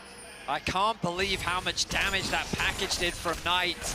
Yeah, I was thinking, oh, it's going to be he's saving On, and then FLICKR almost just dies by walking onto some coals. The initiation from Keria only connects onto On. And then look at this package from Knight, kind of cutting off their ability to follow. The poke follow-up from Elk as well. And then the flank from Bin connects onto Guma, forces the cleanse out from him. And then look at how split this fight is. A really nice ulti from FLICKR kind of mitigates the follow-up from the BLG backline. Bin then commits the flash to get the kill so close. And the Gromp helping out as well. Oh dear. Everyone can get beaten by Gromp Atlas. I know, Jundun proved it. A big thing there. With Bin staying alive, I think that actually makes a big difference. Otherwise, T1 probably could have pushed for that mid lane inhib. But you know they are thinking at least about starting this objective again. T1 so badly wants to make it back to face CHENGDU as GA. No package right now though. We'll see if T1 is able to utilize that timing, but I imagine FLICKR also wants to farm off. Yeah, there's a really nice route once again. Keria, he hasn't got many of these off, but there's the ulti, and Elk, he's now split from the rest of his team, but so is Keria. Keria is a little bit healthier though, as Elk is going to make his way back to the fountain, and T1 may have found an avenue towards the Baron. I can't believe Elk did not flash in that situation. He only commits the ghost, and now Bin can actually just win on this tower. Oh, there's the back from Keria. They don't want to overcommit though. They saw a large figure in the bush and said, you know what, that's not a squishy target. Oh, Zeus. Oh, they know! He's baiting! Okay, there is the destiny. They know exactly what's wrong now, but can they do anything about it? Knight just purchased that GA as they get on top of Gumayushi. That flash was absolutely amazing, and the health bars just melt as Faker's damage is immense still. They need to try and deny this push from Bin, who runs out of minions. That hook was amazing from On, but I don't know whether he will survive as he gets knocked back by the Cassante. And On will be taken down underneath his inner turret. And that was a solo kill from Faker in the bottom lane. This game is insane. T1 still have all 5 members alive. Only Elk is left to defend. He's trying to catch what waves he can, but Carrier is chasing him down. He's going to get knocked back. Of course, Carrier taking a fair bit of damage there, but the rest of T1 is bearing down on Elk. This Dragon up and available as well as Elk. He is going to be taken out here. There is the ace in the end. And T1, what do we want to get off the back of it? Shun in 5 seconds, though. The question is, can he get back up onto the map in time? I'm going to guess no, but he's going to run for his life as T1 look to secure another Baron. Upgraded Leandris is just a little bit too much. I don't think Shun's gonna make it. As we see here again, the value of that ultimate from the TF, as we do see in a picture-in-picture that it was taken. But here, even though they know, it doesn't change the situation because Kuma's there as well. But look at Zeus, the flash was good, but this 2-man drag back was incredible. Faker then realizes the assignment. He has to get back to base immediately. On, I think, tries to interrupt, but he can't quite find the angle. He gets chased underneath this tower. And at this point, they have to be concerned about the split push, which Faker quickly shuts down. Yeah, he's been taking a bit of extra damage there, I believe, tanking up the turret to make sure that he could maximize the turret damage, and therefore he is just going to be executed by Faker, who does have close to 400 stacks, which I don't think I really need to say is a lot of stacks. That is going to be the Vault Breaker over the wall from Shun.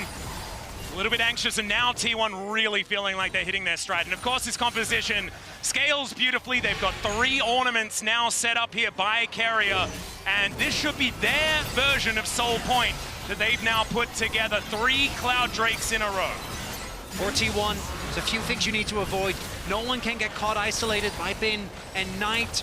If he gets his package, we saw the damage it did in the last fight. Level 16 now on this Corki, but outside of that, T1 is on the precipice of bringing us to silver scrapes in this lower bracket final, with the Baron buff now looking for the inhibs. This bottom inhibitor turret is down exceedingly low, but there is no turret in the mid lane.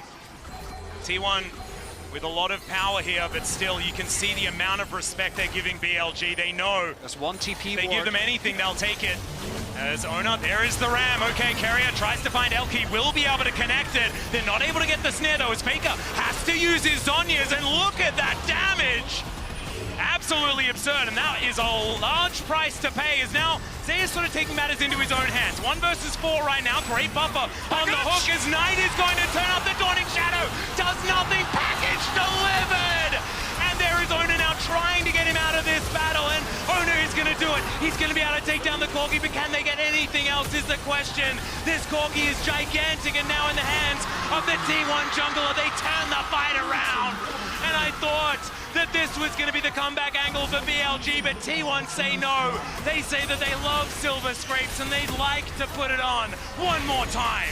Bin stands alone as he watches turrets fall, but I don't think even he can save this one. BLG fall apart. T1. Wait a minute. Zeus is going down extremely low. They're going to hold on to their last Nexus turret. Zeus somehow survives. Not sure about that one, but these health bars are going down so low. Ona still going to tank up that last turret shot, but now he's able to get in there. That's his Vault Breaker now. And Zeus comes back with a more than full health bar. That's everyone else's health bar as well, I'm pretty sure. And that ram will stop anyone from being able to deny this Nexus. And there it is, it was slightly delayed. They had to work so hard, but the Nexus will be taken and T1 will take us to game 5. Bin, he believed in the heart of the cards, but this duel was won by Ona. In the final fight, that damage was unrelenting. And T1 are able to find the winning fights. An incredible turnaround. Blue side has won every single game, and as we go to match point, it will be T1 with their backs against the wall. We keep talking about this ASO, we keep talking about the Senna in the late game. Owner 12, 3 and 9 on Viego. Zeus 7, 3 and 13. The man started this game by dying for no reason underneath a turret. I am so happy we're gonna go to game number 5. Oh my god, these games have been insane! This has been absolutely ridiculous, and now it's time for us to throw it over to the analyst desk to prepare us for Silver Scrapes and to break down that game and to let us breathe. Yes, we'll let you breathe. And Betty, I will forgive you. You said T1 with their backs against the wall, which technically is correct because it's game 5. But they did win that last game, so it's a little neither here nor there, or both sides. I don't know. My God, what a series so far. I'm really happy it's been pushed into Silver Scrapes. There were more highlights than we have time to speak about. So narrow it down for me. What was the most important one? Yeah, I mean, so there are a lot of back and forth fights in this mid game. This is the one where Knight separates this, and then FLICKR just has fancy feet / Knight. All right, Knight misses several times. Well, I'll let you decide. Which one do you think is Knight beating the not good at Corki allegations or not? I don't think he beat the LPL Corki allegations. Okay. He killed him in the end. This is what actually gets it really weird for BLG because they had such a large advantage early based off individual points. But then Shun goes for an invade, tries to take Raptors, gets caught. Knight comes and tries to join him in a 2v2, dies as well. They also Bin dies bot side when Guma was roaming. So there's a few picks that T1 gets. And by the way, they just have a much better scaling composition, so you cannot be actually falling behind on these points. Yeah, and I think a lot of it had to do with the TPs that they were able to come out, match whether Bin was going to be porting into a fight. And then additionally, if you look at both top laners, right? We're going back to the top lane matchup because I love both of these guys. And they made sure that the Cassante was actually ahead in XP from the early map movements, right? So that was a massive difference. Obviously, Bin's TF is still phenomenal and was crucial in a lot of these fights. But since the Cassante was not set behind, he was not matched up against Bin in a lot of situations, so Bin couldn't just whittle him away and do the ghost for ghost trade that we've seen so much. And I think that was super important, right? Because Zeus being able to come out with not that bad of a, and in fact, I believe he had a level lead early. And that's, XP advantage is actually so important, and Bin was not able to shut him down early. Yeah, and so not only just that, the fact that they cleared vision on Bin's side of the map, so T1 was trying to basically make it so he wasn't playing forward on Zeus whatsoever. And then on top of that, like I mentioned, that pick that Guma ended up rotating towards him. So they're sending manpower to keep Bin down, and they're doing a great job at it. Yeah, I'm sorry I was a bit distracted, but I was looking over to the caster, and you have Atlas kind of being like, oh my god, what's going on? And then Chronicler, who's just on the desk like this, thinking, oh, more of this. He's cast many of this. But hey, there's a reason we call T1 one of the best, if not the best, comeback team in the world. Yes. And if the Baron is about to spawn, you better be careful where you step. I think obviously this fight is, I would say probably the backbreaker, Raz. I didn't think that they had lethal on this one. Not only does Aurelion Sol have his empowered ulti, but the ulti from Ornn that follows up immediately afterwards that just erases Elk from the map. So I didn't see the angle. BLG definitely didn't see the angle. They thought that they could defend mid-turret. Turns into Baron for T1, and they just pick this one up. Yeah, and you can see exactly in the goal difference over time when it happens. And then T1, even with a couple, and again, really credit to BLG's team fighting once again, right? Even in positions where obviously T1's comp vastly outscales them, the later it goes between the Ornn and the Ace. Just constantly giving out items, continuing to stack. I believe FLICKR ended with over 400 stacks, I believe, in this game. But credit to their team fighting, obviously. They never thought they were out. They put up even a small base defense at the end.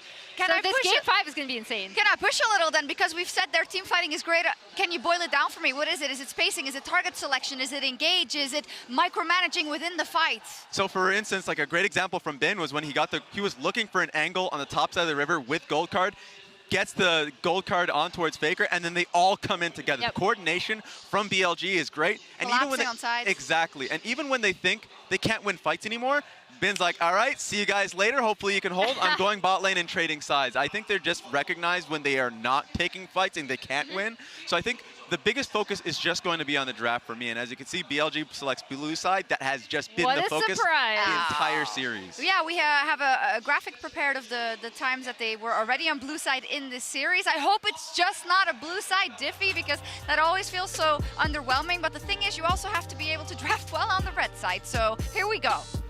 It's funny because, like, Emily, actually walk this through for me, because it was such a big difference from the blue side pickup from BLG initially, and then going to Senna and Ornn the next time. Like, what do they even do next? Yeah, and I think that is the big thing, right? Because on blue side, I feel like red side definitely feels like there are too many things to ban. Yeah. I even think like BLG picked a comp that did not scale as well, ended up losing the plate war by like almost 1,000 gold. Yeah. And looking at these comps, I obviously believe they're gonna stick with the same 3 first bans.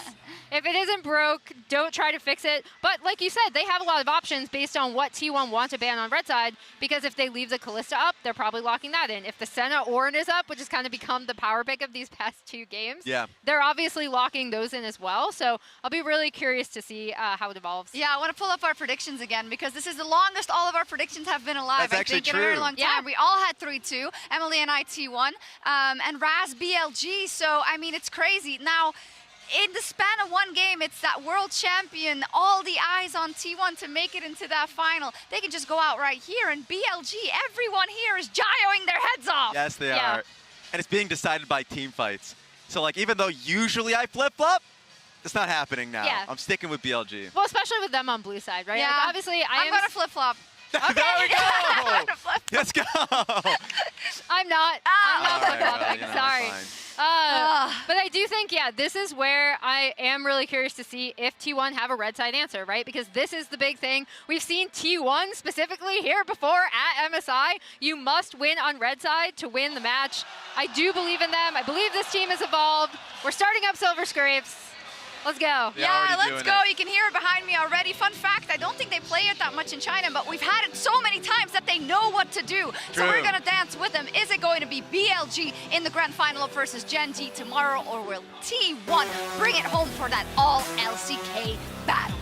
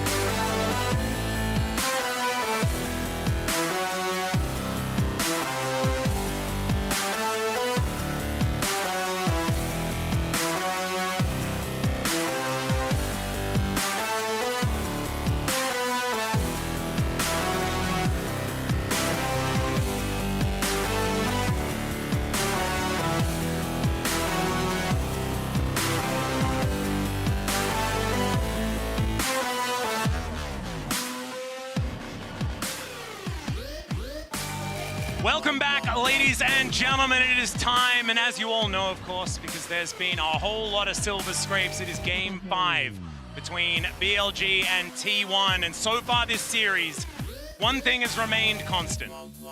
Blue side's pretty good. Pretty good. Pretty good. And this is like, we were talking about it before, right? You have to feel like the pressure is on T1 coming into this Game 5 because of that reason. Teams have found an effective strategy by leveraging the strength of Senna on blue side. So now, what does T1 do?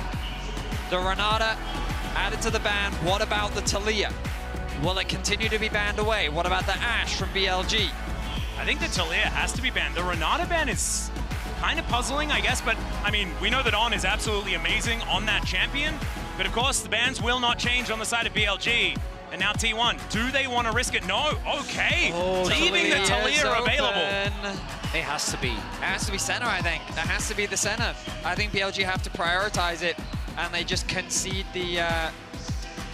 but it's a tempting one, because you know that Knight is really good at Taliyah, so maybe you just say... BLG are being tested here. There's a lot of thinking going on here, but that clock is going to tick down, and like you say, it has to be the Senna. That will be the lock-in here. And now Taliyah will go over to T1 if they would like it. Do they do something crazy? Is it like pick away the Ornn and just give it to Zeus? You can't really blind the Ornn, Has to be Nautilus. True. Has to be Nautilus. I think the Ornn still is incredible, but the Nautilus to me, even more obnoxious in that 2v2. Nautilus also goes with a lot of other AD carries. T1, they clearly knew this was gonna come through here. Also might force BLG to go for a mid lane pick here on third. Otherwise... They might even just grab the K'Sante for themselves, you know? Oh, could be as well. The problem is that everything is up. You know, Twisted Fate, Camille, and nothing has been banned, so T1 could just immediately respond. That's getting baited by hovers. Yeah. But BLG must know as well that this is what was going to happen if they left. It is Knight, though. Taliyah open. What a way it would be to end it in Game 5. Knight, is he going to do it? Been hovering that one for a long time. Now the Nico going to be the consideration. I do think that the Twisted Fate has been very strong as well. Something that would have been worth a look, but no, the Nico will be locked in here for Knight. Something that he has found some success on at this tournament thus far, even if T1 were able to come over the top of it in its last matchup. It's got to be Varus. Yeah, the Varus has to happen. And Gumayusi, if there's ever a champion that he's going to be clutch on, it's going to be this one. Although, to be honest, Gumayusi, we've got no bad words to say about this man, especially not after the year that he's had so far. It's been so incredibly consistent. Now back on the Varus. In the meta of this series, what BLG have feels amazing. You have 9 on a champion that can make a large impact in mid-game team fights. You have the Senna also taking it away from Guma and Carry, I think is quite big. And on his Ornn in particular in that game, number 3 was such a big part of what made those BLG team fights snowball so insanely quick. Probably gonna get taken away from Shun here as well. The thing is, TF, Camille, both open. The Nidalee, I mean, all right, we've been seeing this a lot on the blue side in particular. Does lead us towards something like a Sejuani, but I feel like PLG need a little more damage. I think if they do Sejuani carry top, it would be fine. But it depends where this K'Sante falls. Maybe BLG is expecting a K'Sante to come through from T1. Ooh, Kindred, I love that. I mean, we just talked about how BLG needed more damage, right? I mean, they're showing their respect to Jun. Doesn't mean that Owner is going to pick away the Xin Zhao. That's my question. I'm still thinking that Shun has looked absolutely incredible on that champion so far this series. Something that is definitely worth a look in. And Owner has been prioritizing it a lot. There is the Jax ban. And I'm feeling it, Betty. I'm feeling like the Sejuani and carry champion could certainly be the angle here if they would like it. Oh, what do they go for here? Because the obvious one is the TF, but Zeus and T1 have struggled with this. If I'm T1, I would take the Sejuani away, I think. I think Sej is definitely a good option. Or I mean, he had a great game on it. It looks like they're thinking about Viego plus K'Sante again, you know? I mean, he did just have a great game on it. Why would you not continue to ride the high? But BLG, they just need a little bit more damage, I feel. They've got great utility. Xin K'Sante, Xin TF. seem to be most likely here. I love this in Zalok. Camille is open though. That Camille is very scary. Do you really want to blind the TF here? With the Jax ban especially. I mean, I like Xin Nico as a combo. I feel like that the Nico provides the utility, which sets up nicely for the Xin in the early to mid-game bridge. Senna obviously provides you with great scaling. But how will BLG round out this draft? Will it be the Twisted Fate? Will it be maybe even the blind Camille? They've been having a bit of a think about it here as finally going to say, give me the Twisted Fate. We'll see whether that is going to be his final decision here. Makes a lot of sense. He's looked brilliant on this champion, finding those angles to get those gold cards onto exactly the right target, but it's going to be the Camille, and it's going to be blind. I like this way more. I really, really do. I think that blind Camille, when you ban away the Jax, I don't know if teams are confident enough to pick like things like the Fiora into it. I mean, Zeus, if anyone's going to do it, he's the type of guy, he's got a counter pick prepared, but he wants to play for the team. His Cassante has obviously been incredible this series, and it offers a little bit more frontline. But Bin is put in a position to carry. He's given agency, he has great backline access. And you look at the team fight potential of BLG. They are an incredible team fighting team, and they have all the tools to win these fights later into the game. It was Bin in 2022 that smashed T1 down. It was Bin last year that dispatched of both Gen.G and T1, and it's Bin now on a carry. Gotta say, I love the comp from T1. I think it makes a lot of sense. It's reminiscent of what we saw of BLG in the last game, except with the Taliyah, which has been such a big pick, but it does feel like it's relying on finding those mid-game advantages. If you go into the late game, even though in isolation it looks good, into Senna, into Ornn, into Camille, it's gonna be such a tough ask. They do have a lot of single target lockdown. Ona had an incredible game on the Viego in game 4. But like you say, I think that BLG, they identified what they are good at, and that is team fighting 5v5, and this composition does it gorgeously. The setup, the coaching, fantastic. We saw Koma there. You could see the desperation in his eyes as he was giving T1 the final pep talk before we head to game 5. A chance for T1 to go into a rematch of the LCK final of spring this year, and in fact, the LCK final of what feels like every single final ever, or instead, it could be that Gen.G are the LCK's last line of defense, and BLG heading towards what is rightfully the LPLs in the MSI trophy. It is only T1 from the LCK that's ever been able to take an MSI. If BLG wins here, they will not be able to defend that. It is only Gen.G that will be able to. Let's have a look to see whether this team fighting composition is going to be able to get it done, or whether it's just going to be Bin winning in a side lane. This Camille is already so frightening. A moment of silence from the arena as we jump into game 5. Well, there's a hook, so we're going to break the silence just momentarily as Knight down to 300. Going to pop a potion, he's going to be all right. I feel like Nautilus and hooking level 1 has become synonymous with this series. Vision going to be cleared out as T1 initiate the swap. Trying to deny farm away from Bin is to be expected, but BLG is here to match. They have all 4 members, 5 members. Bin has been spotted. Yeah, T1 spotting out the fact that the Camille is there towards that top side, meaning that he cannot go for that flank. They remember down. So T1 needs to be careful here. Yeah, there is a really nice hook shot over the wall from Bin as Gumayusi going to use that ghost. Try and get some damage back. He has taken that lethal tempo as they're just walking around this brush, and the rest of BLG are able to get on over. Carrier going to get knocked up. That is a great searing charge here from On, but no one has any buttons. They're level 1. But they're able to sniff out the swap, and they're going to deny it.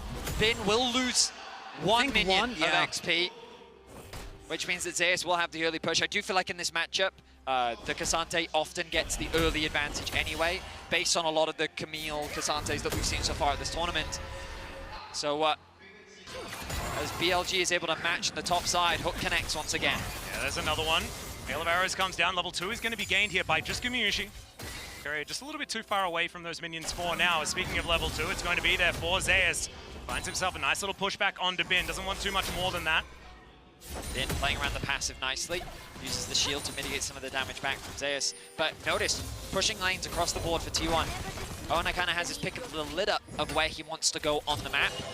And right now it looks like he's just going to prioritize clearing out his side of the jungle. Deep wards invested from T1 will spot out Jun. Actually, maybe they didn't quite spot him out there, so they don't have full information as to where he is right now. Question mark ping's just dropped onto the Raptors. They do have an inkling. Now the ping on the red buff. So nice little hook back. Pretty confident. Crucially though, Owner also on his way towards the bot side of the map. Zeus is trying to get that wave in. The one big advantage that T1 have right now is that Zeus can trade way more aggressively because that was really well played by Bin. Does still have teleport. So trades like that, as long as you're trading health and you don't get punished by this Xin Zhao, could still end up being a positive thing for Zeus, because Bin at some point is going to have to find it back. That's very true. Well, speaking of backs, the bottom lane is going to go back home here. Gumayusi Carrier going to look for a little bit of a swap back towards the bottom side by the looks of things. Do have themselves a little bit of a lead as the dust is going to settle. I mean, I'm going to stick around, build some stuff. I like that Bin is sticking around to try and push this wave in. I think he should anyway. Is he just last hitting? Because I think this is a bit of a mistake. They now see Zeus on the top side of the map. He should expect the swap to be happening. But the wave's being pushed towards Gumayusi. I feel like the problem with this now is he can just set up a freeze. He's going to be able to catch this wave, and if they then decide to swap back, Alkanon is going to lose a lot. It's also really tough. Camille early just doesn't have wave clear. That's a reason why you always go for early Tiamat. Oh dear, could be even worse than that as Carrier is rotating over. Bin, will he get hooked is the question, and there it is, pulled back. Gonna take a lot of damage here as Gumayusi wanting to proc that, but the Ignite not gonna be enough to kill him. Still gonna have to get himself out of there. Doesn't die, it's important. Still a big delay though. Bin is going to be met by Elk and still stuck there in that lane. The big thing here is that On still has teleport available, so BLG can swap him around the map. That's true. Relatively quickly. Oh, if that would have hit. Very close.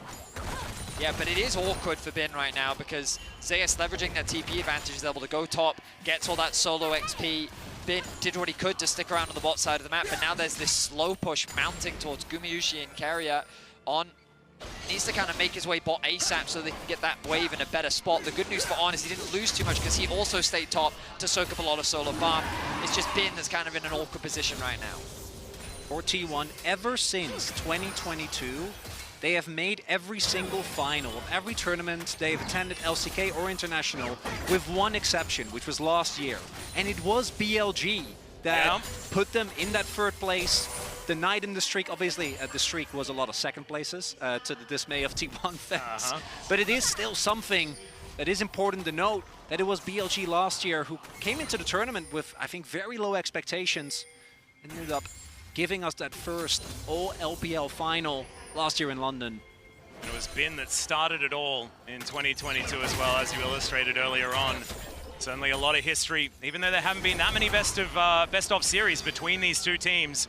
Feels like so many of them have been so incredibly meaningful. And as you go to different teams that these players have been on, there's even more. As Ona in that brush, everyone sweeping everyone else to make sure that they know exactly what's going on, or at least a bit more about what's going on. Exactly is not really the right word, as they're all just red silhouettes. Now you'll notice top lane, there is a full level difference between the top laners. Now I do expect Bin to be able to catch a wave. I guess knocked back a bit, but he's not going to be too upset about that. Bot lane is still relatively even in terms of XP. Gold not really that much different either. You can see overall T1 have a slight gold advantage due to how the early lane swap dynamics ended up playing out. Dragon is a consideration here for T1, but they've decided to go against it for now. I think Grubs could be an easy secure for Owner if he wants. He has the push in top, they're going to get a push in mid, but he's hovering around the bot side still, as his bot lane is playing off of a large wave right now. Particularly with the Viego, Dragon takes go pretty quickly. Other percentage health damage. We do see Guma and Carrier keeping on an Elk underneath, but still don't want to risk it. I think the threat of Knight on a roam maybe a little bit much. Bin is gonna prank me. Zeus not nearly as easily scared. And this is, in a game 5 in particular, I think you can sense for both teams the stress that they're under. Is FLICKR. There's a Pop Blossom from Knight. He is going to be able to find FLICKR. Still, he's relatively healthy, but it's not quite going to be enough. There's a shove, and now he's caught under the turret. FLICKR with the outplay, and Shun will go down for first blood. FLICKR holds the flash on Knight. Is Pop Blossom knowing that if he flashes, Knight can follow him, and instead he flicks Shun into the turret. Beautiful play from FLICKR. It looked like first blood was secured for BLG. And just like that, T1 turned it around. Now the ults and bots. Here's the round, there's the knock-up. The double comes in on top of Carrier, but still, he gets to his turret. It's not quite, oh, never mind! He survives! Now Gumayusi with so many minions and the rest of BLG here. He gets the snap, it goes with Carrier! I'm not sure about that one, buddy. And BLG will even out the scoreline. The 2v2 goes in the favor of BLG. They find the outplays. Guma was so close to losing his life as well, but in the clutch in Game 5, confidence remains strong for Elkanon. Guma with the ult, it's so heavy on the mana early on, so even though he hit it on top of Elk, can't actually proc the Blight stacks. And then Carrier, desperately trying to salvage the situation, goes in for the hook, and it ends up backfiring massively. Let's have a look at this mid lane once again as FLICKR. We've seen this position so many times, and it's Game 5 that he finds this angle with Oner. The follow-up from Oner as well was just perfect. Should knows it's not worth flashing. Where's he going to go? The follow-up was going to come through. We look back at bot lane as well. Nice trades overall from Elk. He gets hooked up. It looks dangerous, so he's forced to flash. Then on with nice damage, but he doesn't quite have enough to get the kill onto Carrier. Almost, but just short. On then runs out of vision. Guma's also tanking all the damage. We go back to live. In the meantime, you've got Bin in a little bit of trouble here. Oh, well, Zayas in a bit of trouble here towards the top side of the map. Shun has to flash, but they'll take it. As the rest of BLG will close in and try and grab some plates. BLG with the 4-man play towards top. T1 gonna get the dragon, gonna get a decent amount of plates, but I think BLG is still gonna be happy with that one kill. I think going over to Elk there, able to pick that up. Yeah, a whole bunch more plates going over to T1 so far. As you can see in the gold, they are ahead by about 800 as this wave is once again going to go to no one. Gumayusi just going to continue to throw these arrows into the turret. And like eventually it will go down, but it's really looking quite slow here with just a Vampiric Scepter worth of damage. And there is the Drake being picked up by T1. Yeah, I mean, they just come back out onto the map. There's nothing really for them to go back to base 4, so just keep farming as much as you can. I did think Bin would commit the TP, but he actually wants to go back to top lane, so there is now the TP will come out from On to get this last wave. But ultimately, I think that was still favorable for T1 overall. It was a nice dive, I think, crucially to... We saw the deficit really starting to mount. There's still a 20 CS lead. As FLICKR going to take a bit of damage, or a lot of damage, I think is a better word. But they tried to get this kill onto Zayas to put Bin back in a better position in this matchup. But ultimately, he still holds the lead. Obviously, there's a wave for Bin to catch. And the bot lane just gained a huge advantage off of that play as well. So I think T1 aren't too upset about how things played out. Big thing there is that Zayas had his teleport available, so yes, he ends up dying, but it is a heavy investment. 4 people towards the top side, and then they just TPs to catch the wave as Guma now on his way. This is spotted by BLG. They do know this is going on. Midas TP available, but T1, they can also just play for plates, trying to get Guma even more further ahead. Yeah, 4 versus 1 here for Bin, though. Hextech Ultimatum just barely not off cooldown. Still sticking around here as the minion wave is going to once again conga line in, but there is no cannon. And T1 not going to push it too far with the arrival of the rest of BLG, and On here towards the bottom side, getting some plates of his own. It is just Ornn though, so outside of Demolish, On gonna try his best. We'll be able to soak turret with his little mallet. I love this skin. The skin is the best. It is the best. But the mallet is good for building, but in this case, not for tearing down, unfortunately for On. T1 playing the map very well in this early game. The aggression I like from BLG, but in terms of the overall map state, T1 is favored. Now FLICKR has made his way top. Can they catch Bin out? And now going to look for a little bit of a push. Let's see whether Shun overextends. As Chains of Corruption are going to connect. There is the seismic shove as well. He has the ulti, but is it going to be enough to keep him alive as the Dawning Shadow tries? But it does not work. There's the ultimatum as Knight will find 3 with a Pop Blossom. And there is Bin getting a kill as well. And now the flash out. Carrier answers back. Bin still alive in this one, but it's T1 that win the fight in the end. But they win the fight, but in the bot side, Zayas is just pushing unbothered in his lane, having a great time, getting even further ahead. T1 is very quickly taking control of this game. The Grubs have also respawned. Oner, having only just come back out onto the map, can't really do much about it. On tries to look for something, has of course the spellbook, gonna pop that ghost as FLICKR just knocks him away. We look back at the play in top, Shun is hesitant. You can see that he's cautious. The ultimate mitigates a lot of the damage, but Ona and Guma still in range, meaning that they get the kill before Elk can throw the ultimate out. Ona then tries to get the damage out on the bin. A nice ulti from Knight. Unfortunately for him, commits himself to the play, and BLG don't have anything left. Meaning that T1 walk away with 2 kills. And the depth charge, fantastic. It meant that Bin couldn't follow there as the Ram is coming down once again. Ona by his lonesome. He's going to have to flash dash, get himself out of there, and he is going to be able to do so. Big investment to keep him alive, and now some grubs will be the prize here for BLG. Guma. Not able to deny the 4th, though. Ooh. Okay, Guma was the one spotted here as Knight, shape splitter, of course. It's going to deny the surprise from T1. And this game is interesting in that T1, I think, also needs to find his leads at the TP. That's a big teleport, is now Carrier moving towards it, trying to keep Gumayusi alive. Great hook shot, though. And this Varus is not long for the world. Bin is going to execute him. A good TP from Bin as BLG continue their map proactivity. They know that Guma has no summoners. He's overextended in a lane. And a nice flank ward allows BLG to now move into the enemy jungle. Elk and Shun teaming up once more to steal away some jungle camps and set up those souls for the center. For BLG, Bin going to be a win condition, particularly once that second item is hit. T1 still sitting on a gold lead right now. It's mainly going to come down to can they keep stacking these early objectives. Got a whole lot of plates. Rift Herald would be big, but BLG are first to the objective.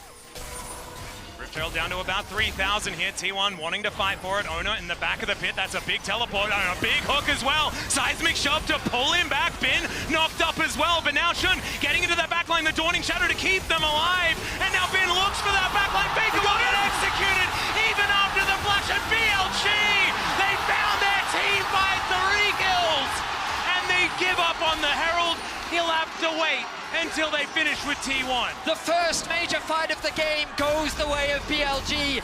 Zeus is interrupted. FLICKR is shut down. And BLG, while they might not have the gold lead just yet, will secure the Heralds. Bin on this Camille comes up absolutely huge. Once again, blinds it. In game 5, TP coming through. Oh dear, Zeus, this is a bit of a sacrifice here, as you can see. On makes his way over. That is the turret being taken down. Carrier is actually here to try and keep his top laner alive. Blast Cone is going to try and get him out of here. Searing Charge not going to catch up, and there is no one here to back him up. So Zeus just going to get out. Drake is really big for T1, though. That Herald was such a big victory for BLG. It's a team fighting power, and you see what happens when you deny the resets to the Viego. We look back at the fight. And the TP comes in. This would have been massive. Big numbers advantage in favor of T1, but because of that interruption, Shun finds access onto the backline. The center ultimate proving valuable. And then Bin with the flank. A nice flash commit, shuts down FLICKR, and he converts it into a double as well, working with his jungler as Knight and Elk find Gumayusi on the bot side. Still no summoners. A massive team fight win. Cassante did get a kill onto On, but in the overall game state, BLG walk away the victors. Not going to be able to challenge for this dragon, and of course, in a game 5, it is Infernal Soul. Both of these teams very happy to be able to pick that one up, and it does mean that we're going to get some pretty spicy fights as these dragons start coming in. And Cinders, man. Cinders make the game so much more fun. Bin, the player that has found ways to make plays regardless of the state of the game, is now a 4-0-1 Camille. They put that trust in him. It was the choice between the Twisted Fate or the Camille, and he said, just give me Camille. I can do so much more in these fights.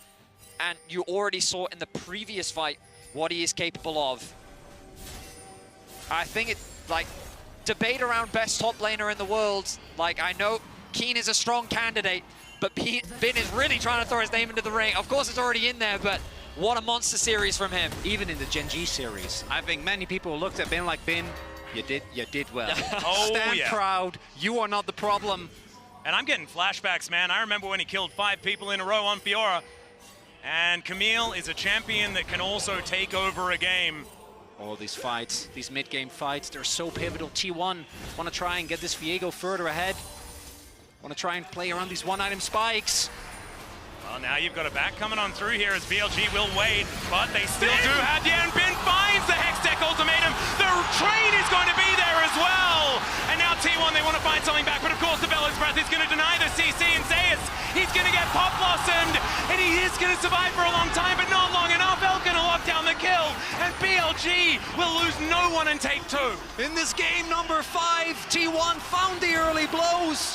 But through that team fighting, BLG now in the lead. The only good news is it's hard for BLG to convert this into any objective. Elk and Knight did lose their flash in the exchange. They won't have it for the ensuing Dragon fight, but FLICKR committing his TP means that's not going to be available. That wards spots out Viego backing. Bin and Shun diving together. The ultimate timing is perfect. And with Senna's ulti there to support him, Bin finds another kill. On the flip side, Zeus caught amongst many a member. Don't even know if Knight really needed a hard commit, but they wanted to ensure that Zeus went down, that the FLICKR TP would not go, and turn the situation around for T1. And it is currently sitting for the first time. Bin now, which I can't believe it's the first time, but he's actually sitting in a gold lead now. Yeah, and he's 5-0-2. Yeah, is only going to get bigger and bigger, and T1, they're going to need to find some insane 72 team stacks fighting. as well on Elk, 19 minutes into the game. Pretty solid pace. BLG are very quickly taking control of this game. And I feel like you can feel exactly what BLG were discussing between games 4 and 5, and that was, don't let this Viego get resets. It feels like as soon as Bin is in range in any way of Owner, he is beelining straight for him to take him off the map. And my God, it has been working so incredibly well so far in this game. I mean, also, obviously the game's not over yet, but T1 saying, we'll leave you Talia up. Take it, go ahead. And they conceded it. They trusted in Knight's Nico. Elk gonna take that one away. Yeah, the charge now denied. Shelly is still going to move towards that turret. Dragon in a minute's time. Yeah. A-Ramp coming on through the Baron now on the map here. Well, look at Bin sitting top lane. Has TP available. More than comfortable to be sitting in a side lane.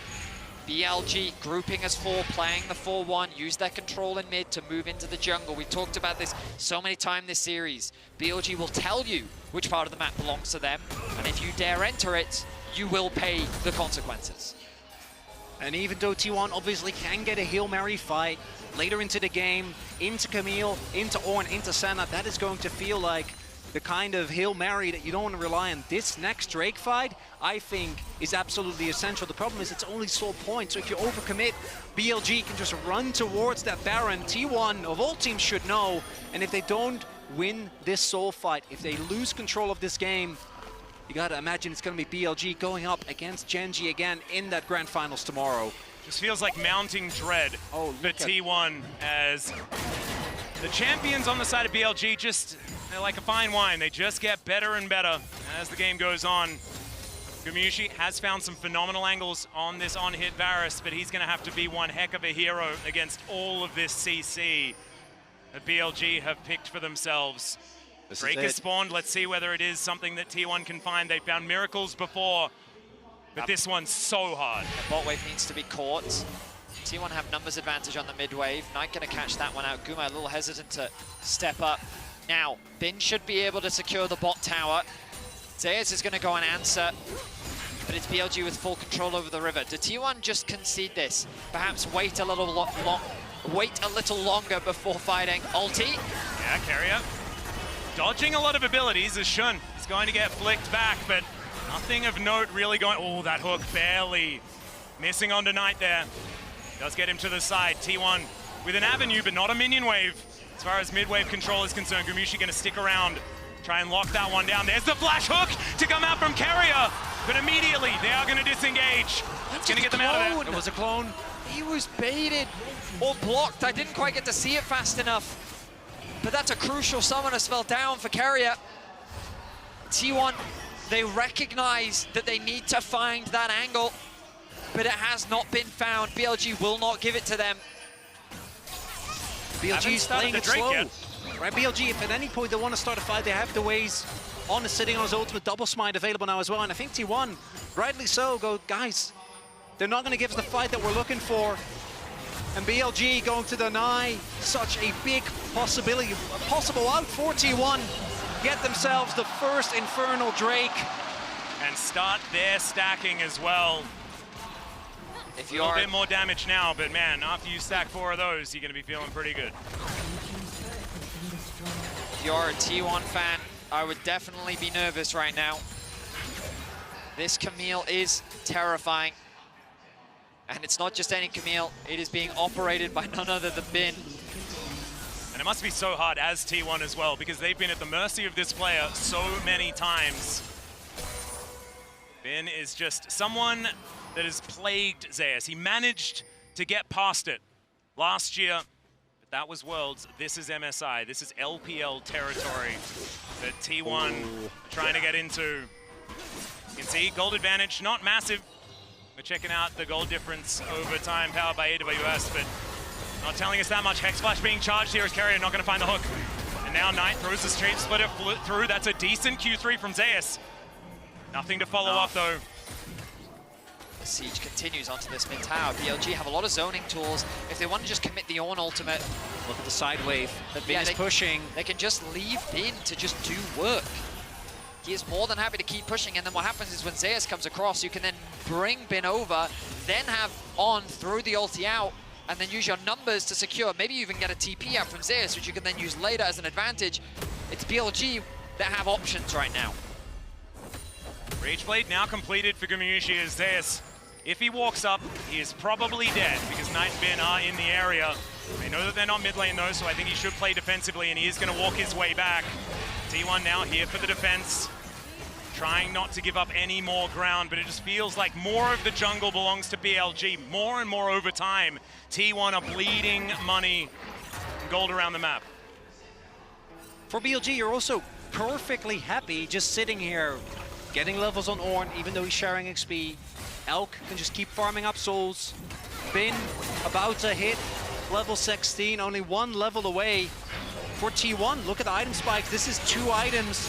This might be as strong as they feel like they're gonna get, but what are you gonna do? Try and engage on Ornn? Clearly, he doesn't care. No, he just breathes fire, and that makes him not mind about people trying to move him around. When I say it like that, it doesn't make a lot of sense, but there is a reset coming on through as, Sterik's now done. Okay. Well, Barrett just flash? Hex Flash. Flashed earlier. Yep. To clone, remember? That was a minion, and Carrier now going to get on. It's a double knockup though on the backline. Carrier will survive for now. As Shun making his way in, not going to be able to get there in time to get a follow-up on the engage. That's Ornn down, but depth charge was traded. That's 3 ultis down for T1. Yeah. FLICKR, Guma, and Carrier all invested. As Carrier was in a dangerous spot. Oh, there's a Pop Blossom as well. They're all on top of Owner, and he will be taken down. The all-out going to come on through here as Knight goes golden, but I have a feeling he is going to go down. Zeus going to get that kill. It's Jungler for mid laner.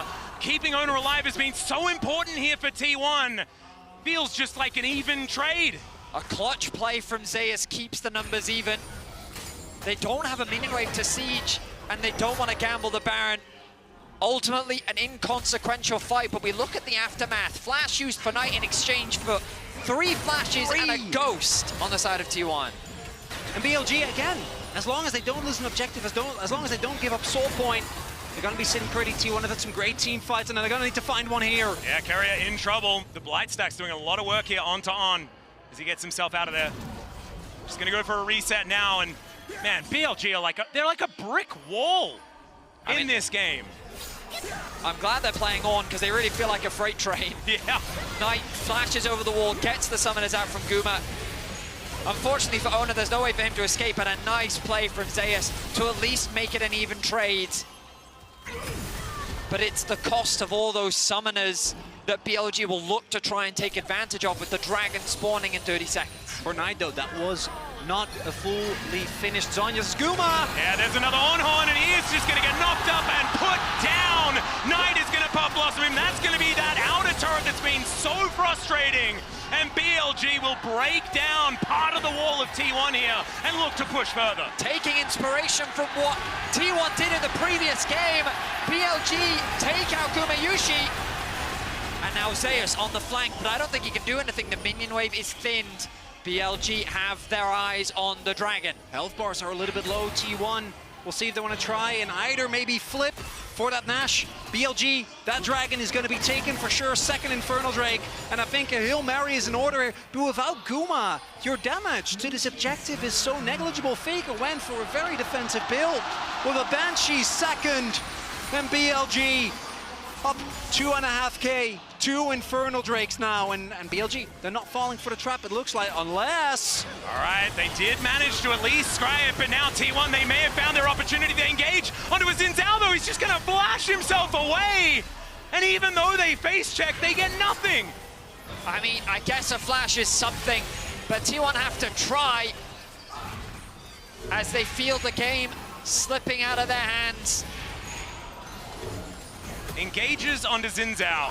I feel like it's just somehow Shun manages to mind control everyone, puts himself in positions where he's the juiciest target, and he's just never able to be killed. Apart from a couple of times, I guess, this game. There are not a lot of good targets, because both On and Shun are so hard to lock down. Right. Bin is self-explanatory, Camille notoriously slippery, Knight has his clone, so really that leaves Elk, and if Elk is in a position where he gets engaged on, then...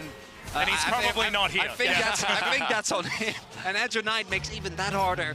T1, we've seen them have some incredible team fights, but if they want to face GenG, again, for I've lost track how many times we in particular have seen that matchup. 150 or something? Atlas, they're going to find an absolutely mind-boggling team fight.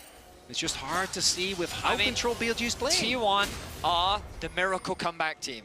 True. I mean, if you can describe what we've seen from them so much this year, their ability to find ways back into games has been incredible.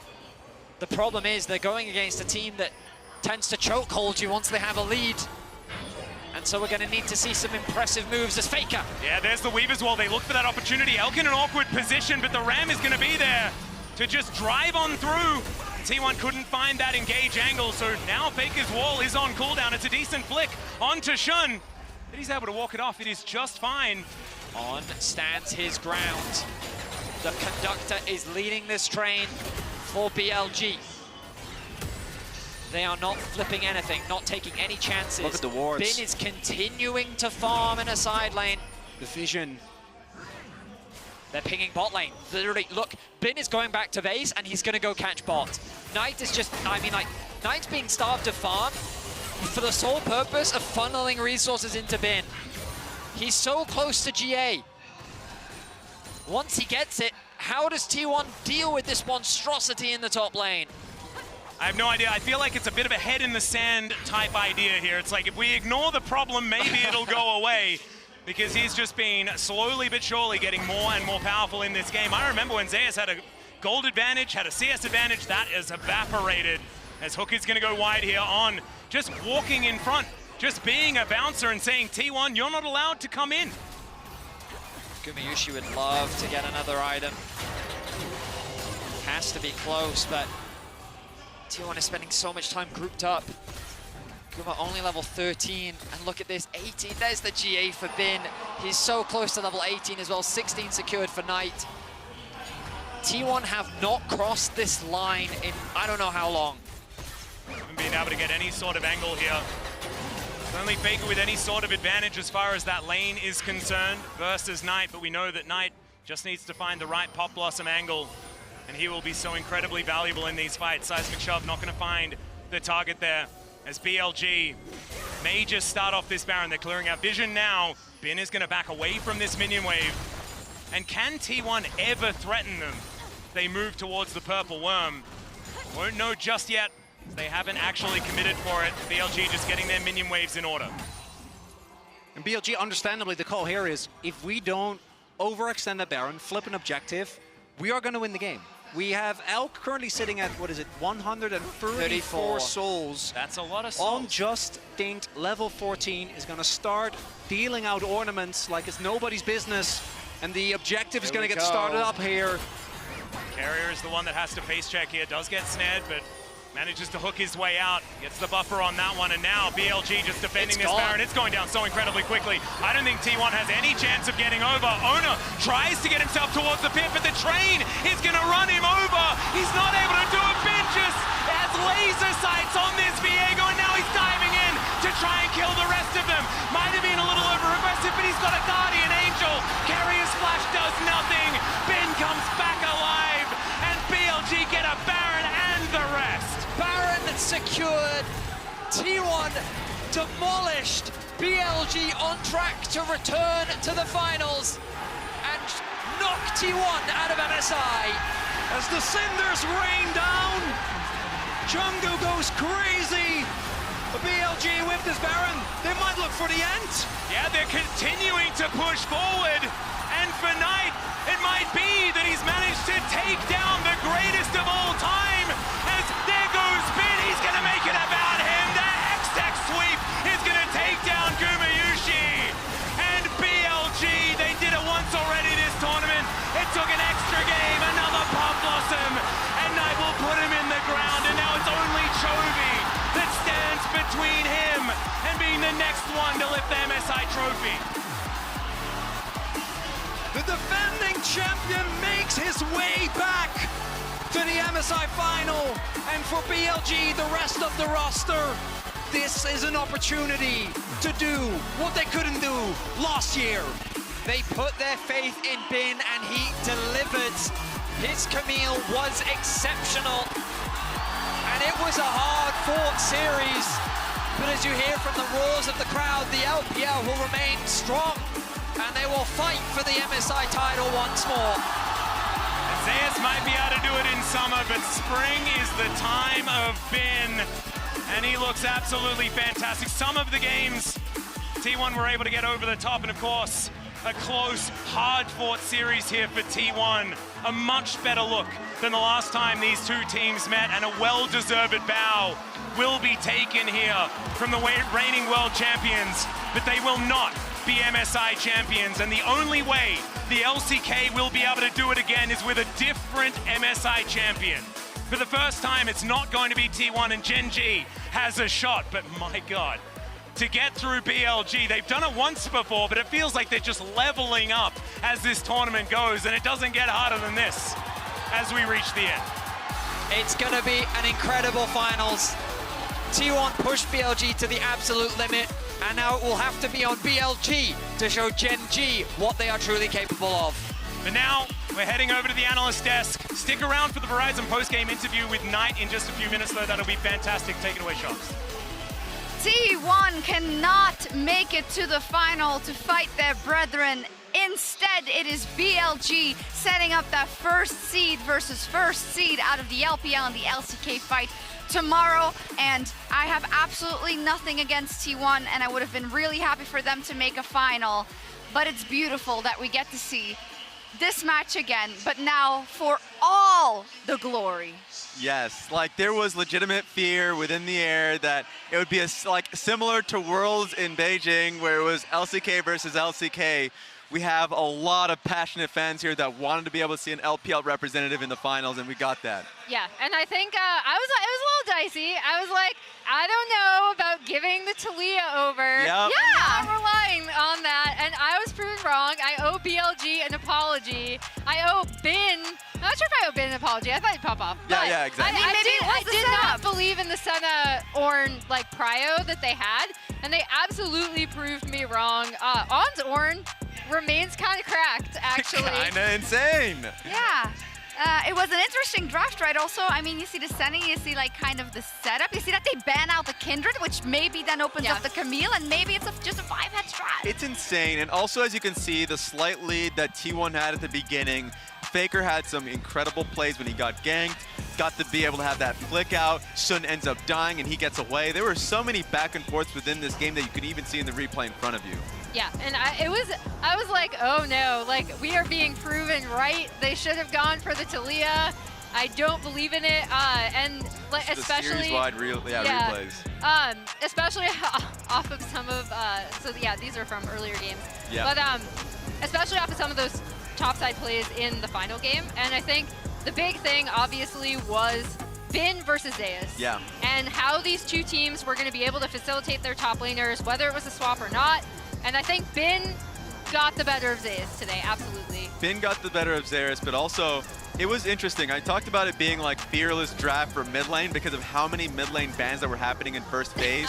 And so both FLICKR had to reach in for the first Zac game that he's had in his career. And then we also saw like the Corki play from Knight. It was a bit of a battle between the two. No, just hit him once. Hit him once. But like, it was crazy to see the adaptation. Thank God. The adaptation between both of these teams throughout this series. It was just such a fun one to watch. I really recommend people to just watch this back again. Just like give this one a bit of a breather and watch it back. It was one of the best MSI series of all time. Yeah, it was so much fun, so incredibly back and forth. And it was when we were talking about our player of the series, it was especially off that Camille game, I think the last one that really steered us towards Bin because, I mean, just look at him. Yeah, this was the fight where it was like, oh, okay. Like, Bin is going to carry this team regardless. And this is such a great composition for him with kind of the long distance engage of On's Ornn and the Senna ult coming across it. I think he was just phenomenal in every single game. Like, the TF was absolutely deadly. Yeah, he's our Oppo player of the series.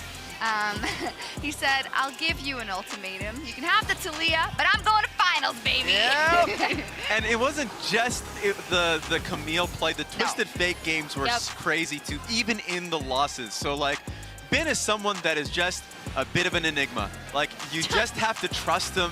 He'll make plays for you. If you put him on a tank as well, he's able to perform. But it was just great to see him back on a carry. I think the Senna Ornn really facilitated that. So not only were they having it as a takeaway from T1, but it also empowered them to play carries. Yeah, especially, again, as we see some more of those long-range engages. This Baron fight setup was great for them. The Senna ult comes across, he resurrects, keeping him alive. I think the other big thing that I want to shout out, just because I've been watching Bin for so long, right? Yeah. And he's really gone through a kind of similar arc to 369, who obviously did not have a good tournament here. But we were waiting, we're like, okay, Bin, we know you're a phenomenal laner. We know that you're going to play Jax like a psychopath in the top lane. You're going to contest every CS. I want to see how you evolve in your team fights. And his team fighting in particular, obviously BLG's team fighting is really, really good.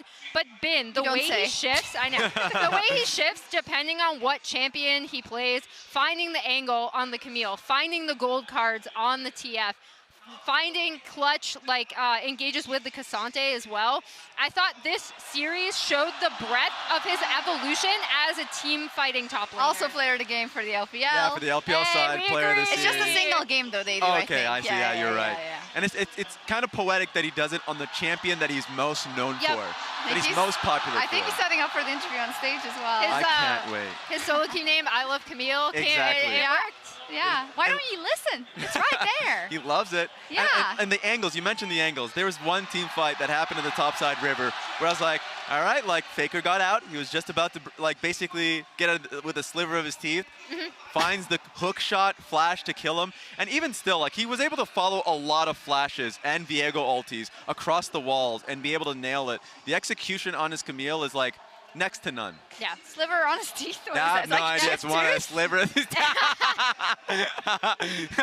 I'm just starting to create more. Yeah, I like it. I like it. No, I get it. That series. I don't. That series was so wild. I cannot think of the correct idioms either. But we get our rematch. We've seen it. Yep. This MSI already. I mean, okay, I've seen too many highlights today, but do you feel like you can discern something that indicates to you that this time BLG could take it tomorrow?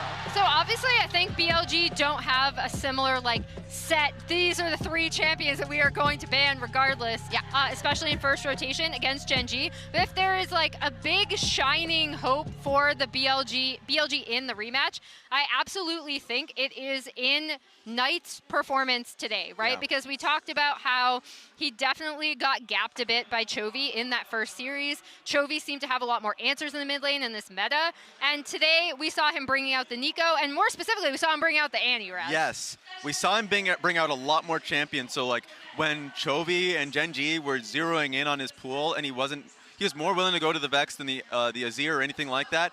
I feel like now you could look at this series and see a blueprint for success for this team. And for me, it's Elkanon that have now unlocked the Senna Ornn or Senna Tahm Kench, just basically any Senna lane that they can pick away from Gen G, which is also their strengths. Yeah, and it's really nice because we saw them play the Senna lane in LPL, right? Yes. And be super successful with it. And then in the Gen G series, it seemed like they didn't want to prioritize it. I didn't believe in the priority in this very game. Yeah. I'll call myself out. And Elkanon absolutely proved me wrong. Yeah, and then tomorrow we'll have like a couple of those little nagging voices, like Chovy is in his first international final. Yep. Is the performance going to be as it has been this whole bracket stage? Keen has been on such an upwards trajectory, but he's going up against someone who loves to brawl and is playing absolutely on point today.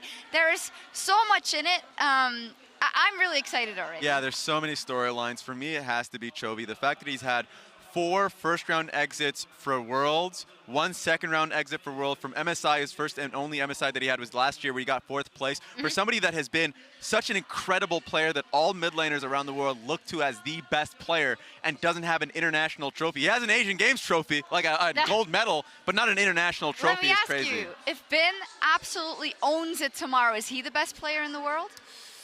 A lot of top laners will say the same. I mean, you can be as good a laner as you want, but you Yeah. win games by the team fights and by the clutch moments. I think so. I'll have to see. I'll Yeah. see how it happens. True. A lot of times when holding Gen G out on loses, it. it's not on Chovy. It's true. Yeah. This little side quest for tomorrow. I love it though. What an MSI it's been overall, and it's kind of, it is the final that was predicted before, right? If you had to ask most people, Emily. Yeah, and I think the big thing is BLG being able to come in here, obviously against a ramped up T1. It did go to 5 games. They proved that they were the better team, and now I am really curious to see how they deal with Chovy specifically. But then also the matchup between these two teams, because it's always been BLG that's like, to Gen G that's like, nope, you're staying down there. And you heard Chovy, he's like, I don't just want to beat you once, I want to destroy you in finals. It's actually so fun that BLG just pisses a lot of teams off in the LCK. Because yes, who eliminated Gen G? BLG from MSI. Who eliminated Gen G at Worlds? It was BLG. Like, and also the mid lane matchup that people want to see between the LCK and the LPL. Yep. Chovy versus Knight, and Chovy got the first series. There's so much there that's packed in. Sorry, I'm just looking to see if he did like the 3-0 or something, but I don't know. I don't think he did it. Okay. Yeah. Sad. I think he, probably also realizes that it's going to be a close one, but we do have our Verizon post-game interview ready with Lore and Knight and I assume Wendy. BLG and Knight will face off against Gen G tomorrow in our MSI Grand Finals. And Knight, thank you so much for joining me today. Do you want to introduce yourself to the Western fans? Hello everyone, I'm BLG mid Knight.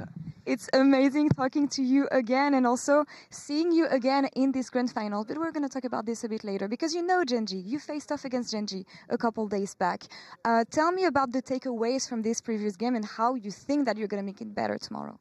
那其实首先恭喜你们获得今天比赛的胜利，在明天也要再次面对到 GenG。其实几天以前你们就已经和他们有过交手，所以说你可能觉得在上一次和 GenG 的交手当中学习到哪些内容，在下一场面对到他们的时候，你觉得在哪些部分可能会做得更好呢？我觉得上场打跟机器王学到很多吧，因为上场可能打跟机器王就打得太急了，然后他们选的后期阵容就拖到很后面，然后这次再打他们的话，我们就会那种稳扎稳打吧，希望稳扎稳打就随便赢他们的。So definitely we learned a lot from the previous match against GenG because it feels like around that time we really played too rush in the actual game. It was a bit messy game for us. And for GenG, they really did a super good job in dragging all the game to the late game. And it feels like the game was under their control. So this time we're going to play more stable. And after that, definitely we will completely get the victory. I have to ask you about Chovy because it is going to be a matchup to be remembered, of course. What is special when playing against Chovy? 那接下来要再次的和 Chovy 在中路的对决，你们两个的对决总是给大家带来很多的惊喜，也是很多人很期待的。所以说也想问一下，可能面对到 Chovy， 你觉得会有哪些特殊的感受呢？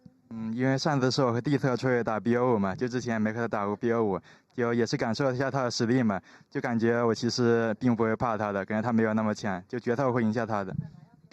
I believe the previous best of 5 was my first time to play against Chovy in the best of 5 because I didn't place against him on the big stage on the best of 5, and I feels like he's strong, but not that strong, and I feels like he's not that kind of the player that I should really be scared of. So facing against him again, I'm going to be the one that grabbed the victory. And it makes sense given the fact that you're the only MSI defending champion from last year. You were standing on the other side of the team, this time joining forces with BLG. How much have you evolved since last year, Knight, and how strong do you feel right now?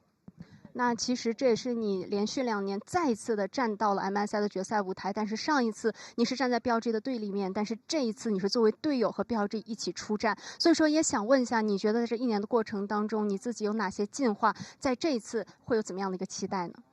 这1年过程期就和 BLG 就队友配合越来越好了嘛，也是再次进入决赛。就上次我是 FMVP 嘛，这次也会带领队友就拿下胜利了。Definitely, I feels like this year, together with all the teammates from BLG, we really built a very good synergy, a very good coordination as a whole team. And it really feels like last year I got the MVP on the stage of MSI, and this time I'm going to lead my team to grab the final champion again. We're going to make it special, defending this title in your home country. Knight, Sheshe, thank you so much for the interview and good luck tomorrow against Genji. And Wendy, sorry, thank you so much as well for the translation. Back to you, Shucks.